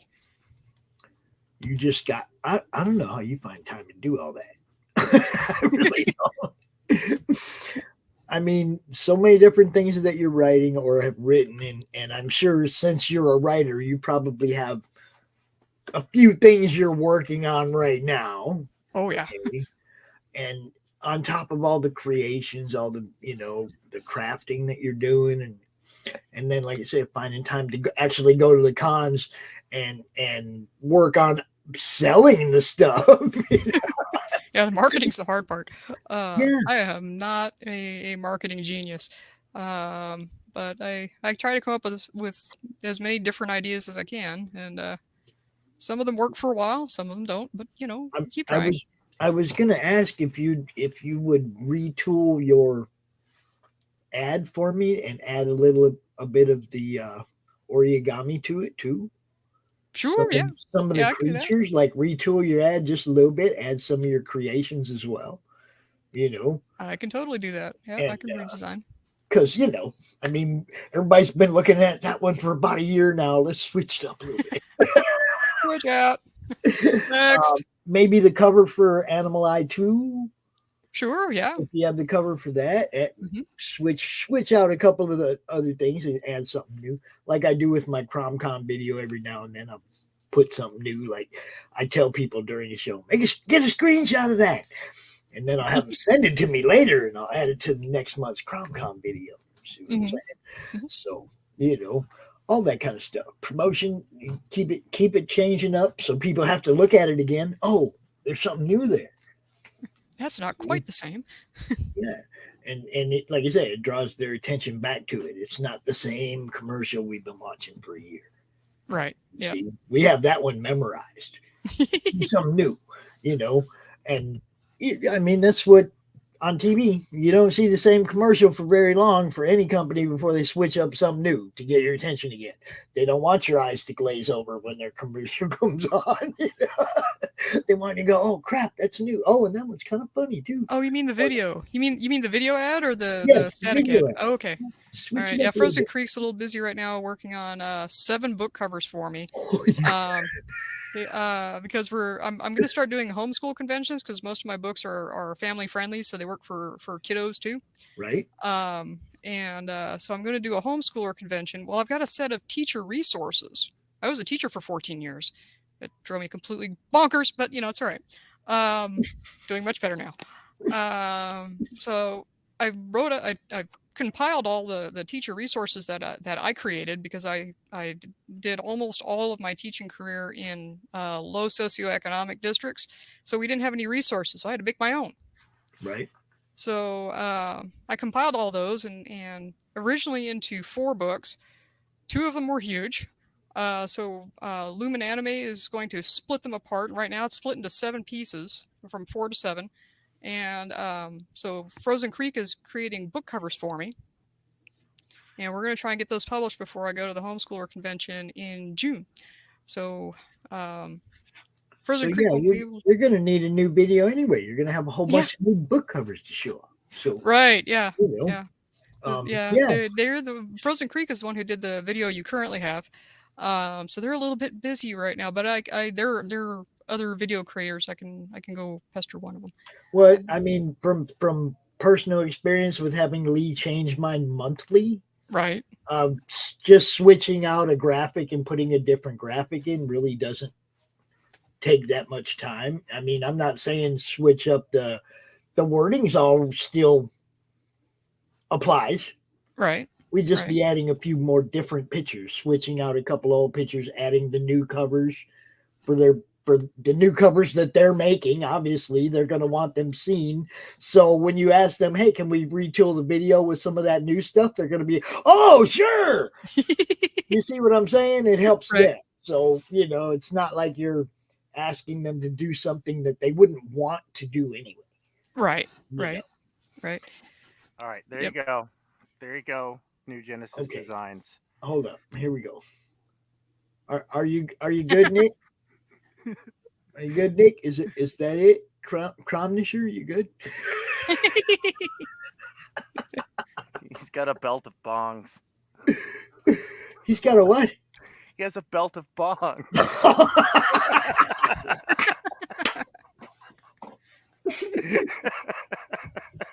He does steal the weed. I can't help it. That's one of his traits. He's a little weed thief. Bud thief. He's just like, I'm gonna get you so high. Cindy, it's always so good to see you, man. What do you have else, like, for the immediate future? What's coming at people? What's coming up next? What's coming at people? Yeah. All right. On my Patreon, I'm doing a serial called Trouble is for the Birds. It's part of a group of serials that I have in the works. The first one was called Freelance Words. So I'm working on that one. I'm coming to the end of that, and I'll start a third one when that one's over. I've got the teacher resources that are in process right now. I'm working on the formatting so that the publisher can do the final assembly, and Frozen Creek is working on the book covers and some interior art. QuadCon Omaha is next weekend. I will be there on Saturday and Sunday at Oakview Mall, and trying to find this big monster a home and a bunch of smaller monsters, and a whole pile of books. I also have a pocket watch with some interesting artwork on it of sort of mechanical fairy, and I'm going to try to find a home for that too. And if you're looking for family-friendly comic books or books, I can set you up. Sweet.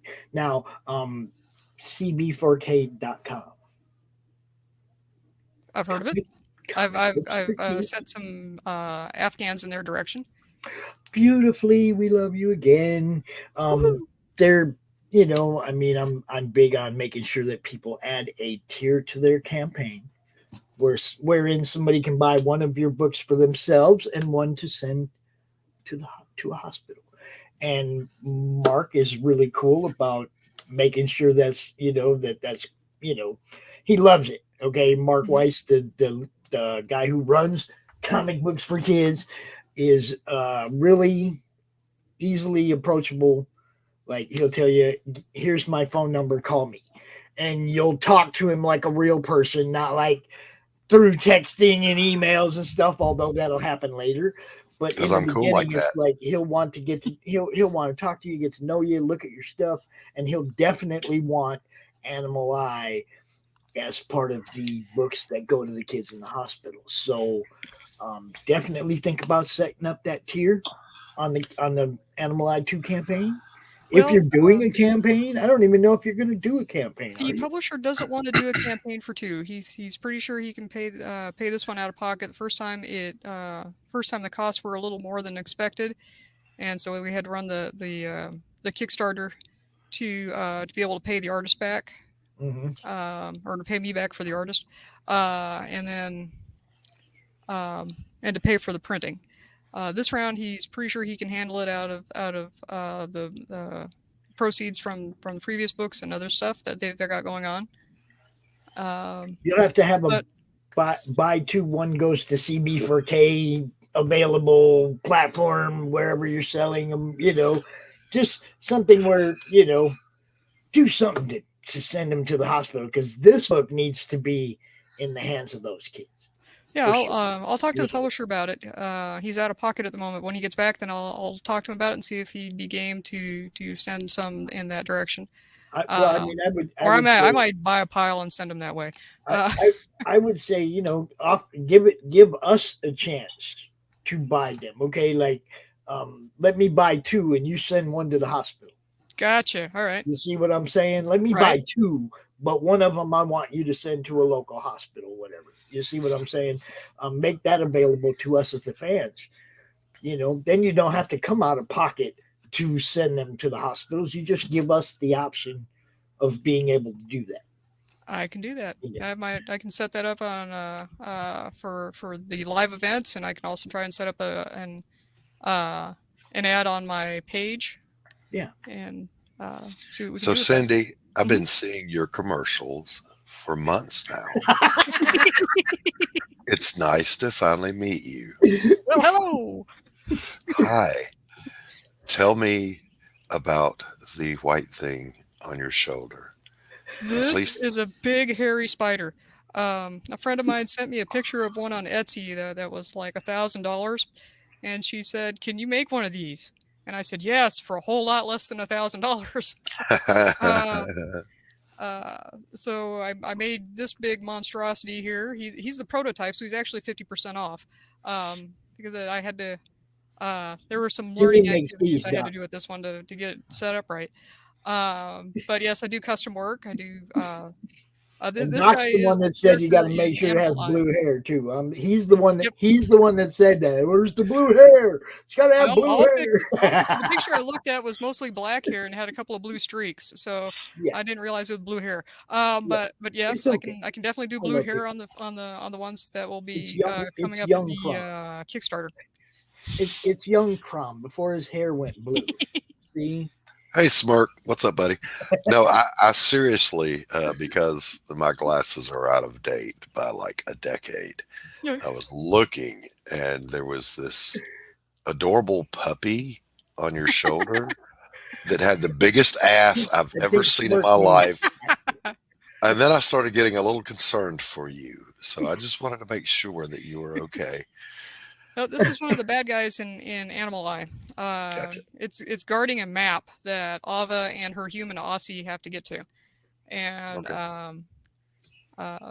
good stuff. Good freaking stuff. Ava figures out how to kill it, but when she tries to, it throws her at a web, and that kind of ruins her day. And as it does. It kind of complicates things, and Aussie has to figure out what to do next. So. You'll have to catch it though to find out how her human figures it out.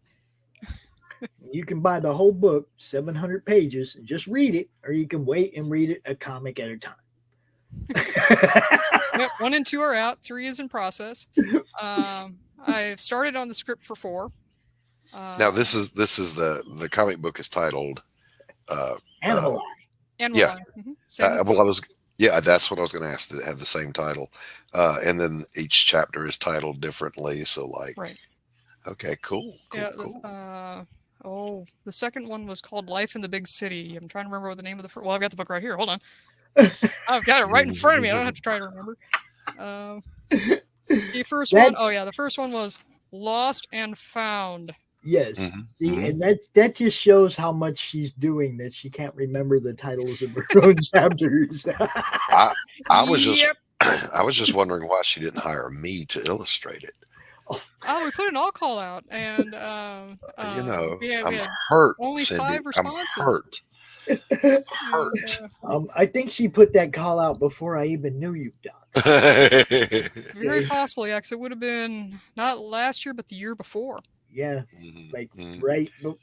I mean, I met Cindy when this book started appearing in front of me. When the sign up page, I think, I was like, "Oh, what is this? Kid book." Because last year before, there weren't very many. No.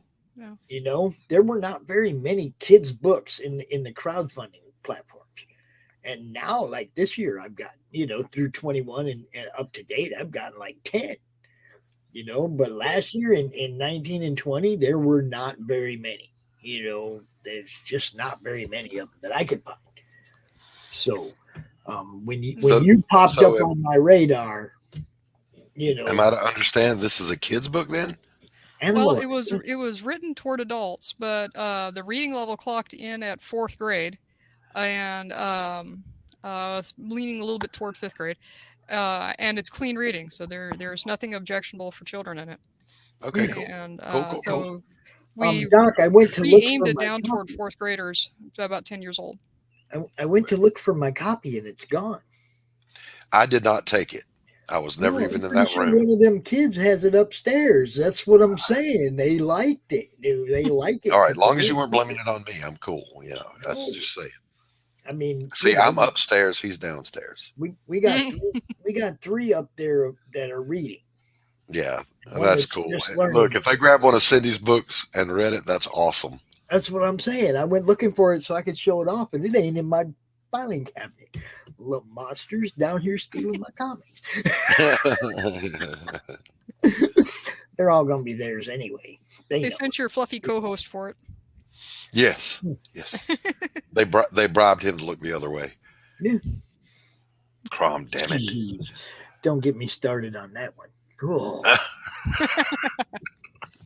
He'll come down here in the middle of the night, or like my son leaves for work at 4 in the morning, and he lets the dogs out. Of course, when he gets up, lets the dogs out, and they come back in, and that he will come down these stairs and come up and either stick his nose in the middle of my back, his cold frozen nose that he's been rolling around in the snow, and he will stick it right in the middle of my back. Or if I'm facing the other way, he will come up and lick my whole face. Oh no. Yeah. And get off me, dog. Because it's not, you don't see him coming.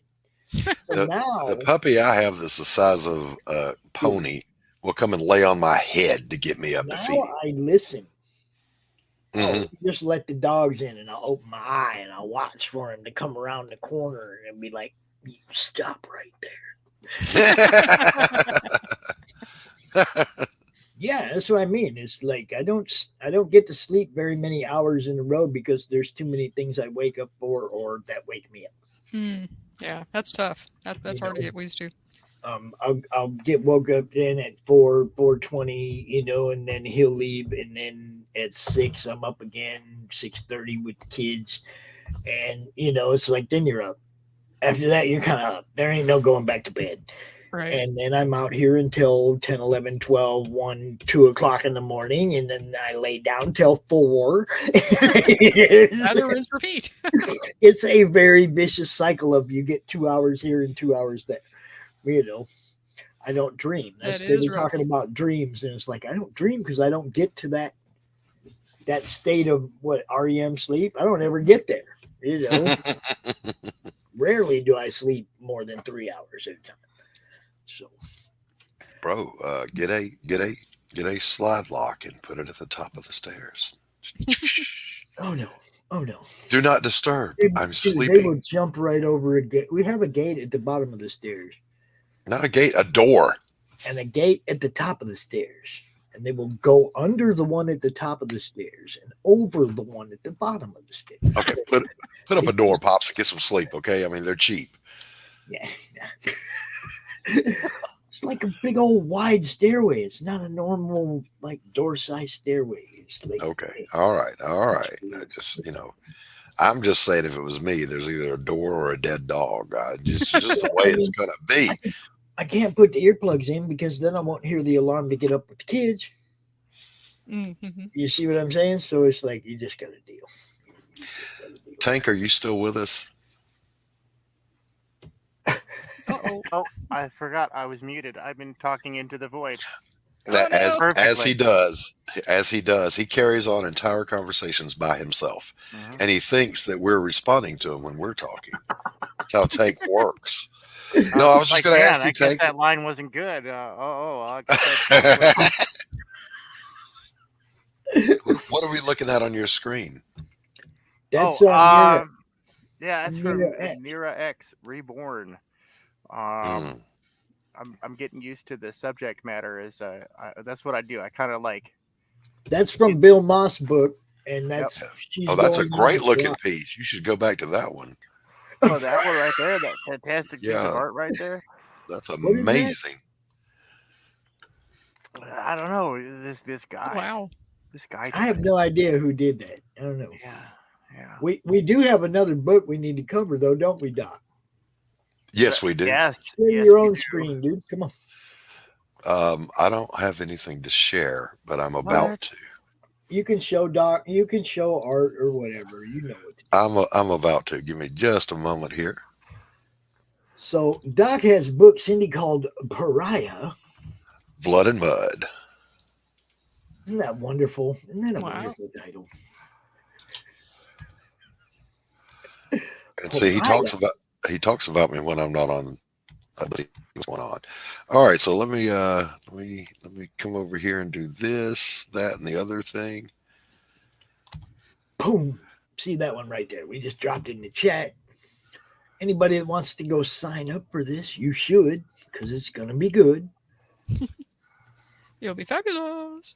Fabulous. All right. Let me know when you're sharing. Sorry. I'm good. Are we sharing? All right, here we go. Let's just watch the video. Okay. From Christopher Doc Blalock comes a tale of supernatural revenge.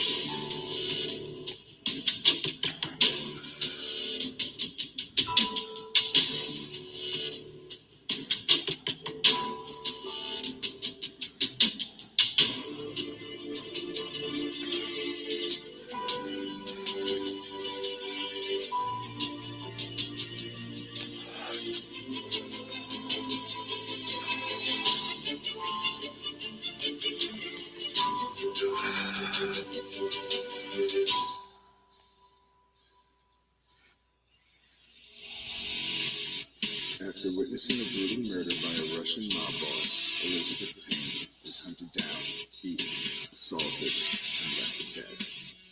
What they didn't know is that Elizabeth is descended from a centuries-old lineage of powerful witches. And she's back now. She does not want justice. Revenge is not enough. It's blood she's after, and there's no depth to what she won't sink, no price she will not pay to get it. Revenge. The sweetest morsel to the mouth that ever was cooked in hell. From Throwback Studios, Published by Dark Myth Comics. Pariah, Blood and Mud. Sign up today. Only on Indiegogo.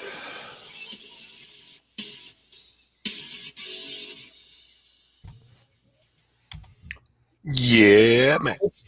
Wow. So now to shill a little bit, the part I never get to talk about. So this is, tell me, tell me. I don't know if I've ever heard this, so I need to ask. Why Throwback Studios? Returning to a time when stories were just stories and art was just art. The old-fashioned way of doing things. Bristol board, pencil, and ink. I'm a throwback. There you go. There you go. Has anybody Thanks, asked you Mark. that I before? appreciate that. Yeah, Anthony did. Okay. Well, And so, well, here's how I answered him. Well, why is yours Dark Gift Comics? Oh, What did he say? It sounded cool. No, he has an answer. I'm just making fun of my buddy. This is, if you think I spit on your grave, or if you've ever read Without Remorse by Tom Clancy, which is his most intensely personal book, you get the gist of what's going to go on here, except that, now you're effing with a witch. But, the part that I want to stress is this is an intense story in that, can she go and get revenge on these guys that did that to her? Well, sure. Yeah. The girl from I Spit on Your Grave did it, so why could she? No, the struggle is with her losing her soul to her revenge. And when she passes by, for example, it's not a spoiler, it's one little event in the book, but she passes by a young lady that's going through exactly the same thing, and she ignores it. Because she says point blank, I am not a hero. She is driven by revenge, and it is consuming her soul. And the question is, how far is she willing to die inside to satisfy her lust for revenge? So it is intensely personal and intense to read. Drawing some of the scenes I had to draw for this book, it's like I needed to go take a shower when I was done. Like, that's creepier than I ever hope I run across in the world, but it's where the story needed to go to make it happen. And so then Doc decides to join in with the CRoMniVerse. And he gets to have fun with his characters. Yes. And that helped a little bit, didn't it, Doc? You got to go have some fun with these characters that was so bad. I have more fun drawing CRoM than I do any of my own characters. Because he is what one of the Animaniacs would be if they could absolutely be unfettered. So, I hear his little voice in my head, hey, come over here, there's something I got to talk to you about. Bye, Cindy. No, I told her she didn't have to hang out, but she could. She said, well, I don't want to be in Doc's spotlight. So, it's cool. But we love you, Cindy. Thank you so much. Nice meeting you, Cindy. And, she'll be watching. She's watching. But the fun part of doing CRoM was to take a character so driven by rage and revenge and pure hatred in her heart, and put her with this mischievous goofball. Was an absolute hoot. The way they play off of one another. He actually gets her to smile for the first time since all this happened. That's not a smile of satisfaction and revenge. He actually makes her laugh. So yeah, he was fun to draw. But go ahead and, if you don't mind, sign up for Pariah Blood and Mud, the mailing list. You will get an exclusive trading card when you back the book for doing so. And we're hoping when we launch this thing, we're looking at around May. My art style, some of you have seen, I am literally shading with acrylic paint and with pencil. Tank just gave me another idea. Okay, Tank. We're going to have a CRoMniVerse collage. Well, yeah. All the characters that are interacting with CRoM in the CRoMniVerse books. That could even be a cover. That could even be a cover. All right, Tank, you have to do it because I do not draw at 36 by 48. I'll paint that big with a 2-inch brush, but I ain't about to draw anything that big. Do you guys see what I'm saying though? This concept that you're doing right here, but with the characters that are actually in the book, you know, the people that are actually doing the crossover in the book and make a cover out of it. Well, when we launch the campaign in May, hopefully on my birthday, which is May 1st, that's the goal I'm shooting for. This campaign is going to have a lot of goodies attached to it. For example, the very first thing Elizabeth does as she unlocks her powers is she levitates a little leaf and she causes it to burst into flames. Well, after that, she wears a pendant around her neck of a burning leaf. So we're actually going to have that pendant available for purchase as a keychain or a pendant. We're going to have the black light tapestry that is always going to be, matter of fact, let me pull that up. Because we actually have that ready to go. Did Takana just make an appearance? Yes, she did. There she is. Cool. I like it. So let me come back here. We will share a screen. So this is a sneak peek at the black light tapestry, and it will also be a trading card of the lovely Elizabeth. And are we showing that, Pops? I was getting a message. I'm sorry. Okay. There you go. Yeah, so this will be a trading card and a black light tapestry at 24 by 36. So that's a good size wall hanging. And it is going to be one of the perks. Yes, you did, Shadowhawk. What's up, buddy? Additionally, though, I want to say this. There was not going to be a sequel to Pariah Blood and Mud until the writer I worked with in indie comics back in the 90s and I started talking about the project, and a sequel was born. So there will be a sequel to Pariah Blood and Mud. And the other thing is, and this is the last thing I'm going to say about my own project, it has an ending. You got 10 more minutes, so shut up. Go. The ending of this book will melt your brain. Guaranteed. I wrote an ending to it that had a nice arc, and it was symmetrical and beautiful and blah, blah, blah. And everybody loved it. And then I came up with something else, and the only 3 people that know have had their jaw hit the ground when I tell them the ending. Well, so I like the ending of your story with the CRoMniVerse too. So that also that one also is going to freak people out. They're not going to see where that story's going until it gets there, and that's like, oh, right. Yeah. You know, you love it when an asshole gets what's coming to them. Now, speaking of tapestries, we're going to do a black light tapestry of that CRoM piece right there. Okay, you don't get to shill yours during my shill time, Pops. It's my channel. I get to shill me all the time. yes, you do. It's your party. You can cry if you want to, baby.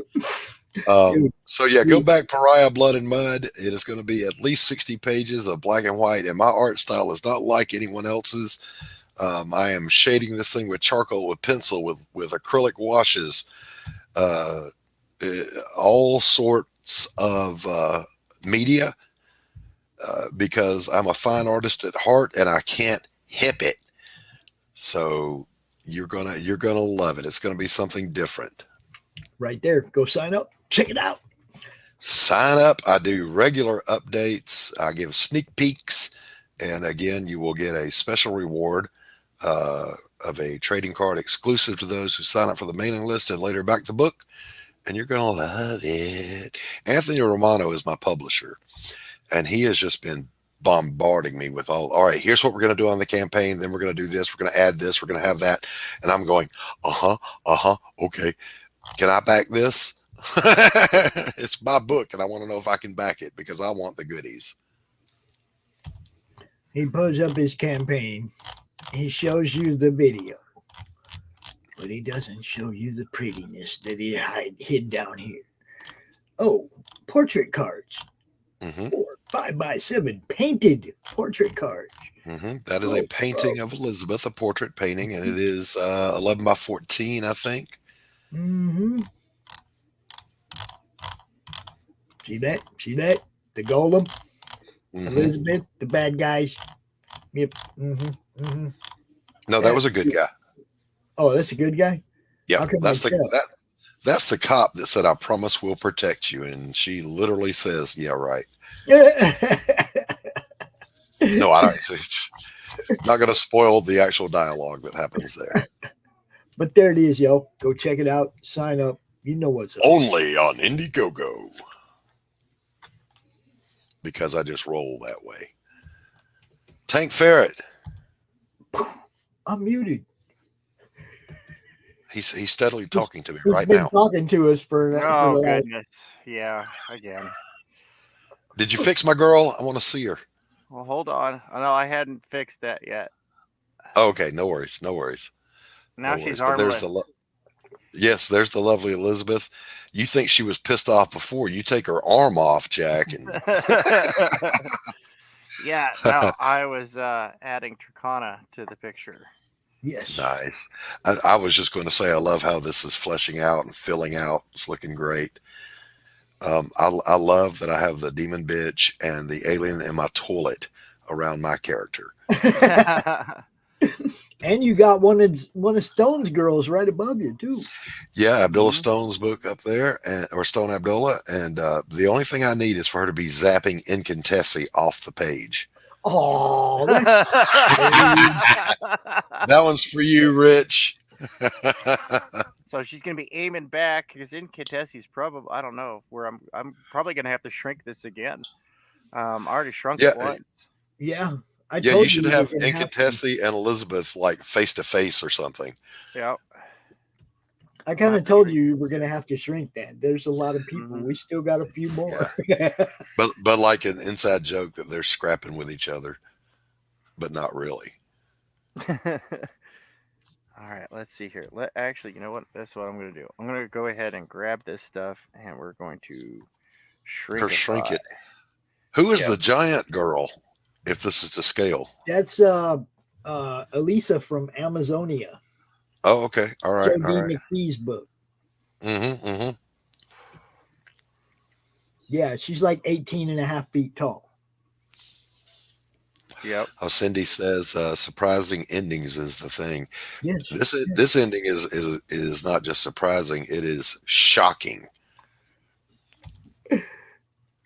All right. And I want to tell people so bad, but I can't.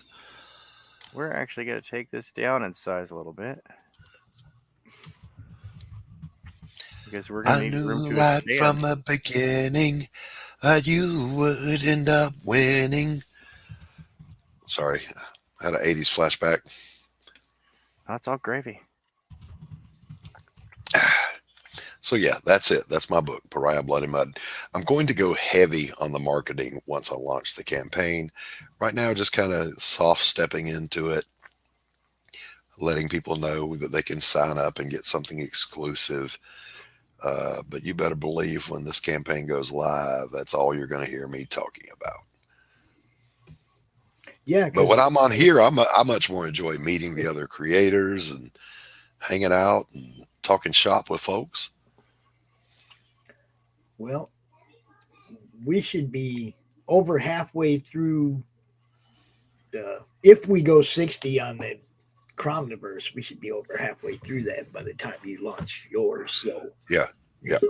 We won't be stepping on each other's toes. Hark, someone has entered. Yes, and you all should know this man. Do you know Mr. Specks Thompson? What's up, Specks? What's up, man? How are you? Good. Hey, Doc, I like your artwork, man. I really do. Thank you very much. I appreciate it. Yeah. So, how you doing? Go man? back my book. I mean, I looked at it. I gotta sign up for it because it's not live yet, right? No, it's not live yet. But I when it goes live, I can check it out because I've been on the show since 12 o'clock. I seen you doing some schedule earlier, and I really digged it. So yeah. Thank you. I appreciate that. And he's also doing a short story in the CRoMniVerse anthology. This is true. Yeah, I'm trying to get mine done too. Cause I want to be a part of that, but Kickstarter and life got me. Oh, I know. Man, I'm here to tell you, it's like juggling cats. That was the thing I wanted to tell you, Specs. It can be a 2-page story. It doesn't have to be 10 pages or whatever. Just the whole thing. The whole purpose of this is like a promotional tool. Yeah, see, I'm trying to figure out, am I gonna do it myself? Cause I ain't the best drawer, but I'm trying to see if I'm gonna do it by myself or hire somebody to draw it for me. But I got an idea I want to do, but time's the essence, It is. I was literally, when I did the anthology work, I think mine's 10 pages. It was like, all right, I got to do this while I'm still working on my main book, and then somebody hired me for a side project at the same time. So I was literally doing three sets. So you got all these 11 by 17s around you that you're drawing on. I'm like, what the hell does this go with? So entirely too busy. I'm glad now I can just focus on Blood and Mud and get it out. Okay. That's great, man. As long as you're busy, man, that's what counts. Yeah. Busy and getting paid. True. That's the thing. Yeah. Tell them, Tank, got to put the cheese in the grits. So, Specs, tell these people who you are. All right. My name is Curtis Specks Thompson. I'm the creator of A Legacy to View and the creator of Boots, which is a manga series. I'm launching currently on a Kickstarter. It's a spinoff to my main series, Legacy to View. I'm a father of two, soon be a husband, Nice, congratulations. I'm still I guess a rookie in this comic game, I say. Specs, are you telling me that you're about to get married, you're doing a book, and then trying to manage life also? Yeah, two toddlers too. Yeah. And 2 toddlers. Yeah. I salute you, sir. A madman. I salute you. I'm trying to keep out my hair here now. You see, but man, look, I'm only 22 years old and I had hair before I started drawing. I'm a writer. What happened? Why I want to hire somebody to draw for me because I don't want to lose all this, Now we do have a few artists involved in the project that might be able to draw it for you, and it won't cost you anything. Possibly. That sounds like a game plan. It sounds like a game plan, First thing you do is you send us a script. All right, I got the script. I mean, it's in my head, but I can write. It's nothing. Yeah. It's just a little joke. He just comes in, my Georgia verse that I called it, and he just trolls the main character and decides to go to the villain character, hang out with him instead. Type thing. kind of like Leprechaun in the Hood. If you ever seen that movie. Yeah, hell yeah. Hell yeah. That's awesome. And CRoM would do that shit too. I'm just saying. But he's a troll, not a leprechaun. Yeah, but just concept, how you just kicking it and just he's saying, here we go hang with the boys in the hood, the good guy's boring. Fuck that guy. There are so many different types of stories in it that it doesn't even matter now. Everything is going to fit because he is CRoMnipotent and he can go anywhere and anywhen and do whatever he wants, right? But remember, he's an internet troll and he F's with electronics. And sure as shit, he got me because the scans that I did of my 10 pages came out shit. And literally the other guy here with us, Tank, is having to pull my bacon out of the fire and restore the line work and the blacks because they just disappeared. I was like, no, damn you, CRoM. So Specs, this Legacy of the View, you have a webpage. I'm gonna pull this up here real quick. Let's take a look at what's going on here. You can kind of guide us through what we're looking at, my friend. Oh wow. So that's that. Well, I've been seeing the link to the Kickstarter. I mean, it's up. But that's right there's my put that in the private chat if you would. Okay, I still gonna discuss the webpage because everything's me, Well, yes, this is my main page of my my universe, Legacy to View of right there you see issues 1 and 2 and 3. I'm working on the 4th one right now. The guy right there with the hoodie, that's the main character, Chad Johnson, and he's the superhero. Right beside him, the View. He's like, you transform into the View. He takes that shirt off, put on his head, tied up, and that's his mask. Yeah, a realistic costume change. Yeah. All right, Specks. I got to come at you with it. We're doing a CRoMtastic collage. You've been watching all day. You know what's going on.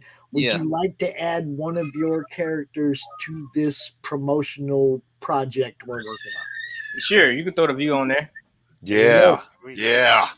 There you Hell go, yeah. Tank. Hooded up, too. I want him hooded up. All right. Just send me the reference material because I'm still getting caught up. I'm still behind. Yeah, just send me a couple pictures of them in the Facebook inbox, and I'll send them to Tank. No problem, man. Okay. Poor Tank has started having seizures trying to do this. Hey, I We're still having a managed good to time. find time for the CRoMniVerse. I know, right? See, we had somebody like interrupt the program there. Yeah. All right, there's the Kickstarter in the private chat. Let's take a look at this. I'm anxious to see this. Let's see what we got. That actually hurt my back. God, I'm old. Singing that hurt your back? I wiggled a little bit, and Yeah, while waiting for the setup, like what makes the View special,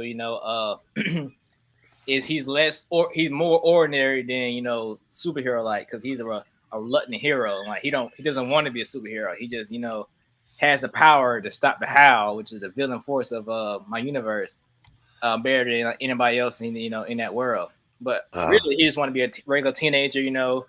Hang out with friends, play basketball, do TikTok, and go for his dream. He's currently a musical engineer at his uncle's studio. He wants to pursue that, in the music industry. Nice. So yeah, that's what he want to do. And every now and then, these things come out, and he's got a hero up. Yeah, he doesn't like it at all. I'll tell you that. Well, let's take a look at this video. All right. Okay, let me get that ready. Mute me.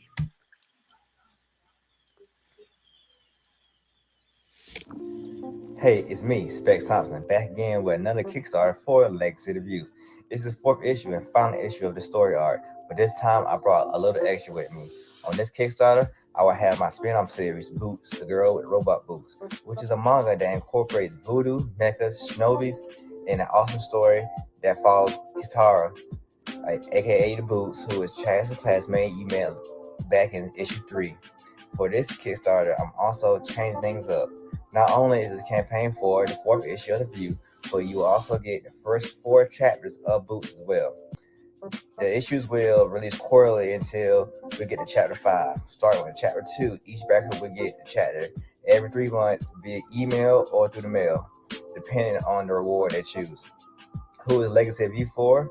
People who enjoy the first 3 issues, as well as fans of music, anime, and martial arts, with a little sprinkle of comedy in there as well. In short, the story of View is about a reluctant hero named Chaz who is trying to balance the life of school and studio life at the same time. On top of that, being the View, George's only hope to defeat the Howl. Now, who is Boots for? Boots is for people who enjoy Teenage Mutant Ninja Turtles, Bleach, A Comic Got Killed, and other anime like that. Boots has a dark tone with some comedic slice of life elements in it as well. Boots follows a Haitian Japanese orphan who is forced to start from the bottom as a common street kid to the top corporate thugs for hire in her own huge empire. Not sure about the Boots? Well, and just at the bottom down here, I have a link to the first chapter. You can view it yourself. Tell me what you think. If you like it, click reward and catch the next 4 issues. So, yo. And all in all, I just want everybody to help me out, get my spin-off series on and popping, tell this awesome story that I believe never been told before, as well let me complete the Legacy of View story arc, make the changes up, and I don't think Chad's gonna like it, but we'll see. Again, it's Specks Thompson, This is the Kickstarter for Legacy of You issue 4, as well as the first 4 issues of Boots. I'm out. Yeah, man. Dude, I'm gonna tell you, That looks amazing. that wanted poster. The wanted poster was like, I loved it. I was like, I like that. I'm gonna do one of those for each one of my little villain characters, because like on my website, if you go back to the website, I got the FBI of my world. They got their own website on my page, and they got files on different characters. It's only 2 characters so far, but I'm gonna have every character have their own file, depending if they're like a minor, regular character, they'll be in this set, but if they're like a villain or got criminal, they'll be in the FBI file, or one of those. That is awesome. This looks so good too. Who is your artist? That one, it was a guy named JV from the Philippines. But the main artist of the Boots is a guy named David from the Philippines as well. He's the main artist on Boots. Mm-hmm. Then on Legacy to View is Yusuf. He's from Nigeria. Dude, all of the art, all of it is just, I will sound as if I'm trying to be young, but it's fire. I mean, that is hot work, man. That looks amazing. Appreciate it. I try to keep the same, like, come from the music industry, it's all about quality. You can't just go cheap and then you're gonna compete with the big guy. So I make sure my quality is right so I can put it side by side. Well, you got it. You nailed it, dude. That's good. This would stack up side by side with anything out there. Mm-hmm. Free look at chapter 1 right there. Y'all can click on this link. Go check it out. You know what's up. I'm gonna. Who is it for? It's for comic book fans, man. Basically, right? Look at that panel work. Look at that panel work in the next image. I mean, you got Voodoo and I mean, it's got the manga. Listen. If you put Voodoo with Rocket Boots, how can you go wrong? It's something I've never seen before. But for her being I'm Haitian, I decided to have the Voodoo in there. Then I just want to do the mecha robot suit, so I like blend the two together. Like nobody, hell yeah, somebody did that, Yeah, Joe. I love this panel breakdown right here too. Yeah, Joe says that's good looking stuff, and he's right. That's a great panel layout. So tell me specifically about the character of the View. We know about Chaz, and he ain't happy about all this. But what does he do? What can he do when he's the View? The View, he can spawn items out of nothingness. So like he's basically like Green Lantern without the ring. So like if he wanted to spawn a baseball bat, he could. But the catch is, 1, it only lasts for a minute. 2, he has to know about the item before he creates it. Like I said previously, the baseball bat, it's easy. That could be like wood, plastic, metal, solid object, easy to do. But if you want to do a car, that's hard. You gotta know how the engine works, how the rims work. Like he can make it, it'll appear, but it probably blow up or it won't run because he don't know how the engine works. I love that. That is so he can't make an AK-47 unless he can break down an AK-47 and put it back together. Yep. Look at there, man. I love that. Yep. That guy with the degree in mechanical engineering is broken. I love it. Pretty much. Nice looking shirts. It's like nice spacesuit, robot man. Here, hold on. Here. You know what? You win. Let's just shake hands and be done with it. And it's just like robot suit falls apart and it's just hilarious. Yep. Just like yeah. Because I know how it works. This is absolutely great looking. Talk about all the gee-dunk in that bottom image there. All right. Well, that's a picture from one of the fans of the series. He bought all that. But starting from the left, that's a pen art that David, the artist from the Boots, did of the View. Then, of course, in the middle, you got the 3 issues, 1, 2, and 3. Then on the right, you got the color and ink work from Tyler Carpenter, if you know him from Drawing Talk. Yeah, Yes, we know Tyler. Yeah, he did that. The pencil work was from a guy from overseas, like, and he did a good job. I can't think of his name right now. He did a good job and whatnot, but then he just flaked out and didn't finish none of the work. So I hit up my boy Tyler and he finished the rest. So, yeah, he did my break. You know, Tyler was complaining about it the whole time. He said he never inked somebody else's work, and he was struggling. He did a great job though. Yeah. Oh man, everything about this looks impressive. The quality shows. And I can only assume, because you put this much thought into your campaign and the quality behind this, that your writing's on par with the rest of it. Yeah. From reviews, they said like I know my artist has grown because he done changed his style as we went forward.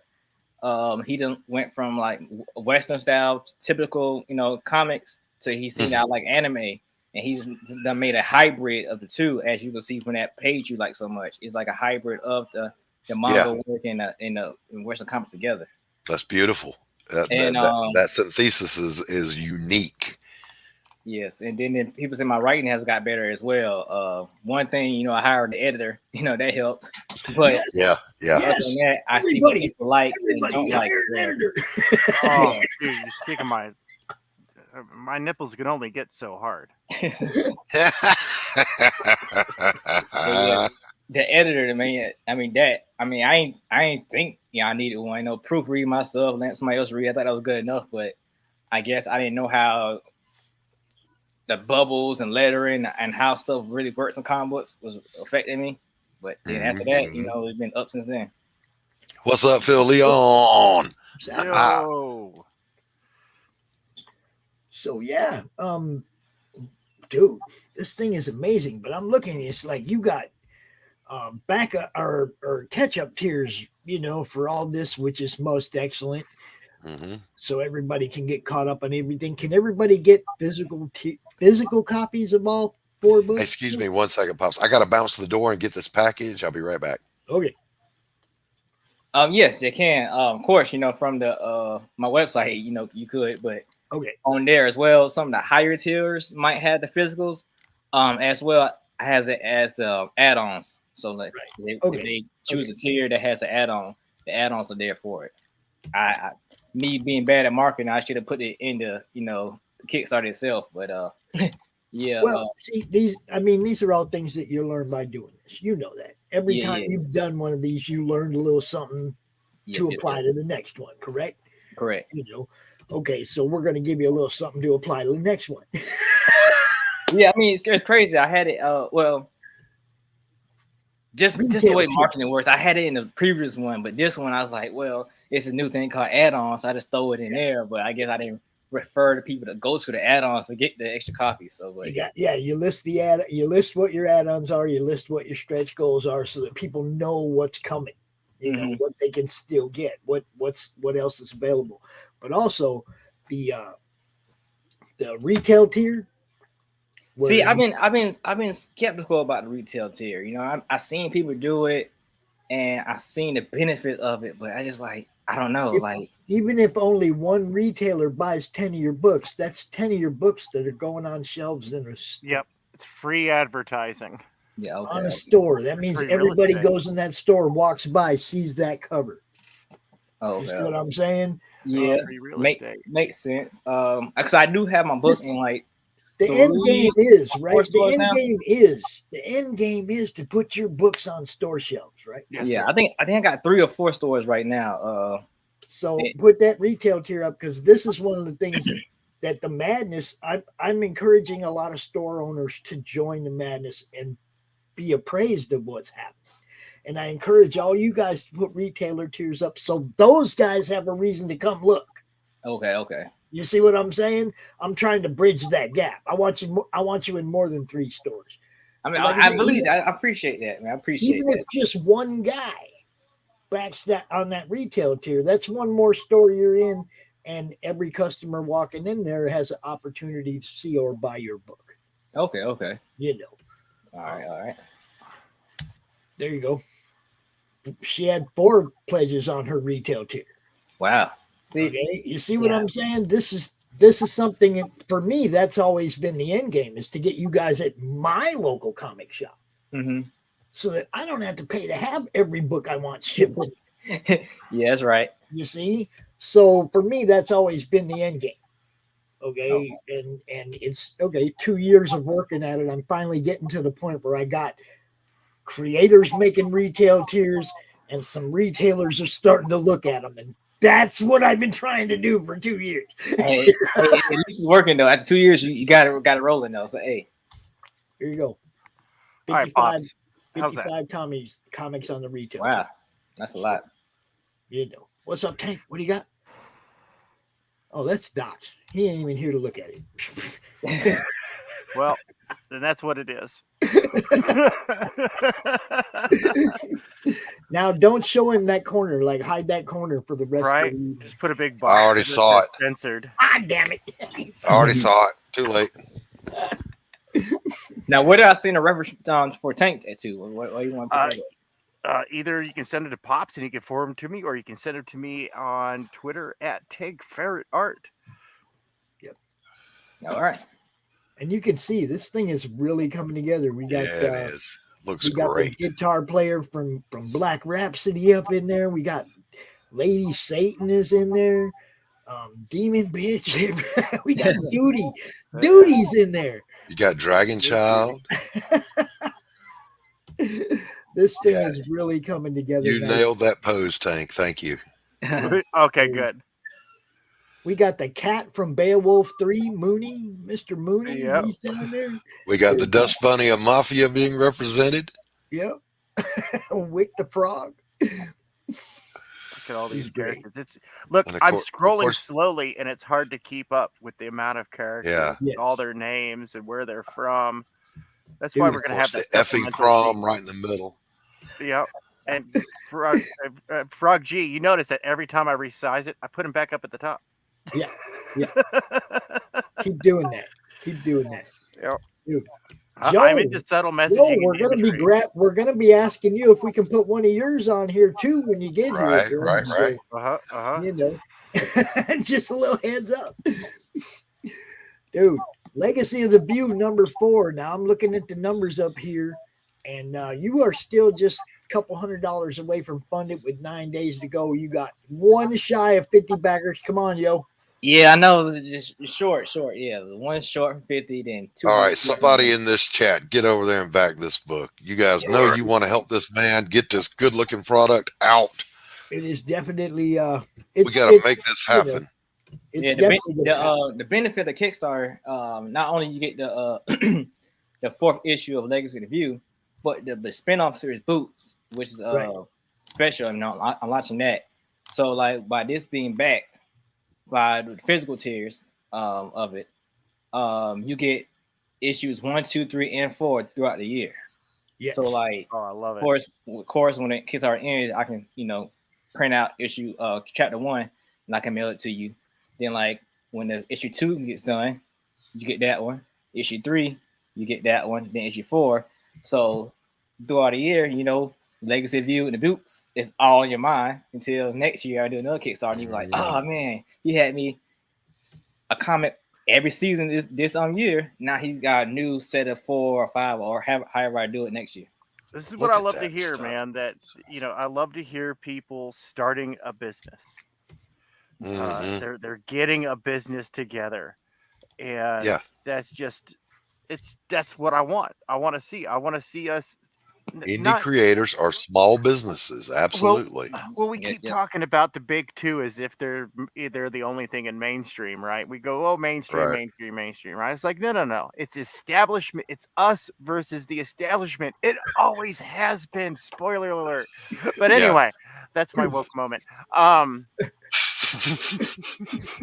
It's us versus the establishment. We, the people, should be the mainstream. So that's why I love to hear this stuff. And this is a fantastic, high quality, high octane product, man. This Look is the at type it. of stuff that my Thank you. boys would be like all over. Look at it, man. Listen, Specks. This product could sit on the shelves next to anything from the big two. and be competitive. Yeah. In my local LLC, LCS, it sells out. Like I have to keep restocking it. Like, I'm not putting it on the These shelf. are But like, problems every we can time I have. go, like at least every month or two, all 3 books are gone. Like I just went last week and they're gone. again. Fantastic. I'm like, and I don't know. I don't even know who's even buying it. It just. Cindy is dropping a lot of wisdom. You know, she's saying retailer tiers were helpful. She had 4 out of 72 pledges get the retailer tier, and then Animal Eye 1 sold 55 comics on the retail tiers. 55 backers on the retail. She had 2 different tiers. She had one where you could get 10 copies at a discount, and one where you could get 25 copies at even more of a discount. And, you know, there it is. Turn your buying power into their benefit, into their Yes. discount. When you take greed out of the equation, you make a lot more money. Yeah, but I'm greedy. Yeah, but you just take it out of the equation. Just take it out of the math. You can still be greedy. Okay, all right, okay, I'm with you. Yeah, you just got to take it out of the math, though, because when it's in the math, that's when people don't receive the paychecks that they deserve. Listen, I had a hardcore socialist who didn't really think it through tell me that as a diehard capitalist that I was greedy. And I said, I'm greedy because I want to keep more of my money, but are you greedy because you want to keep more of somebody else's? Well, look at that. Bam, bam, bam. What can you say, right? For me, it's all about it. I mean, I don't mind doing. Obviously, I love charity work if it's the right cause. Right. Okay. Absolutely. I got no problem with sharing what I got. I want to choose who I'm sharing it with. Exactly. I want to make sure it's somebody that I believe in. You know, same with the Kickstarters and the Indiegogos that I back. Yep. Right?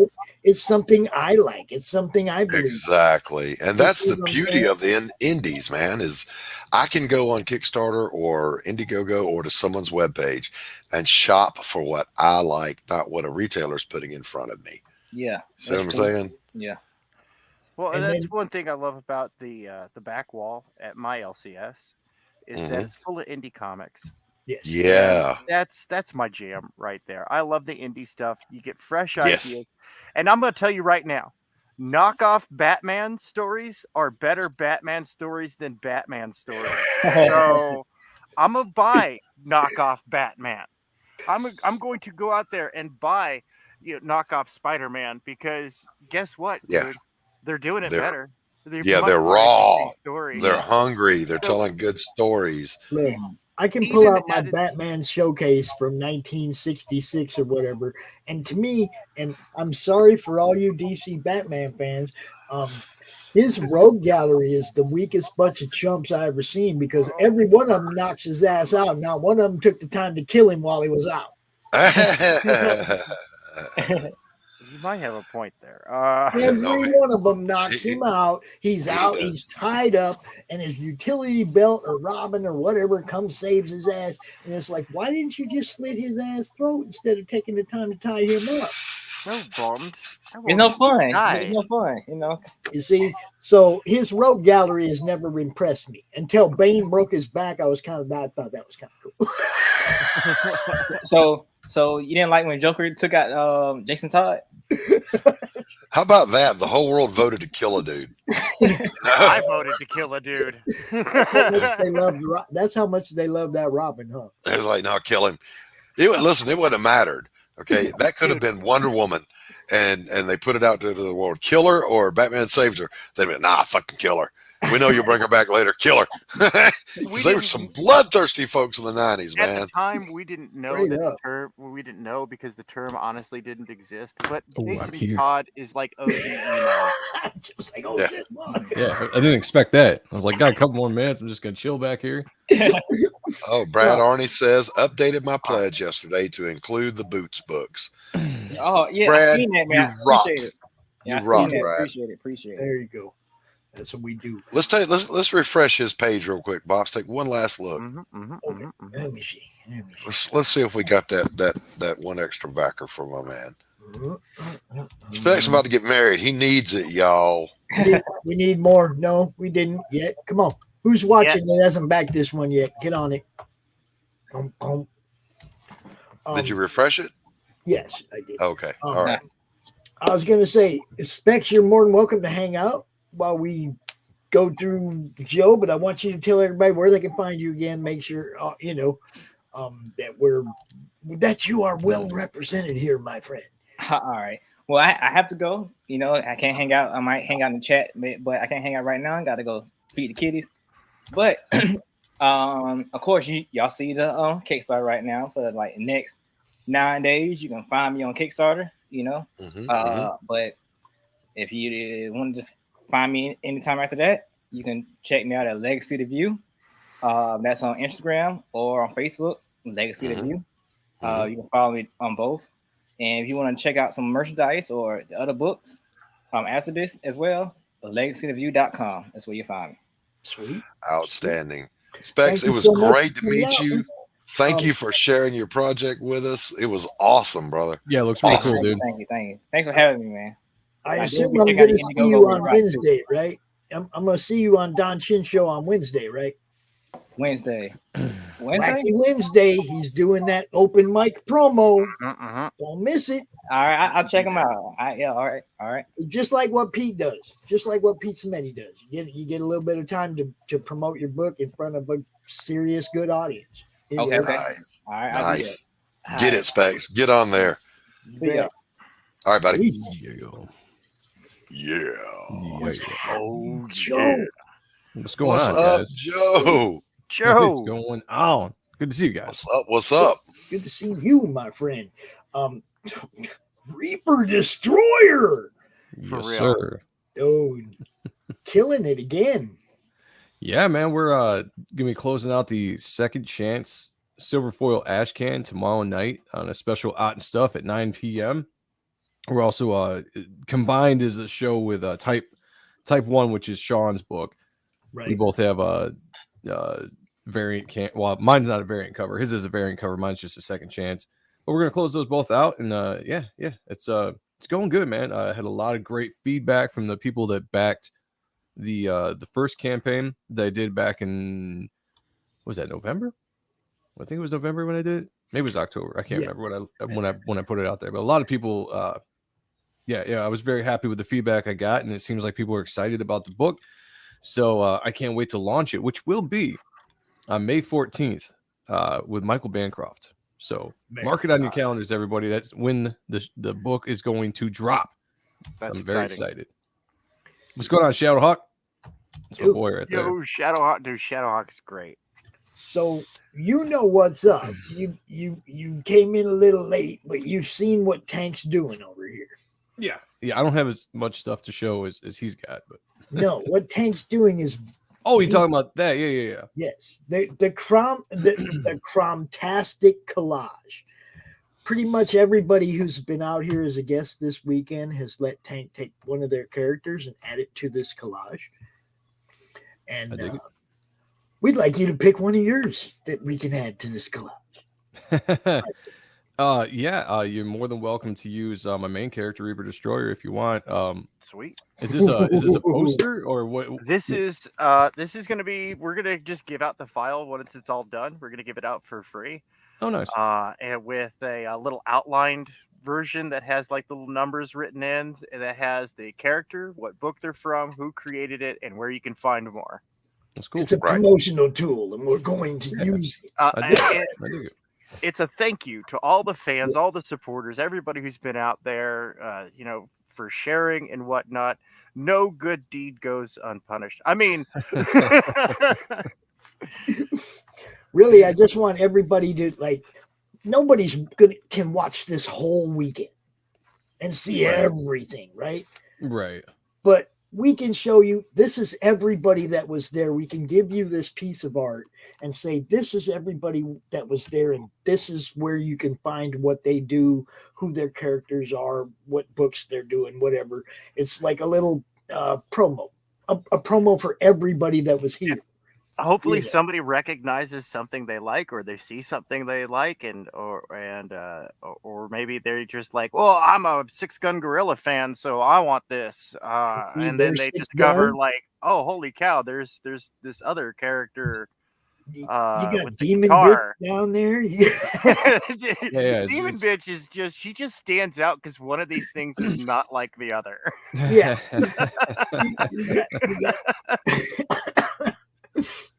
Like, you got Duty, the alien in your toilet. You got Duty on there. Yeah, Duty's on there. You got Doc's girl on there. Stone's girl's on there. Joe and Mo, one of their girls, is on there. Dude, this thing is just amazing, man. The You got CRoM Lady is Satan. actually wearing an F Danny shirt. Let me Nice. zoom in on that. That's The what's up. pencils are still rough and dirty, but yeah, I will draw Danny's face on there with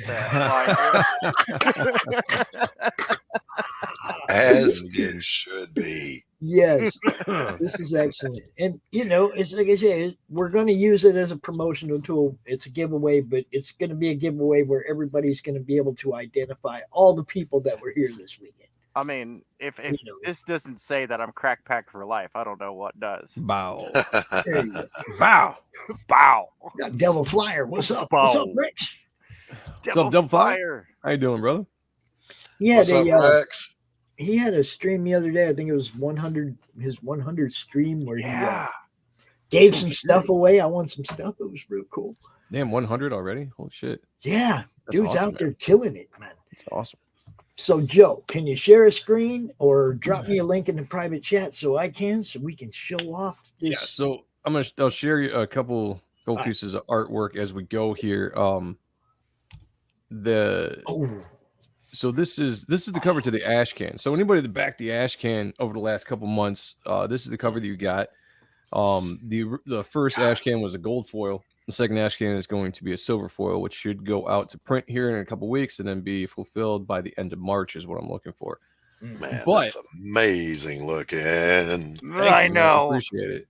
Yeah, I love this cover. I really do.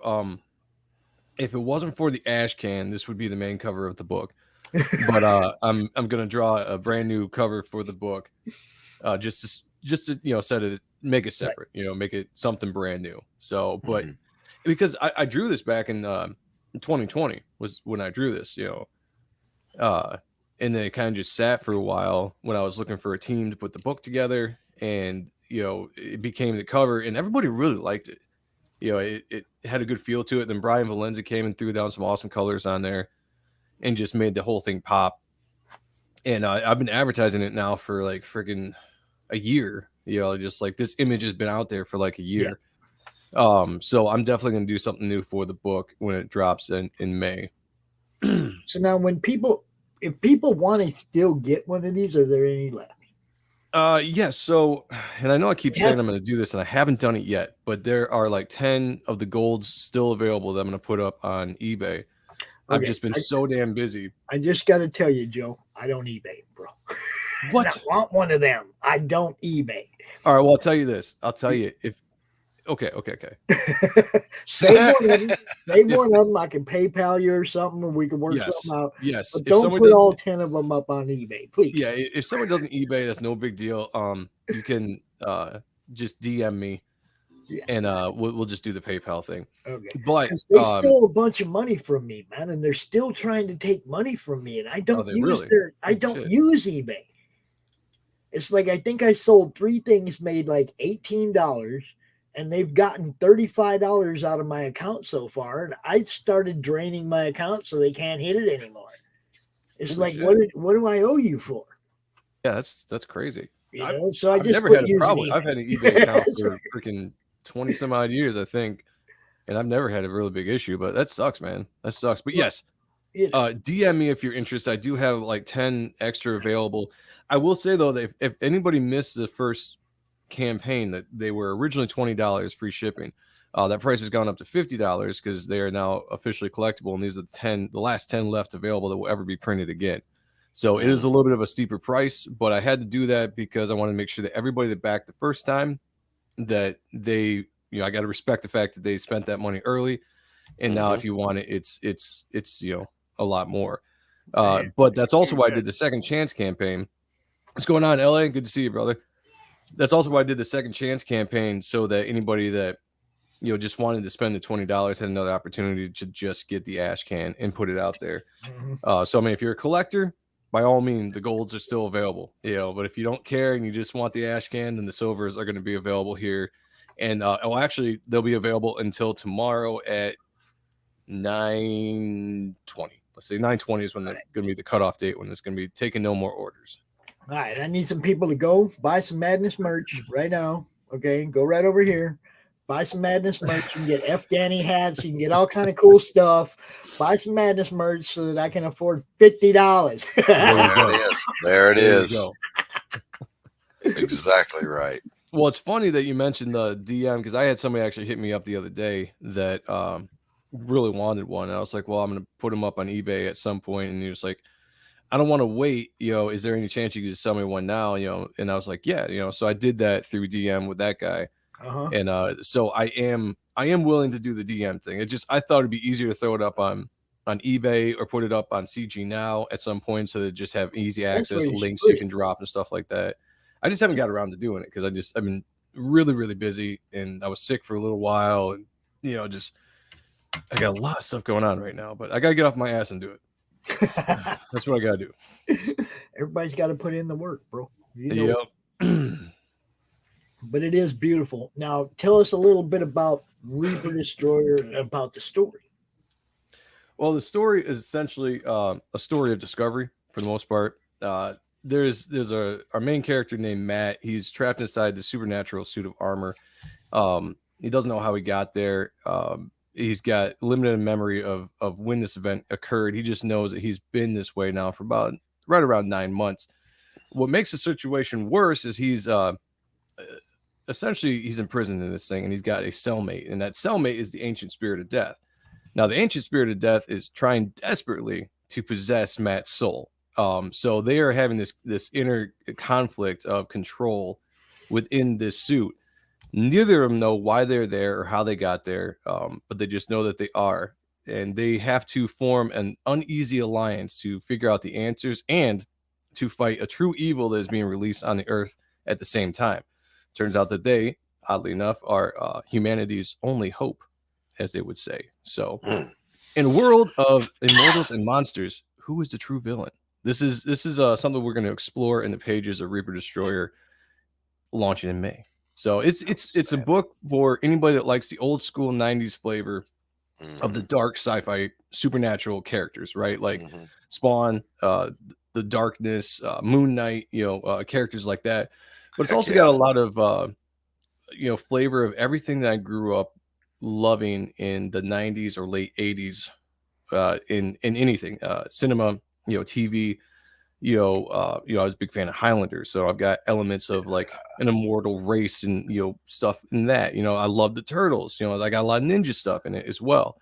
Guyver was a huge influence on me when I was a kid. So there's a lot of elements of that kind of man turning into monsters and war essence and all this kind of stuff there. And plus, I'm a conspiracy theorist. I've been, I've dove into conspiracies for a long time, as soon as I became a young man. And there's just so many cool things you can twist and turn into stories when you start thinking of the conspiracies that are out there. So I've woven a lot of that into the story, and it's going to be a fun, old school action sci-fi thrill ride with big bombastic art and fun storytelling. Now you're doing the internal pages also?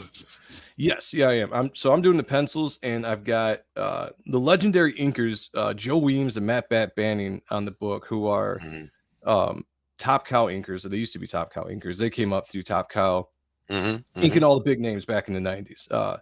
So I've got talented guys going over my pencils to bring this all out.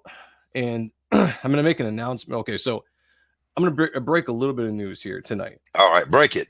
We're ready. You're not scaring us.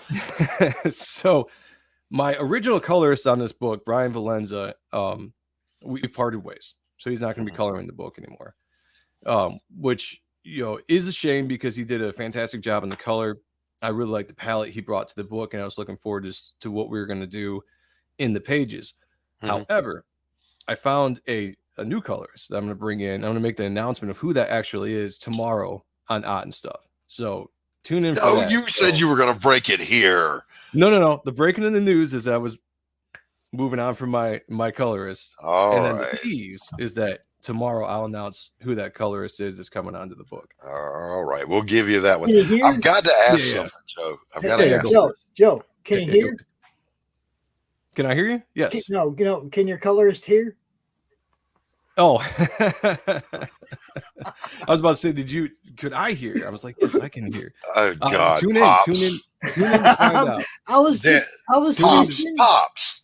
Damn it, man. I was fishing for death colorist. What can I say? Okay, I've got to ask a question here because I'm seeing this. Okay. The nostrils of the gargoyle that he is perched upon. Yes. Can we zoom in on that section? Am I seeing a woman's profile? Did you do that on purpose in the tatters of his cloak? If there is, I did not do it on purpose. But let me look. The nostrils? Yep, right there. Right here? See her to the left? I wish I could point with my pointer for you. Let's see, my left would be here. Yeah. See the dark of his tatters at the top there, right by his nostrils. That's your eyebrow and eye closed. The nose is a little large, and below that we see some lips. My eye was drawn to it instantly. I went, "Oh no, he did not." Now I got to look through all these tatters to find all the faces. Know who it looks Let's just say I did it. You know what I see there? I see Underdog's girlfriend. What's it? Polly Purebred. Oh, really? Yeah, I can see that. You see the And black- Cindy you see the says she black sees nose? it. I was just saying, Black yeah, Cindy nose says on she the sees end that. of- That's cool. Let's just say I did it on purpose, and you Yes, just let's put do it here. I'm going to give Take you the it. credit for Roll with figuring out what I snuck into the cover. And now you have to Also- search the rest of the cloak for all the other faces. Exactly. Now you got I see search the another rest of the lady cover. over here too, to the right of the eye. Over here. Over here. Now slightly to the right. Go to the right. Go to the right. Go to the right. Go to the right. Go down. There's her head right there, and she's looking back the other way. And you can see like a Carrie Fisher ear, a Carrie Fisher earmuff. I see it. It's Princess Leia looking to her right. There you go. Okay, I can see that. I saw that. And I'm not seeing the first one yet, but It's yes, do I you did know it who on Polly purpose. It's all been Purebred done. is, Joe? Say what? Do you know who Polly Purebred is? I do not. It's No. it's the dog Come on, that's in love with Underdog. Come on, man. It's Underdog. A little bit before my time. I do know Okay. who Underdog is, but We're just a little old, bit- Pops. Come on. A little bit before my time. Yep. See, Cindy sees it. She sees them both. Look, y'all, he did all this on purpose. That's true. He's It was just all on bullshitting with purpose. us right now. There are literally 100 faces. If you find them all, you get a free copy. That's right. That's right. So search the art and let me know where you find them. And You have to buy it to look at it up close. That's true. Yeah. First That's person to awesome. find all 100. That way, That's in right. case, yeah. Yeah, I like that. First person to find all 100 faces that are hidden on this cover gets a free copy. So be creative. I want to see what you All discover. right, I see another one. Hold up. I want some kickback Down in the I need right some corner. kickback on this, Joe. Down in the right corner, wearing a hood, Oh, two Lord. eyes. No, down in the right corner. Down in the right corner. Right there. Oh, back. Oh, right there. Hood, wearing two eyes. Up by the tooth. A little bit to the right, to the right, to the right, to the right, to the right. Now move the picture so we can see the whole picture. Look at that right there. Lower down, you got a hood at the top of that tooth. Is a hood That's with not a two tooth. eyes. It's a This claw, tooth. but No, the yeah, other tooth to the right. The tooth to the right. Yeah, This one. we got It's a hood. claw, Pops. No, we got a hood right there, and you see two dark spots that are eyes to the left of your pointer. I see a curvaceous Frazetta girl in that beautiful feather. I- Right there. You got go down. You got left eye and right eye. Right now there. I can't. Okay. Oh, yeah. Okay, and a hood. Right. But wait, there's Yeah. more. On the leftmost claw, parallel with the tip Oh, of the eyeball middle down one. there. Yeah, the eyeball. Left. Eyeball to the Go left. left. Left. Wait, left. Sorry. That one, right yeah, there. Eyeball Right right, there. there. That's an eyeball. It's an eyeball. That does look like. I'm telling you guys, 100 faces. There's 100 faces on this cover. If you can find them all, I will give you a free copy. This is the most fun I've had with the cover all day.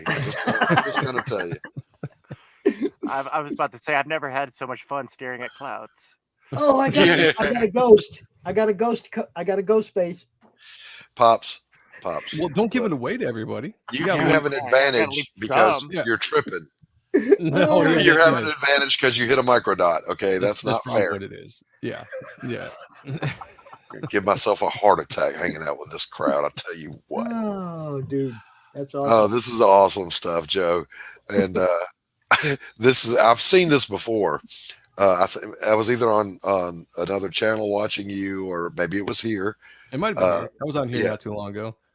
Yeah, and I was in the chat at the time, and I was like, "Yeah, this shit looks good." But you know, I can't type my Southern Barry Manilow or Barry White voice, right? So it's awesome.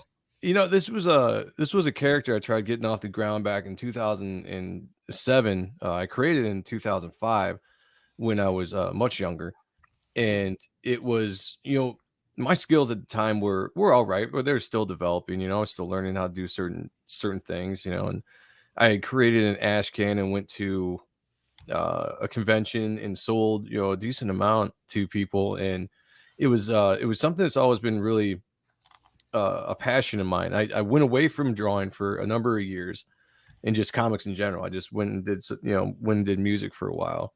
And when I came back, one of my good friends and one of my best friends, Sean Aaron, who's my co-host on Ott and Stuff, said, "Dude, you need to bring back, you know, your character Reaper Destroyer," which I hadn't really thought about. I was just going to be like, well, you know, it was back then kind of thing. Like, I just want to create something new.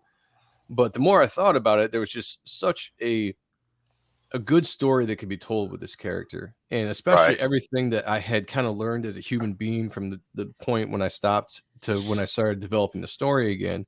I was like, I could add so much more into this story, expand it. You know, like this is a story that goes back to the dawn of time. You know, that was kind of one of the reasons why I brought in like the immortal races and stuff like that. And I've always been a big fan of like Tolkien, you know, guys that can create histories with their work. Yes, right. Yes. You know, and that's what I wanted to do with this, but I wanted to have kind of like a sci-fi kind of like.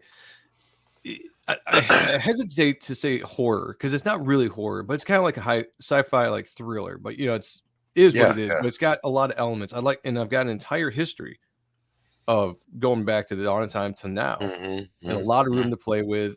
You know, it really helped me expand the story from much more what it was before. And you know, Tolkien did the same thing that you just said. You know, he took that long break. He said he got the hobbits to the Prancing Pony, introduced Strider, and then he stopped and said, I had to figure out who Strider was. He had to have a backstory, so that took him back all the way to Numenor. Yep. And then write all that history just so he could move that character forward. So you're following in a good tradition, man. Yeah, sometimes it happens like that. Like you go away from something long enough, you're going to come back with fresh eyes and new ideas, and all of a sudden something's going to spark that didn't spark before. And then that's going to open up. I mean, honestly, when I started diving back into this character and starting to look at the things I had developed and, you know, what could I do with a story? Because back then, you know, I didn't really know how to tell a story. I was doing a lot of stuff just kind of blind, you know, because I just wanted to make a comic book. I was a young dude, and I was like, I'm just going to do it. We're going to start drawing it. And I had like a concept, but I didn't really have the overall story where I wanted to go with it. All that kind of stuff, you know. So once I started actually diving into what that would be, and then, like I said, bringing in all the influences that I had, especially from the conspiracy world, when I had, you know, that's badass. Starting to work on shit. I like that. Starting to, you know, bring in stuff. Okay, so religious wise, I'm a Christian, and there's some interesting, I guess you could call them conspiracy theories when it comes to some of the stuff back in the days, you know, fallen angels, you know, mating with women and creating giants and like all these, you know, the Nephilim, you know, this bloodline. And there's also a theory called the gap theory, or the pre-Adamites, you know, exactly. Talking about like a race of humans before the race of Adam. And I also thought that was really, really cool. And so the original story of this dealt with alien and alien technology, because at the time I was really, really big into like ancient aliens and all this stuff. And so I put that kind of mythos into the book. When I came back to it, my thought process had changed in a lot of things. And instead of going with aliens, which has been done and overdone, you know, to death, I decided to go more of like this kind of like religious conspiracy style of going back. Like, what if there was a race before the race Adam? What did they do when they were on the earth? What did they create? You know, in this book, you know, they're the ones that created like, you know, Atlantis and the pyramids and, you know, all the great structures of today. And, you know, they were a technically advanced race, you know, that had all the technology, you know, like, you know, the theory of Atlantis, like Atlantis was a very advanced civilization, right? Before it, you know, disappeared or whatever. And so I was like, well, what if I could play around with that? And that could really, you know, push the story forward. And then I was like, what am I going to do with this main character? The idea of a spirit was never involved in the original idea, but it was something that kind of popped in my head when I was developing the story. I was like, what can I do to tie my main character to something from the dawn of time? And so I had like this kind of reoccurring character that was summoned throughout the ages by this immortal race that would use it as a main weapon to kind of like wage war on each other and conquer, you know. And it's just like, you know, without going too much detail into the story, that's just something that I kind of put in so like I could have this kind of reoccurring character that bounced throughout history. And then this race eventually wiped each other out through war and through whatever, you know, we'll get into that when the story actually drops. And then that made room for the race of Adam to come along. Well, these guys, you know, didn't all die out and they like hid deep in the earth. And then they came out when the race of Adam started to expand on the earth. And they came out, and because these guys are a slightly different DNA than human beings, they, you know, I'm not going to go as far as say superheroes, right? But they have different abilities. Maybe they're stronger, they're smarter, you know, they could do certain things that normal humans couldn't do. So they emerged and came out and started posing as the ancient gods. The pantheon of gods that you see in Greek and the leftovers of the pre-Adamic race. Exactly. Yeah. So like they would pose and then they mingle themselves in with actual humans, and they've controlled history throughout the years. They posed as kings and pharaohs and all this kind of stuff, and just kind of controlled the course of history up until this point, you know. And it's just nice. Yeah, sorry. No, I'm right there with you. I'm also a Christian and unashamed of it. And I've always been fascinated. There was a theory going around back in the 90s that the Great Pyramid, not the Great Pyramids, plural, the Great Pyramid that has no hieroglyphics on the inside, was built by Adam and Seth, his son. And the symbology is all there and this, that, and the other, because they lived for hundreds of years. They were the strongest, the purest, you know. And I thought, okay, that's interesting. So like you way back in the day, that'd be a good story to illustrate, but I never did it. I never did it. One day I was just thinking about all this stuff. I'm like, you know, to my knowledge, from that kind of aspect, the story hadn't been told that much, or at least I hadn't seen. I'm sure it's been out there, you know, so I'm not going to try to, you know, stamp my flag in the ground and say that this is an original idea, because it's not. It's just taking ideas that I've heard people talk about throughout the years and then forming it into a story. You know, and making it the background of you know, decades and centuries of history that will lead us to what is going on and what the purpose is for this character in the modern day. Like in Hancock, when the girl superhero says, you know, in the old days we were considered gods. Right. Yeah, exactly. During the witch trials, we were demons, you know. So how would history look at superpowered beings? Yeah, it's pretty cool. Yeah, so you know a lot what I'm talking about. So yeah, I took a lot of that and just poured it into the story, and I tried to give it a very rich history. You know, especially if once we, you know, because this is I'm planning on making this an ongoing story. This isn't a graphic novel like some books are, where they'll come out and drop like 48 or plus pages, and then it's just a, you know, kind of one and done story, and then the next book comes out and they continue. This is kind of an old style way of a serial, right? So this is a 6-issue story arc. If I have to, I can make it a 4-issue story arc, depending on time, you know, how long it's taking to get the books out and everything. But it's going to be very much like in a floppy form. And, you know, I'm going to pack more pages into it. So I'm trying to get up to about 40 pages, because originally this was a 22-page book. Because when I decided to do this, my idea was to pitch it to, you know, you make a book and then try to get it picked up. Right. So you try to make it the standard 22 pages format. Once I discovered what crowdfunding is and all that, I really started kind of retooling on how I was going to tell the story, and which is nice because I like drawing bigger things. You know, I come from the 90s, so I like to do bigger stuff like double page spreads and stuff like that. Which a 22-page format really sucked that out of it. You know, like really tear everything down and be a lot more, you know, I wouldn't say boring, but just, you know, be a lot more whatever with it. So I'm like, well, that's cool. You know, I can add more pages. I can add scenes in that we had to take out because it didn't fit in the first issue. So it actually gives me the ability to expand the book, kind of what I wanted to originally when I was plotting out the concepts for each issue before I started working with my writer. So yeah, so that's pretty exciting, but it's going to be in a floppy format, and that's because to me that's comic books, right? Like graphic novels are cool, I like it, but when you have a floppy in your hand and you're looking at that art and you can see everything because you're going right down the crack of that floppy and nothing is getting lost. You know, especially on a double page spread, you don't want to have it just look funky there because it's not able to spread open wide enough to see all the art. Exactly.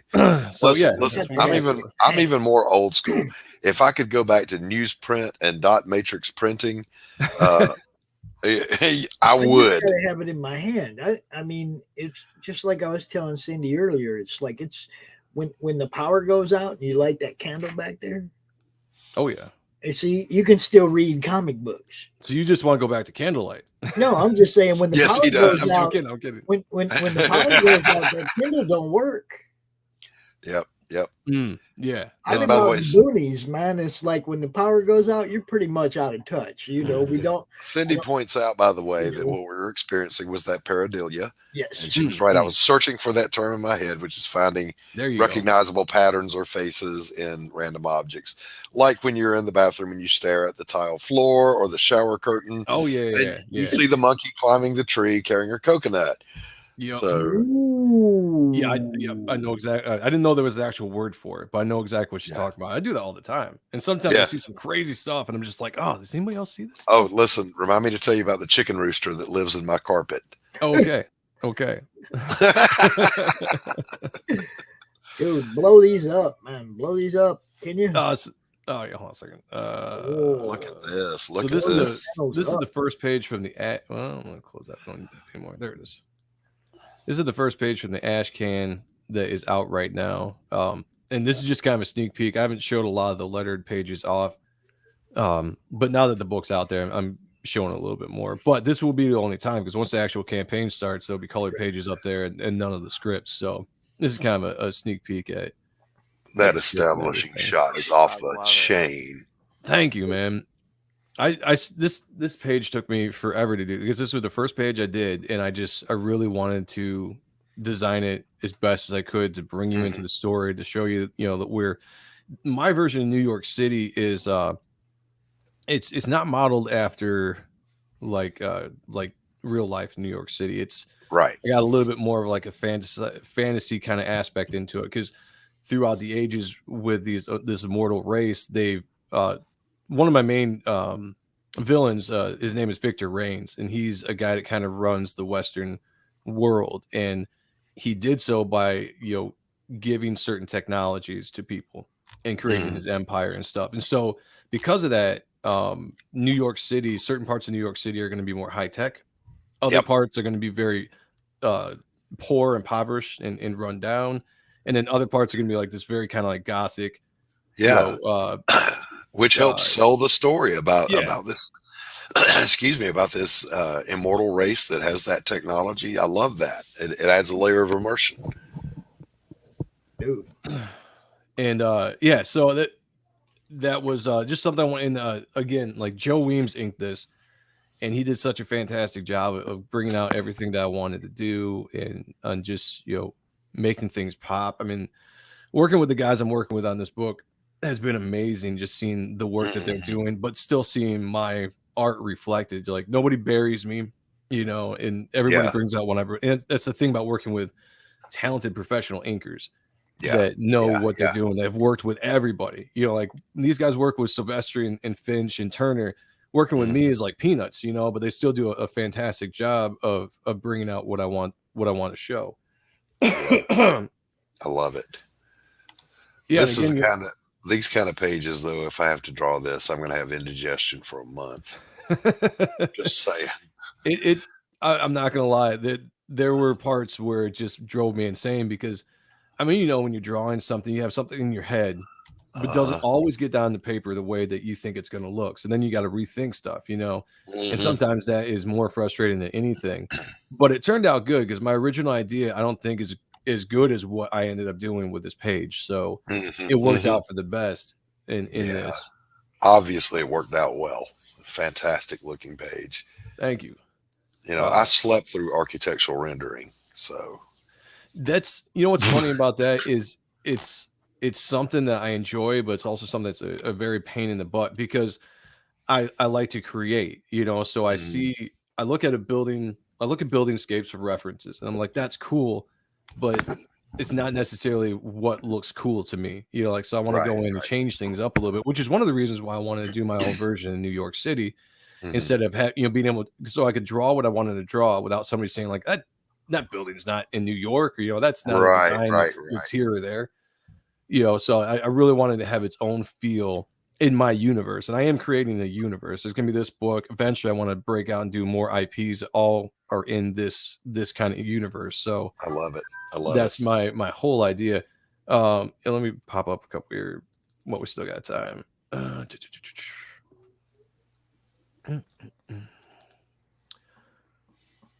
But yeah, so this is like I said, for anybody that likes the old school.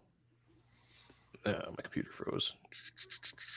You're frozen. Bad computer. Bad. No. I know. CRoM strikes again. CRoM did it. There we go. Okay, I'm back. Yeah, it's that old green fucker. It's blame CRoM, bro. I like that. Yeah, so again, this is for anybody that really liked the the 90s books, and like it's not that I'm trying to copy the 90s or create a 90s book. It's just it's what my influences are, like where I came artistically from. Sure. And that's what I want. I kind of want to bring that back, like that feeling back to comic books. You nailed it. I appreciate it. And like I said, working with the guys I work with is, a dream come true too, because they're just, in my opinion, it's legends of the 90s scene when it came to inking. I mean, they're still working in the industry today, doing a great job. But like, this was a style that could be like, hey, you guys were awesome at doing this kind of thing in the 90s, and this is what I want to bring out in this book. For real. It's beautiful work. Beautiful work. Thank you. I mean, your art, the inks. Without the use of member berries. Yep. Member free. Nostalgia. I like that. Yeah, that's so my philosophy in a lot of things, and this kind of goes back to when I was doing music as well, because I did the same thing when I was doing music. The band I was in, it was all of our influences, right? So it was not that we were trying to sound like the music of that day, and we weren't trying to sound like the music that we grew up with, but it was just kind of a combination of influences, and it allowed the people that liked the music growing up in the 90s and then the people that liked the music going on in current day to kind of come together and like what we were doing. My thought process is give out something that's familiar in look or sound or whatever, but that's also new. So you suck people in with the familiarity of stuff, but then you give them something new to keep them around, Do you have a turnaround for what is up, Joe Ball? What's happening? It's going to be next year. Oh no, I mean like for character reference. Not really drawn out. I know how that is with I've got them for everyone else's character except for mine as well. So it's funny because when I do character designs for like other people, I'll do like the standard kind of stuff, like different angles, turn them around, all that kind of stuff. When I do character designs for myself, it's almost like I just kind of jump into it. I just jump into it and design it and go as we go. I try to keep it. 3 sketches represent my character. Good to go. Yeah, exactly. It's like that's all I need. Like I'll figure out what his back looks like at a later date. Like, exactly. When I show his back, I'll figure it out then. Yeah, Doc did that to me about CRoM. What's the back of CRoM's head look like? Does the hair go across, or is it just on the sides? Or I'm like, I didn't know. I think you figured that out because I came right after Doc. I came right in with that same question. Yeah. So I would think though that a face shot And this shot would be enough, Tank, don't you? Well, you got this, and then the cover that I have, which is kind of like a 3/4 side view. The side of his costume really isn't. Anyways. The side of his costume really is kind of boring because all I get is like lines that kind of go around, but like all the the recognizable stuff is like right on his chest and waist and gauntlets and legs and stuff like that. And then you got that big old cape, which is like a kind of like the Spawn style cape, where it's a growing cape. And that's another thing, like with this character, I didn't want to be like a rip off of Spawn, but I always liked the cape. I like drawing big capes because it's very dynamic. You can do a lot of stuff art wise, energy wise within pages. So because he is kind of like like the ancient spirit of death, is everything that inspired the Grim Reapers back in the day. So it has a similar kind of visual feel to it. But I wanted the cape, and I tried to draw it like more what's the word? I just forgot the name of them. Almost like kind of Spectre like. So it's not necessarily sitting like Spawn's cape would, or just waving in the wind. This thing is almost if you could imagine, like just kind of like this constant movement. Because the thing is just kind of like alive. So a good example I give to people, like if you ever watch the Harry Potter movies and the Dementors. Exactly. The Dementors, the design for those characters were fantastic, and the way that they just they were very spooky, and that's kind of what I wanted out of the cape and the visuals. So that's what I try to capture out, throughout the book. So always giving it really good movement. Yeah. McFarlane said when he started out, everybody could see the difference in the way he was doing the cape when Spawn first started. But you couldn't quite put your finger on it. And he said, it's not cloth, it's origami. It's literally folded paper. And I went, holy shit. He's right. That's exactly what it is. And of course it evolved into the more organic, like you're talking about. But yeah, I could see that from your drawing. That thing's alive. It's moving around on its own. That's just awesome. I love that. Yeah, I definitely wanted to give it a lot of energy, just to have something else on the page that again too, like that page I just showed. I use it for framing out the page as well. And using it within paneling, because the cape is so big that I can kind of move it around, and you can you make it a part of the page and not just part of the character. Which exactly. That's awesome. I love doing that as an artist. So hell yeah, that's the fun stuff. That's the stuff you live for. Forget drawing buildings in 3-point perspective. Exactly. It's living capes that are surrounding everything. That's the stuff. I look at it as like you got to have the atmosphere, the buildings, the backgrounds in there to show you where you're at. But to me, that's not why I'm reading the book. Seeing the backgrounds are cool, but I want to see the movement of stuff. That. Yeah, that's what I loved about Spawn. There was an old character too, DC put out years ago called Ragman. That was another influence of mine, or influence for this character, and that was I just really liked how they drew that character and just kind of how he looked. So it's I was like I debated back and forth if I wanted to do the cape. I was like, because there's so many characters with capes and hoods out there. But Sean was like, he's like, fuck it, dude. And he's like, just do it. He's like, don't get just put it out there and do it. And I was like, all right. So he was my influence to do it. And I went out, got it done. Yeah, if everything's already been done, then the pressure's off. Do whatever you want. Just do it your way. It's almost just like a music. Almost every riff has been written.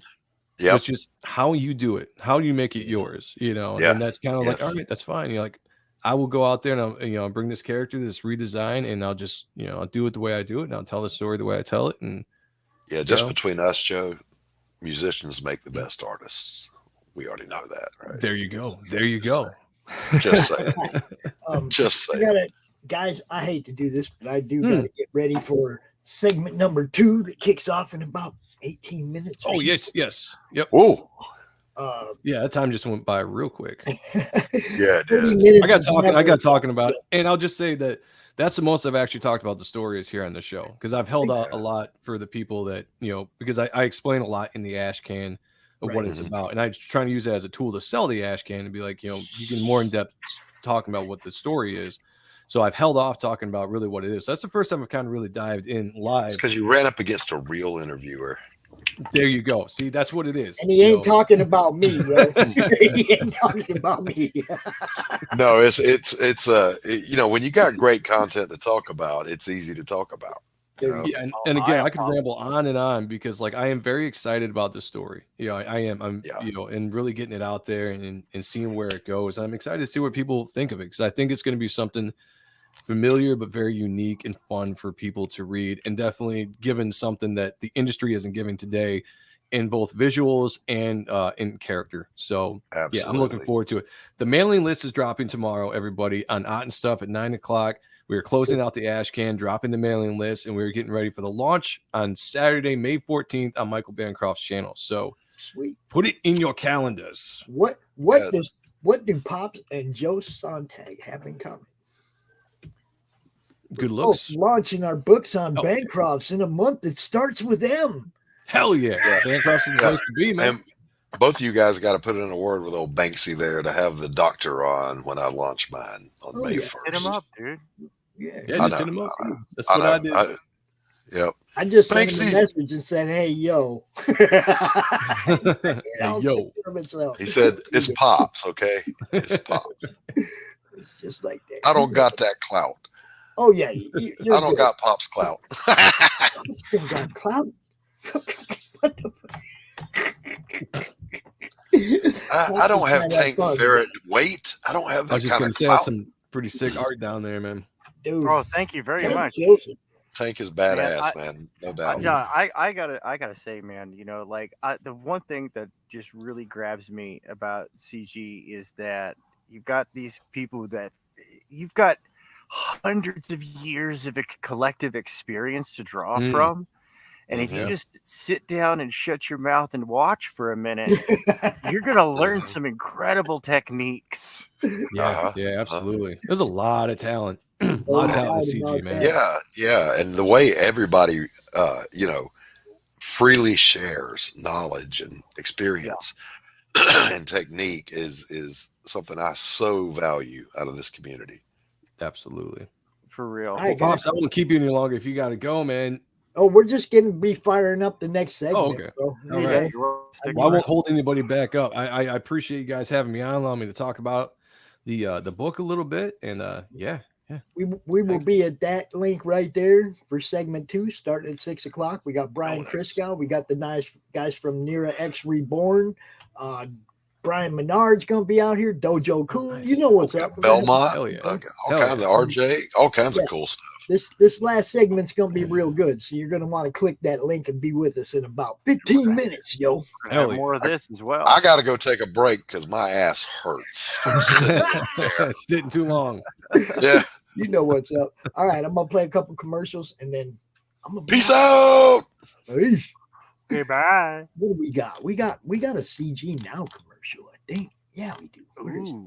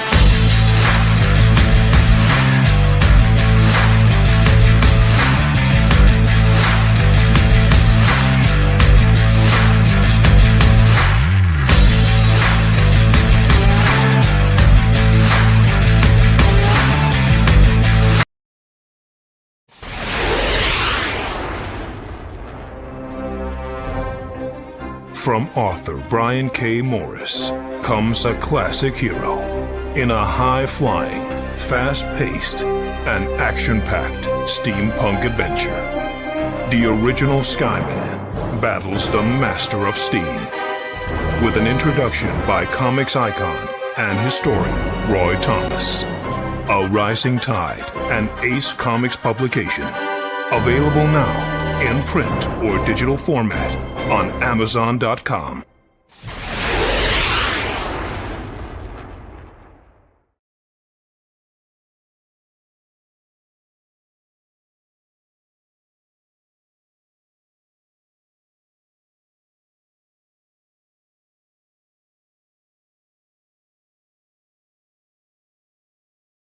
Hey, yo, Pops here. Are you looking to be on Monday Madness? Is Monday no good? You need a special edition? Are you looking to be on the first timer spotlight on for you new guys? Launch parties, countdowns, CRoM CoN monthly.